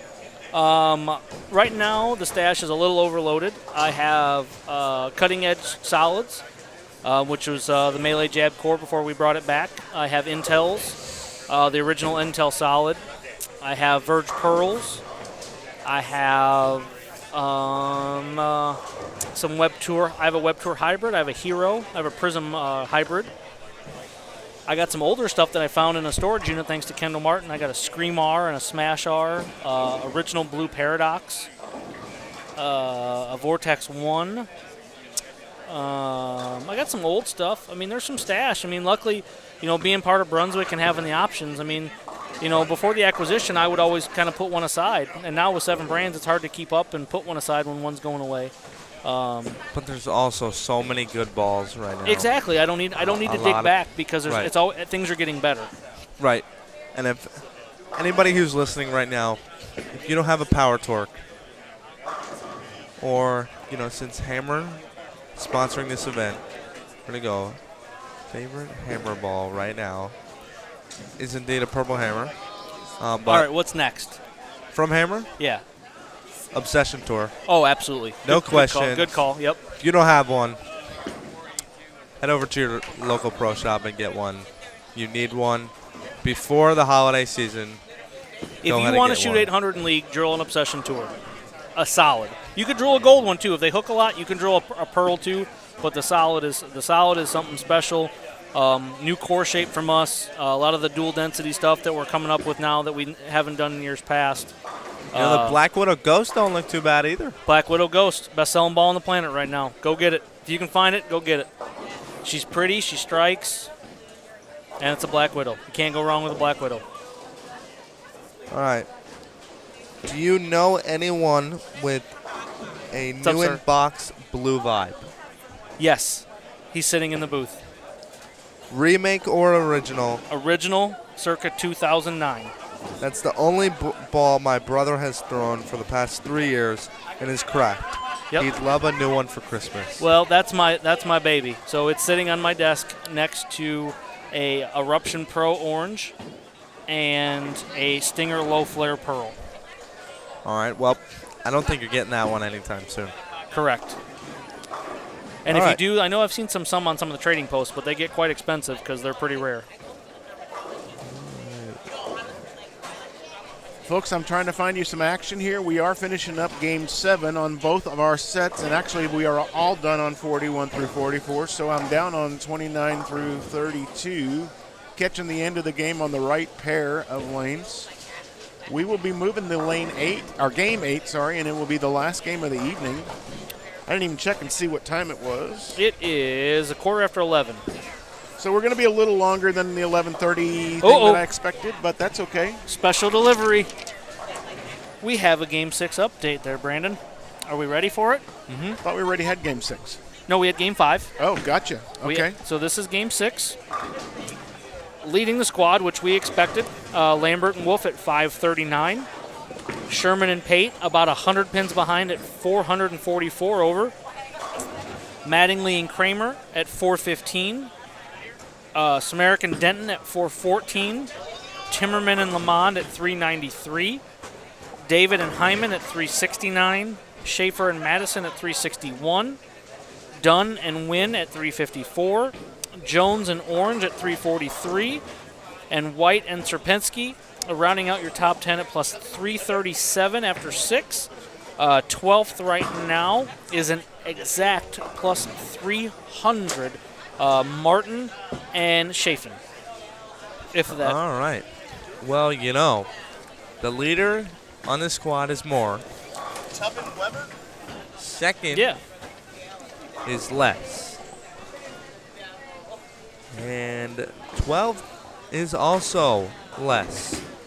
10th is a 2-pin gap. Why is Mike Martell in front of the ball return? I don't know. Can we see him on our featured pair? He's on 35 and 36. You'll see him on your far right of the screen, and that was not good. So that's something you're not going to see every day. Obviously, Mike, I don't know how well they're bowling. But he had the front 4. Yeah, they're 157 over after 6, so they need some work the last 2. So either Mike has, I don't know what's happening, but Mike feels like he needs to shape the lane a lot, which is, Mike is fairly good at. I just don't know how necessary it is. from watching the lefties that have bowled well, Cameron and Nate and Derek Matson, they have found something further to the left and more firm with speed and rolling it more forward than trying to shape the lane. I feel like the more forward ball roll you have, with as much friction there is, it seems to be more successful. Just from watching, the guys that have struck a bunch today, they're not trying to cover too many boards if they don't have to. I think part of the answer to that question was early in what you said, though, Mike, because I think that if they were in better shape on the scoreboard right now, he wouldn't be doing that. Probably. He knows where he needs to be at the end of the next 2 games, or at the end of this game. Maybe he thinks they still have it, or right. maybe the one thing that I try to preach to my kids a lot of times. Well, you can't practice on this. No, you can't.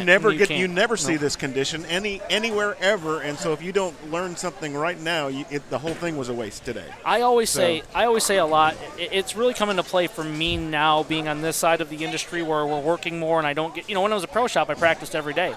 I would go before the shop opened or bowl league or whatever. There's a difference between being practice sharp and competition sharp, because your practice sharp is you're feeling in the rhythm and everything feels okay. But your competition sharp, you're able to change balls. You know what your equipment's going to do. Your guts, when your gut tells you to change balls, you make the change. Where when you're not competition sharp, you're always wondering what ball to go to. Brandon, you can probably relate to that when you're, in the summer when you guys have all these youth events and you're super sharp and you know what bowling balls go to where, and then you don't bowl for a little bit. You kind of lose that edge of knowing what every ball's going to do. Right, I got 2 things for you. So Mike Martell, after that last shot, looks at me, and he's right in front of the booth here. And he's got the biggest smile on his face, just looking at me. And, I don't know if it's because he's front of the ball return or what. But or because we saw that shot that wasn't very good. Yeah, that could be too. But anyway, back to your question. Super sharp in summer, yes. Obviously, you won so. junior gold. I did. Yep. I did. And I will say that was quite the week. But, yes, I was really sharp with my ball changes. And, at junior gold and at any event, you got to know when to change balls, and you got to have 100% confidence in that ball change. And you don't, why are you making that ball change, Mike? How often are you going to see a lefty standing in the other lane? You're going to see Mike Martell. He's really giving it away. Oh, that was not a bad shot. No, it just came behind the headpin. And he's behind it. Yep. He didn't have a lot of balance, but he's not confident very much. Probably no, right, yeah. Another 9 count. Just another 9 count. But, hey, it doesn't matter how you get there, Mike. 9 absolutely. 9 is 9. As a lefty, I can always question it because, I know what I kind of see. You know what you see. Mike does a lot of tricks. He practices quite a bit. He had the front 4, so he kind of had an idea what was happening. And he's probably, he knows they have to strike. He knows if they stop striking that they're dead. It's this late in the block. So, but we do have right here in front of us on 29 and 30, Brandon Smerrick stepping up, and they are in second after 6. Or no, were they dropped a little bit? Yeah, they're in fourth. Okay. But anyway, we got some more questions in the chat. Okay. We're a little behind on our questions, Mike. You're the one in charge. I'm not looking at my phone for once. Well, I'm only looking at my phone for the questions here, so technically I'm still on my phone. But anyway. You don't have to defend him. It's okay. What are your opinions about the Quantum Evos? The Evos are something super unique. Obviously, the Quantums were one of the very first $300 balloon balls back in the day because you had to be a registered supplier of Quantums. This is back in my childhood. You weren't born yet, Brandon. But you actually had to be a registered supplier of Quantums. You had to buy X amount, and only certain pro shops could have them. It's not like today where you could go to a distributor and pick up any ball you want. But the Evo Solid is one of those things that I compliment. I call without trying to compare the brands, I call it an Obsession Tour on steroids. So we found a lot of success with the Obsession Tour with a bigger asymmetric cover, like a big solid cover, but the asymmetric is very low in that ball. So it doesn't generate that really big, dull ball that hooks early and runs out of energy. and the Evo Solid is just a stronger cover with that same kind of lower intermediate different core. So for a big dull ball, it actually retains energy going down the lane, where a lot of the balls with that strong of a cover would be very smooth and very rolly and slow on the back end. And then to complement it, we took the exact same core and we shaved off a piece to create a larger intermediate diff in the Pearl, which you take it all the way up to intermediate of 026, I believe, off the top of my head. And you're making a very big asymmetric Pearl ball that's shiny, that hooks in oil, because it is flaring so much. They complement each other very, very well. Having seminar swings right after it and explaining the history of it, it is one of the best. I mean, for me in oil, like that ball is not afraid of oil for a shiny ball, which a lot of symmetric Pearl ASIMs out of the box are, they're generally going to be afraid of it because they're going to be too clean, or this one picks up in the right spot. Now the Quantum Evo Pearl is definitely something special. I think the Quantum Evo Pearl is kind of like, I would say, a Prism hybrid. On steroids. Correct. Yep. It's way stronger, way more in the body of the lane, and it's going to be, I don't want to say the term would be bad allergic, but it's going to handle, when you move into the oil more, the Evo Pearl is going to be able to handle it better because of the core strength. Now the new Quantums, I think, are an updated version and a more modern version of the Prism and the Prism Solid. Yeah, well, they're updated. Exactly. They're updated Quantums because before with the Quantums, they were all thick shell. And because of the thick shell that you've seen in some of the brands, such like Purple Hammers and some of the other balls, you could not do a whole lot of difference with the core because of how thick the shell was. But, with the new Dynamic Core technology that we have involved, we were able to come with the same the constitution of restitution, the hardness or the hitting power is still there of a thick shell, but the ability to develop a new core and new technology. Like I said, the R&D guys are working hard and coming up with some great stuff. All righty, next question. Mike Martell is still not struck since we watched him. From Brian Kennedy. Brian Kennedy, Bowl 101. Mike, can we trade some stuff? No, sell it. All right. Do you have any blue vibes and are willing to sell them? No. Next question. That's my babe. I have one. I hunted for one. Some of those balls I've had in the past, but the blue vibe is one of my top 3 balls of all time, and I have one, that one's not going anywhere. Another question from Brian Kennedy. Mike, can I get that hero? No. All right. So let me take care of a couple of things here. We've got a couple of folks asking for specific people and whether they can catch him a few throws at the end of different games. One was Mike Flanagan, obviously, and we had him a few times. Yeah, he even turned around the camera, especially to get him a couple of times. Folks, we've got 2 sets of lanes that we're broadcasting here. 29 through 32 is one where you've got camera set up permanently, and the same thing for 41 through 44. The way people rotate through the center here, you're going to catch them ideally 2 games on a set and possibly a 3rd game when you can see them in the periphery. So that's what we can do. This is unfortunately game 8 tonight, so it's a little late for us to be doing something specific like that. But as far as Kyle Sherman and Nick Pater concerned, you're going to see them tomorrow night. Yeah, I believe they're on the other side of the center. Yep, you'll see them tomorrow night, so it'll be cool. They are currently in second, Dennis, at plus 444. So 2 more solid games here from Nick and Kyle, and they'll cement themselves into tomorrow's semifinals. And be in good shape at that point for Sunday as well. Looking absolutely. at that. So. Yep, absolutely. All right, next question. Dennis, you might be able to answer this. You know what the Blackwater Ghost looks like? I do. What's whiter, the Ghost or Mike Dole? The Ghost. The Ghost. I got a little bit of tan still from the summer months in Michigan. All right.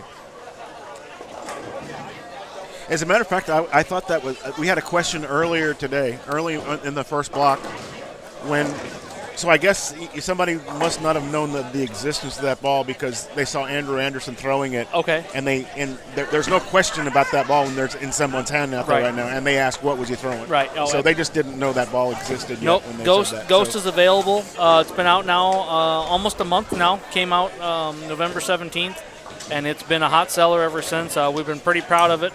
The the success of the first Black Widow coming out of the Muskegon plant, the 2.0 was welcomed greatly, and we felt like we did a really good job bringing that legendary core back to work, being the first dual density core that we poured out of the plant, and I think since the new building in Reynosa. And we worked really hard to come up with a pearl version, and I think we knocked it out of the park. Has there been another ball that color since the Omega? Oh, that white? Yeah. Oh, there's been a few over the last couple of years. I think we started the craze back again when we did the Quantum Bias ASIM. We did the white one, and then there was a white Hot Badger, I believe. But yeah, there's been a couple. I think a lot of them. Since the white XS and. A couple of those. I forgot about that one. Yep. Yeah, that was the big one. Everybody knew about the white XS. But yeah, we did the Quantum Bias a few years ago, and everybody loved it because it was white. It just got really dirty. Yeah. And I think because it was solid, it got even more dirty. So, but yeah, nope. The white's kind of cool just because it stands out on the wall and it picks people's attention. So. All right. Next question: what kind of pattern are they bowling on? This is, according to Jerry, the St. Clair normal house pattern. They usually sometimes mess, they talk to the mechanics and tweak it a little bit, but Jerry told me this is just their everyday weekly house pattern. I don't know the length. I don't know volume. I'm going to guess it's probably 42 to 44 feet just because of the surface and how much it hooks here. This is a very well-worn symmetric or synthetic surface just because it's a very high-volume center with a lot of open play and a lot of league play and tournaments and stuff. So. The surface has a lot of wear and tear on it. All right. How long does it take to design a bowling ball? Most cases, a bowling ball from start to finish could take anywhere from 7 to 9 months from start of R&D to release. A new core design and release could take anywhere between, from my understanding, a year to a year and a half. Because we have to make new molds, and that takes time, and we have to make sure that everything goes good. But yeah, your normal release till release is usually between 8 to 9 months. So right now we're working on, the calendar year of 2022 is basically done for R&D, and they're working on 2023 right now. Impressive. Did you bake Bercier a cake for his birthday? Shout out to John Bercier. His birthday was he's in yesterday. Was it yesterday? He's in Florida. Florida. I think it was yesterday. I think he's in Florida, so I definitely did not bake him a cake because by the time he either gets home or I get home, it would not be good or I would eat it. So, but yeah, he's in Florida. Valerie got a baby on the way in March, I believe. Bercier don't eat any cake. He works out too much. I don't even know what kind of cake it would be. Probably chocolate. A vegan cake. A vegan cake. Anyway, next. Any chance Hammer will be bringing back out the 3D offset? You know what? That is entirely up to, I believe that core is rights of the Mo Pinnell family. That is one of the most popular hammer balls of all time. So now that unfortunately we lost Mo earlier this year, that core is up to the family, and we'd love to have a continued working relationship with that family, just because Mo still has cores in play that we haven't been able to use yet. But I think it would be super cool to bring back the 3D offset if we could make it right, and we would only do it. We would only make it if we could do justice to it. So. All right. What do you think about the Zing Hybrid? The Zing Hybrid. So those balls, some of Mo's bowling balls, the Zing Hybrid for me, that core was extremely big for me. In Muskegon, we bowl on a lot of oil in the middle of the lane and it's a big cliff. I call it the Muskegon Cliff. Not to be negative or anything, but it is very dry to the out, and the cliff starts at about 8. So some of those shinier balls, to me, because of my ball speed being more speed dominant, those balls don't necessarily match up as well. But there was some success with that ball. And with 7 brands, it's very, very hard to drill every ball. We take our turns in the office between the sales guys, and then we just watch each other throw it. Mo knows what he's doing with those cores, especially with no weight holes. But that ball definitely saw some play, especially on tour. Any chance of using a diamond-shaped weight block in a ball? I believe that diamond-shaped weight block is somewhat copyrighted by Lane 1. I could be wrong. I don't know the specifics of that, but knowing Richie, I would imagine that kind of core shape he is copyrighted because he's, a lot of those core designing geniuses, they like to copyright their shapes so nobody could copy it. I know Mo copyrighted every single one of his core shapes and his ideas, so I could imagine that, Richie that owns Lane 1 would have copyrighted that, but I don't know. That would be a question for the R&D guys. All right, next question. Question of the year. The year? Of the year. That's a... Ooh, all right. And if you don't watch Justin's YouTube channel, you're definitely not going to know the question of the year, Mike. So, give the viewers something to think about. Okay. All right. Hey, by the way, while we're talking about this, me and Matt Ogle, we are both Coolwick staffers, and we are going to give away some hoodies. So if you find the post on Matt Ogle's page or my Facebook page, we have a contest for our score tomorrow. And if we can get to 300 guesses by 7:30 a.m. tomorrow, we're going to give away a couple more hoodies. So if you can find that post and make sure you post your score, go ahead and do it. Because like I said, we'd like to give away more stuff. Coolwick is a great sponsor of me and Matt's. And like I said, if you can find the post, make sure you post what our qualifying score is going to be for tomorrow. And yeah, that's my quick plug. So if you find my Facebook or Matt's Facebook, it's up there. So what were you saying, Brandon? The question of the year. Question of the year.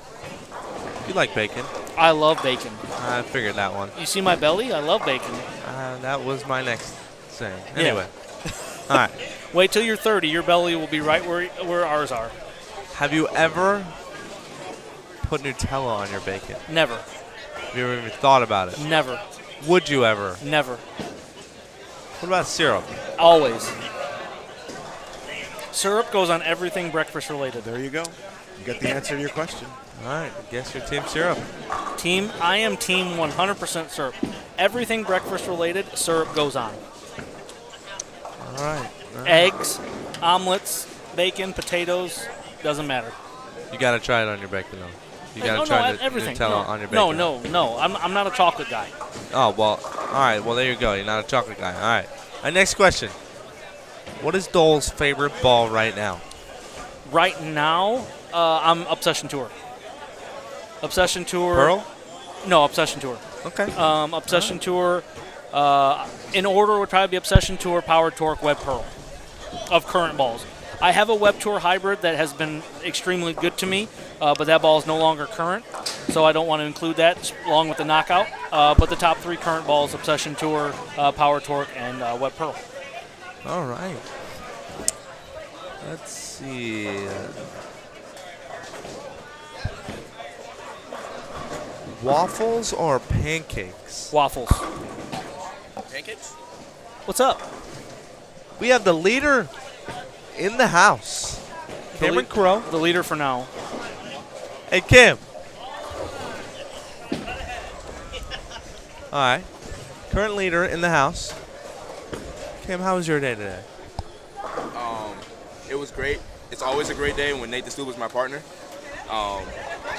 Everything's a lot easier because I know he'll throw 9 strikes a game. So especially in this building. Yeah, it takes a lot of pressure off of you. It works. All right. You should have bowled. He You can't. should just go with Dope. All right, yeah, that's a good.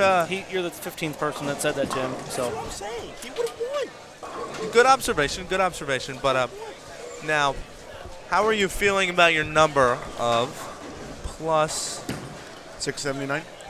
679 going into tomorrow night? I haven't really been like seeing if the scores are like ridiculously high, but somebody's at 539. But they just went minus last game. They went minus? Yes. Oh. So going into tomorrow, I think we might still be in the lead. But I know those two squads tomorrow are really, so tough. My prediction. Mike's bowling. Mike's not catching me though, so it's all right. Got that on video. Michael Dole is not beating me tomorrow. No, I'm kidding. He might beat me. So my prediction, somebody tomorrow will get to 750 because we talked earlier and you guys said you felt like you left pins out there. We did. So I feel like somebody, AJ Rice, Michael Holloman, some of those pairs, double lefty pairs, might get a couple more hits where you guys said you lost some hits there. I think there's a 750 score out there. I like I said, I don't think there's going to be an 800. An 800 would be great bowling. 800 is a lot. Yeah, and like you said, they're not as easy.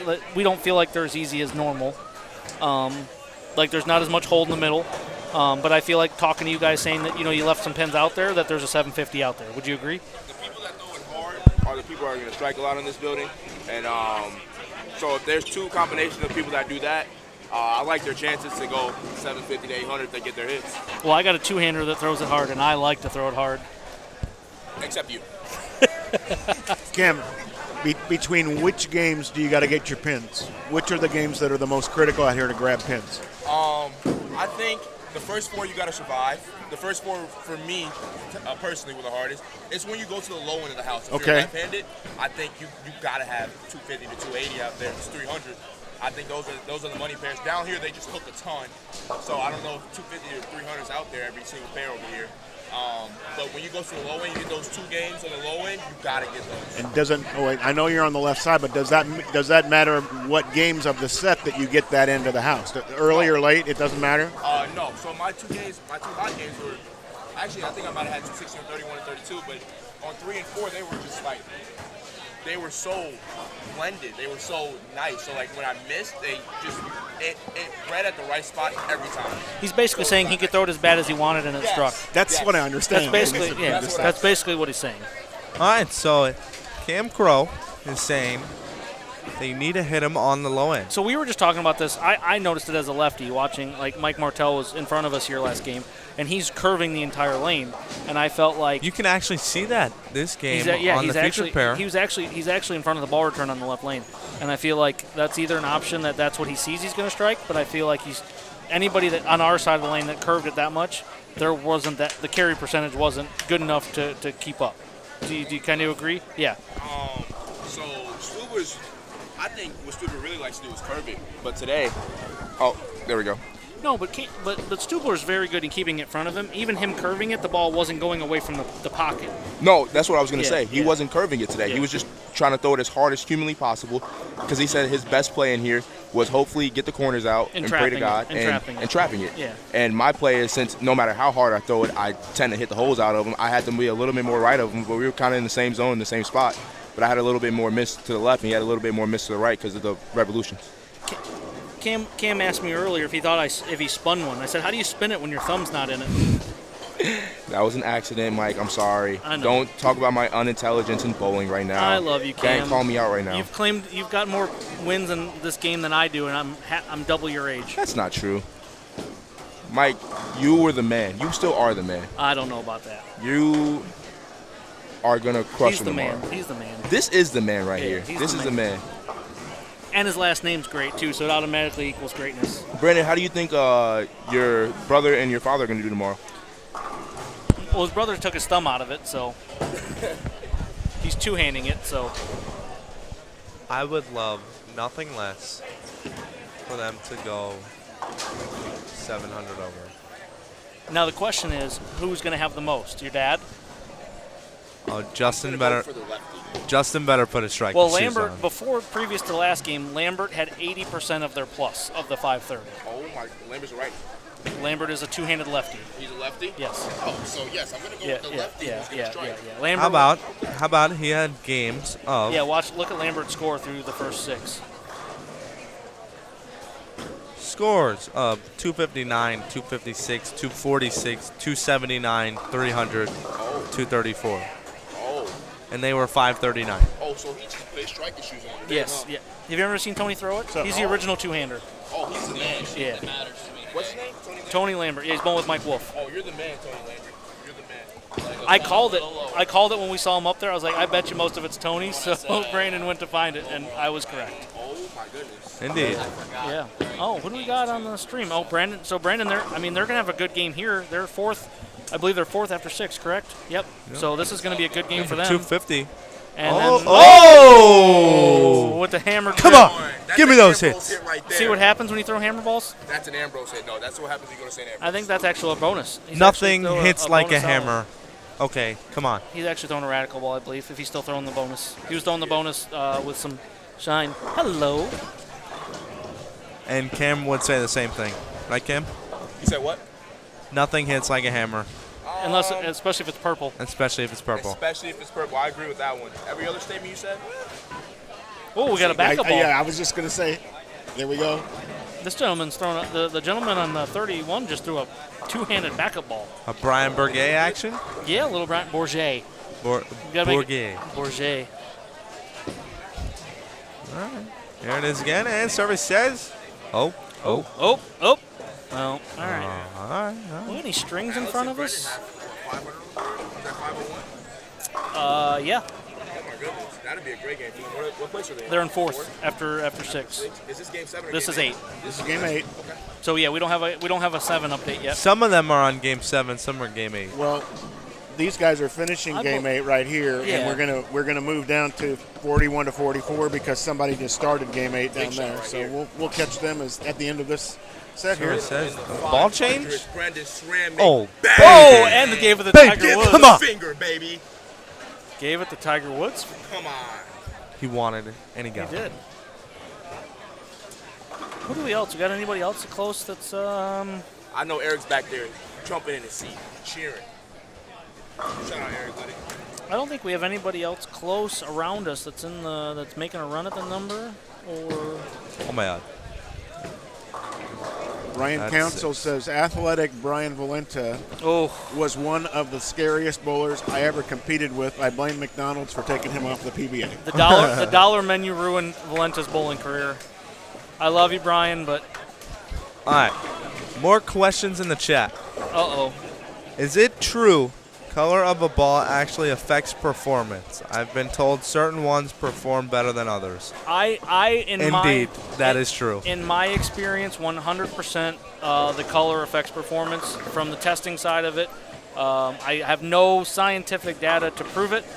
Just from my eye and being part of some ball tests over the last 20 years of my life, I would say that yes. I would say what some chemistry with the colors will affect ball performance. All solid dark balls are good. I mean, you can tell. I mean, you look at our equipment. You take the Melee Jab SE, the purple, versus the Melee Jab Blood Red. It's the exact same ball, just the difference in the color, and those balls are 2 different shapes, and you just kind of base it off of that. But I would firmly believe that, yes, the color, whatever the chemistry and the dyes, changes the reaction of how the additives react on the lane. Ever had a bad black bowling ball? Never. There you go. Ever. So go ahead and get a black bowling ball. Black Widow 2.0. That's one way to start. Raw hammer solid. All right. Next question. You got more questions? What did Cam throw? Cam threw a Z? I believe it was an Omega Crux. Nate threw a Zenith Pearl most of the day. Yep. And a Black Widow 2.0. I'll prop those up. I'm not propping anything else up, but Cam did not throw any of our balls. Purple Hammer wasn't in play today. It could have been, but it never saw the light of day. So that's a pretty big game that we're seeing there on the right pair, right? Yeah, absolutely, yes. Actually, both pairs. Yeah. Or both lanes, I'm sorry. Both lanes there. Yeah, no, that's a huge game for Brendan and his partner. So that should put them in good shape after 8. Two-handed PB3 versus right-handed PB3. Who wins? A two-handed Parker versus a... I think he's too old to be two-handed. I've never seen him throw right-handed. I don't want to see him throw I just want right-handed. Parker left-handed for the rest of my life. Good idea. Next question. So the white Ghost Pearl and the pink are different. Correct. So basically, we saw the performance of the Pink Widow, and we knew how well the pink one did in sales-wise. And we took the feedback from pro shops and consumers that the pink was very, very clean and quick. So what we did, and the Ghost originally, if people don't know, was going to be the very next release from Hammer to the acquisition. They were going to announce it the following week.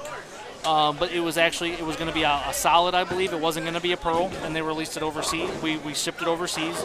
But what we did is we took that formulation of a pearl cover of the 2.0, and we turned it into Ghost. And to me, it feels like it picks up a little bit sooner than the Ghost, but it handles the oil better because it's not as clean and quick. But it's still, when it sees friction, it still wants to go.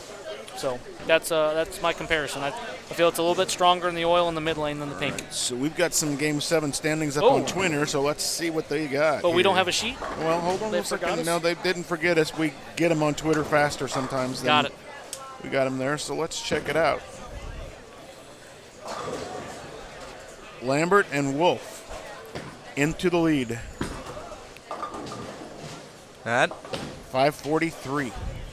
So they did go +4 in the last game. Yep. Mattingly and Kramer, 508. Sherman and Pate, 507. Ceramic and Denton, 470. White, Cherpsinski, 447. Adams and Boyer. Boy, for old guys, those guys are bowling good at 429. That's fantastic. Oh, go to White and Cherpinski. What are they at? 447. Okay, so White and Cherpinski and Adams and Boyer both shot 500 that game. Okay. All right. Timmerman and Lamond, 397. David and Hyman, 395. Oh, so they went backwards. Dunn and 395, they went up, okay. Yeah, Dunn and Wynn, 353. Okay. Jones and Orange, 345. That's the top 10. Okay. Schaefer and Matson, 329. What were they? Schaefer and Matson. They're not on the front page here. They should be. Yeah, they were 7th at 361, and they went to 329. Oh, Matt, they were 7th. They were 361 after 6. Yep. So what are they at now? 329. 329. Oh, so they wow, were. that was a horrible game. Yeah, that's a really bad game for them. Especially since we watched Derek go 260 in 2 games in a row in the middle of the set right now. So, all right, folks, Are we wrapping up here? We wrapped up Game 8 on the first of our groups, 29 through 32. Right now, we've got a pretty big game still left on 43 and 44 because of a delay in the middle part of the house. 2 pairs were delayed moving, so there's action on 35 and 6, and there's action on 43 and 4. Everybody else is pretty much wrapping it up. All right. Dennis, we're getting a little late here, 11:46. It's past your bedtime. Do you have to check in with your mom? My mom is, she might be just getting home by now. Well, it's Eastern time zone there, so. It is. But we're gonna give it 5 more questions in the chat. Okay, 5 more. Right? And then we're gonna say so long. That's right. good. That's good. So you better get your questions in right now, ASAP, and we will answer the first 5 that come in the chat. All right. First, what upcoming ball from the brands are you most excited about? You'll find out this week. You will. You I will. love that answer. You will find out this week. I truly love that answer. I am very excited, if you cannot tell. Obviously the Ghost has done really well. We didn't have any releases in December, mainly for the idea that the Black Widow was going to be very popular and we had to produce them. And the really cool thing is that we're increasing production at our plant in Reynosa. So we actually moved some releases from 2021 to 2022. But yeah, you'll see some exciting news this week, and there's a ball in there that I'm pretty excited about. So we're both excited about. I think anybody that throws our brands will be excited about it. So indeed. So next question: what is Cup predictions? That would be us guessing numbers on what's going to actually make it to tomorrow night. So that's what that would be. Tomorrow night, my guess is 483. What was 12th off first swap? Let me see. Give me a minute.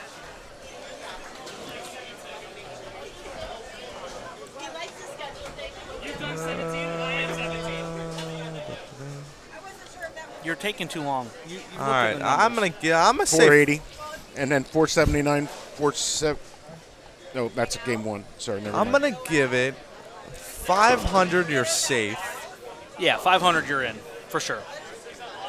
12th was 421. 13th was 415. I think my 483 number. I think I'm sticking with because I think 483. I'm gonna say around 475. 483 would have put you 8th on the 8th squad. Okay. Yeah, I'm gonna say 475, and you're in. Okay. 475, 500. You're in soft. Okay. All right. Question number 3. Brandon, will you bowl this event next year with me? Are you still youth next year? Next year, I will still be youth, and I've already had 4 people ask me to bowl since I've walked in the door today. So I think I have dibs whenever you go adult if Matt Ogle kicks me to the curb. you keep giving me your stash balls, and I'll keep thinking about it. You'll consider it. Oh, yeah. All right. Question 4. How much is Brendan getting paid? To do what? I don't get paid. I'll be honest. He doesn't work. I don't get paid. I just get bowling balls and try to make them look good. Try. Try is a key word there. Sometimes make them look good. Yeah. But, yeah. So that's question 4. That wasn't a very good one. You don't work. All right, we'll do 2 more. Okay. That was somebody trolling you. Predictions for who's going to lead the 2 squads tomorrow. I think the favorites. I'd love it to be myself and Matt Ogle. I think AJ Rice and Michael Holloman are up there. Yep. I wouldn't put it past your dad bowling very, very good tomorrow. Let's see, who else do we have? The squad list right here. And it's hard to go against Michael Holloman and AJ Rice. Correct. Jacob Buttroff and Greg Thompson. That's another good one. Off of a C squad. Jason Queen and Tom Adcock are multiple-time champions. I wouldn't put that. Adam Barter and Liz Johnson are former champions. Jimmy Cook and Matt Sanders are defending champions. But my guess is going to be AJ Rice and Michael Holloman because they both can throw it hard and they like this building. All right. What's your guess? You know, I wouldn't put it past AJ and Michael. You know, and I would. It'd be cool to see Pops and Justin make a run. It would be cool, and of course Mike. You know, I could see Mike doing some damage. Hey, my partner's he's a tour champion. He's supposed to carry me, but I beat him 2 years ago. All right. Last question. That's bedtime. They looking at different cores to pair with the purple urethane cover stock. We've went over this question, so I think we've got to go one more. Okay, that's fine. Well, right. Do we want to answer this question again? Yeah. Okay, so absolutely. So obviously, the Purple Hammer cover has been very, very successful, and R&D is always messing to see what they can do, especially with the new hardness rules. There's going to need to be some changes in the cores and trying to get some more flare, no weight holes, all that kind of stuff. So yeah, they're always working, trying to find another magic ball, trying to find another unicorn. All right, last question. One pause here. Josh, are you telling me that Chaz Brewer's got a different partner than I've got on the sheet for him here? I don't have that information. Is that going to happen? Go ahead. Uh-oh, do we have an update that's not on the sheet? Well, Chaz Brewer's bowling tomorrow. He's a friend of mine from down around Springfield. He's right. living someplace up around Kansas City now, if I remember right. But I don't remember Brad Martin being listed on there, Brad Martin Franz being listed on there as his partner. That's on D squad, I believe. So if that's happening, that's cool. I didn't know that. Go ahead, ask your last question. Brandon, besides your dad and your mom, is it true your sister is the 3rd best bowler in your family? Considering she bowls about twice a month, no. Considering she just really picked up bowling less than a year ago, I would say yes. Maybe a little bit longer, but yeah, close enough. She just started taking it seriously. Close enough, yeah. She was going to quit before junior gold. She finished 3rd. Yeah, and now she's hooked again, probably. Yeah, so. But no, that's a good question. I like Sydney. Right. She's definitely up there, my favorite of the Bone Children. Yeah, I figured that one was coming. But anyway, it is 11:53 here at St. Clair Bowl. It's been a blast, Dennis. Absolutely, Dennis. Thanks for having us. I appreciate it, man. I totally appreciate it. It helped out quite a bit because my throat would be a lot more sore than it is right now if I had to do all the talking tonight. Nope. And I appreciate it. Me and Mike enjoyed the questions. And Absolutely. I enjoyed, coming in here and sitting with you for quite some time. And, it was all to the pleasure of the one and only Mike Flanagan for asking us. Thanks for having us, Mike. Thank you. Thanks for everybody for joining in. Thanks for all the questions. And please support your sponsors, Inside Bowling, Hammer Bowling, and we'll check us out tomorrow. Make sure to like that post on my page if you want to try and win a Cool Wick hoodie tomorrow. Actually, if you're still with us, like this video. We should have a lot more likes with 464 people still with us here at almost midnight Central Time. That's pretty cool. Wait till they hear the great broadcasting of me and Brandon. There you go. The likes will fly through the roof. That would be nice if Absolutely. that happens. I hope that does. Yep. So, well, awesome. Well, thanks for having us, and we will see you guys tomorrow. I'll be here at 7:30 a.m. Got earlier than that. We got a bowl. So. Sounds good. I'll be here watching, maybe asleep. So maybe asleep. Are you bringing Chick-fil-A for lunch or for breakfast? For breakfast, it is Saturday. It is Saturday. Maybe. It is a day that starts with S and ends with Y. So maybe. Yeah. No, well, the other day with S and starts with Y. They're not open. Only one. So they're not open. All right. Well, I enjoyed coming in tonight, Absolutely. and maybe we'll see you tomorrow. All right. Sounds good. Thanks. I hope so. Bye. All right. See you guys. Have a great night. Thanks. Kenny Seymour, I do not believe that Pete's going to make the cut based on where he finished at the end of a squad. Unfortunately, they fell down a little bit in the last couple of games, and I don't think he's going to make it. So I love the fact that they did what they did today. It was fun. I'm sure you were with us whenever Mike did his interview with Pete at the end of a squad, and listened to him talk about his friends that passed away this last couple of weeks. So if you hadn't catch that, you'll be able to catch that at the end of a squad block. But also, it's been clipped and it'll be loaded up to social media coming very soon. Folks, we've got action on only one of our two sets, and that is the right pair on 41 through 44. And I've got Mike Flanagan, who's changed his shoes and has sat back down here in the booth with us. We got papers everywhere here, Mike, but basically we were comparing, what we were doing was comparing where a squad was each of the games on where this squad kind of has been and seeing what the progress of the squads look like. So that's what's going on here.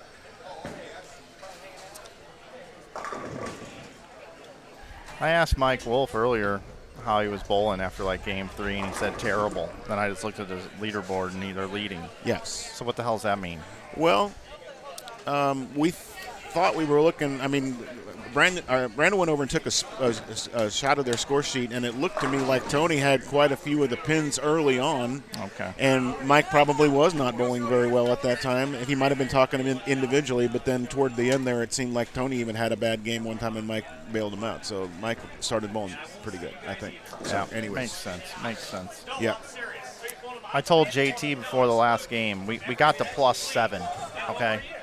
We went all the way to +7, and I'm talking in the wrong direction. I said, JT, going into this last game, for every pin that we're minus, if we're minus, it's a lap around the building. And he said, oh, hell no. So he bowled 220 the last game, and I bowled 210. Oh, good for you. Yeah, so finished, I don't know, we finished about 40 over or something. And I finished 80 over for my 8 games. So those of you that had side bets on what I was going to bowl, bowled 80 over tonight. And I left a lot of pins out there. I missed 11 makeable spares tonight. So I'd be 190 over. Right. With, not to make any excuses or anything. I was a big boy. I shoot up, but boy, I really hurt right now. Look at that. I got my hands all cut and open. Good grief. I got, not like I don't have a callus or anything. So, but man, it was fun. I mean, it was great. And, I'll feel like Bo Burton the rest of the tournament. I'll be able to talk about what we bowled on this week, what us out here bowled on this weekend,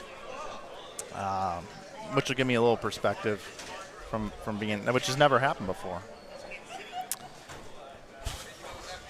Well,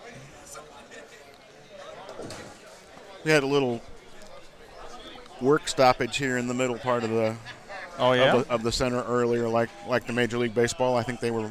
Oh, really? I think it was. Okay. I don't know for sure, but I think there was some disagreement between management and the players. Oh. So that's why we have late bowling right now on 43 and 4 down there. So. Oh, my. I'll tell you what. I'll tell you something interesting that happened to me. So I went up and made a bad guess on a lane. There was a puddle in the middle, so I left what was going to be the 2, 4, 5. And thank you, Ben. Nice ball, and that's a weird handshake, but yeah, we'll take it. So because it was so light, the pin setter, the pin scooted over. like towards where the 8-pin would be. The 4-pin went in the 8-pin slot, and then it was an out of range, and then it swept it off. And everybody on my pair is like, that, you need a 4-pin respot, because that's what the original pin was. And the guy on the pair next to me was like, oh, no, that was the 8-pin. And I'm like, oh, boy, here we go, right? Here I am, minding my own business. I made a bad shot. Now I got this out of range situation. Pin falls down. Now I got one guy saying it's the 8-pin, swearing by it. And my people on my pair are like, no, the 4 scooted over. And then he says, the guy says, well, I only saw it at the end. And I was like, oh, here we go. Here we go. Here we go. Lee, what was the final tally? For the team, we were 59 over. The team was 59 over. What were you over? Nothing. You were minus. I had it punched in the 10th. And I got the first one. And then I left my ancestors' religious home. Lee, you want to know the good news or the bad news? Oh, boy. Hi, Mike. Hi. You want to know the good news or the bad news? I love the good news first. You're back in the booth tomorrow for all your fans. I know.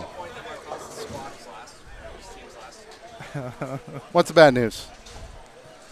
The bad news is you didn't make the cut. Darn. I didn't think we were. After the first game, we were feeling good, and then absolutely nothing after that. Actually, less than nothing, to use a mathematical term. You going to bowl the re-entry squad? No. That was a quick answer. Were there any shocking people that are going to possibly miss this cut? Like, was there anything that was really shocking?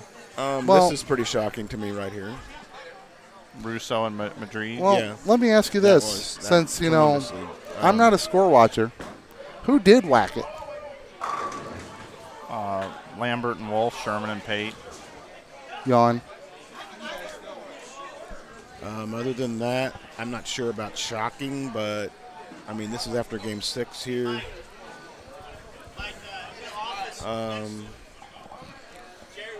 Labatt and Baduras, I mean, that was shocking to me. That was a shocking one.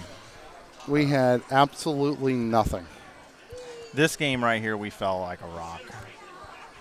JT bowled 160, I bowled 190. Okay. So 80 over, Lee. So I owe you a milkshake. I was 80 over. I'm good. I'm good in my word. You don't owe me anything. I said I would.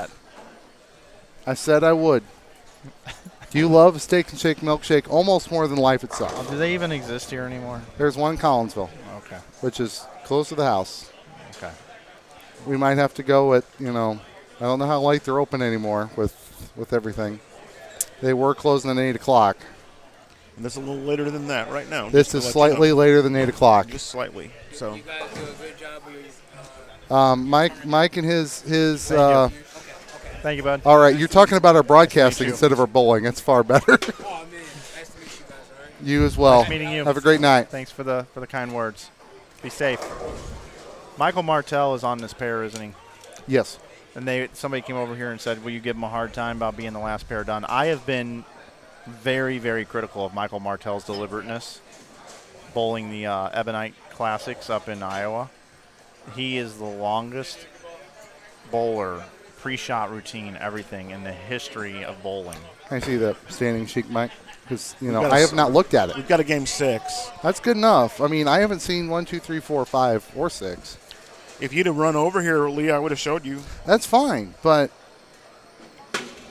nothing on this sheet would have helped our ball reaction that did not exist. There's a Game 7 right there. Oh, nice. Lambert and Wolf, 543. Mattingly and Kramer, 508. Sherman and Pate, 507. Stramick and Denton, 470. White and Scherpersky, 447. Adams and Boyer, 429. And so those guys they shot 100 over that game because they went from 9th and 10th to 5th and 6th by doing that. So it still says I live in Belleville. That's 10 years ago. That's all right. I think they got my name right this time. Are you sure? Yeah. Sure, it looks right. I think That's good. I think they got me. Although they're missing the action. I actually had a friend just of mine says Jackson. text me when scoring thing came out about my name being Really? spelled Who wrong. was that? That was very good friend I of mine. mean, I'm used to it. It's okay. One of my best friends. Jerry Anderson knows how to spell it. He just doesn't know how to say it. My name. Oh. Flanagan, that's a Are real we easy talking one. about Lee now? I think we are. Oh, Now we're done. I thought we were talking about me. No, I thought we're talking about Lee now. Now we're done. There's nothing left to talk about. You want to talk about Lee? You want to talk about you? Want to talk about it? Toby Keith, maybe? I'm done. So it adds extra time when everybody is standing in front of the ball return. I've just learned that. Oh, Okay, yes, it so does. you Yes. can't even. I mean, now. Whee! I was talking with Billy and Mark all night. They are not having any fun either. They No? were, after 6, they were right smack 5 pins ahead of us. I'm going to fine him for taking this long. Well, I did tell Billy that that his hair was deemed excellent by the good folks here in the chat, and he appreciated that. Even if that's all he's got to hang his hat on, it's better than most. All right, Dennis, let's bring it in here. 365 people still with us, Michael. Well, they're What are they doing? They're insane. Yeah, I know. Okay. All right, 8 o'clock tomorrow morning, boys. Yeah, that's Lee's hand in the photo. What's left of it? So everybody knows. Yeah. Okay.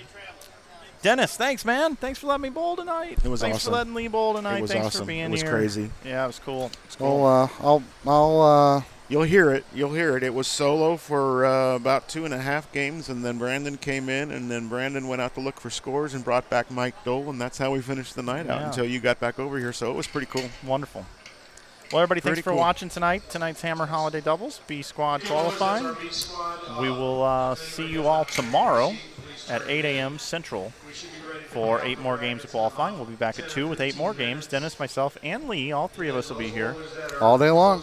We're like Diana Ross and the Supremes, except we're Dennis Hacker and the cool guy and the idiot Lee. We should be closer to on time to start the 8 o'clock squad in the morning. Hopefully no traffic probably. problems Yeah. and everybody having Well, time to get there. So that should be a good start for the day anyways. We'll have more polls tomorrow. I'll be running polls all day tomorrow.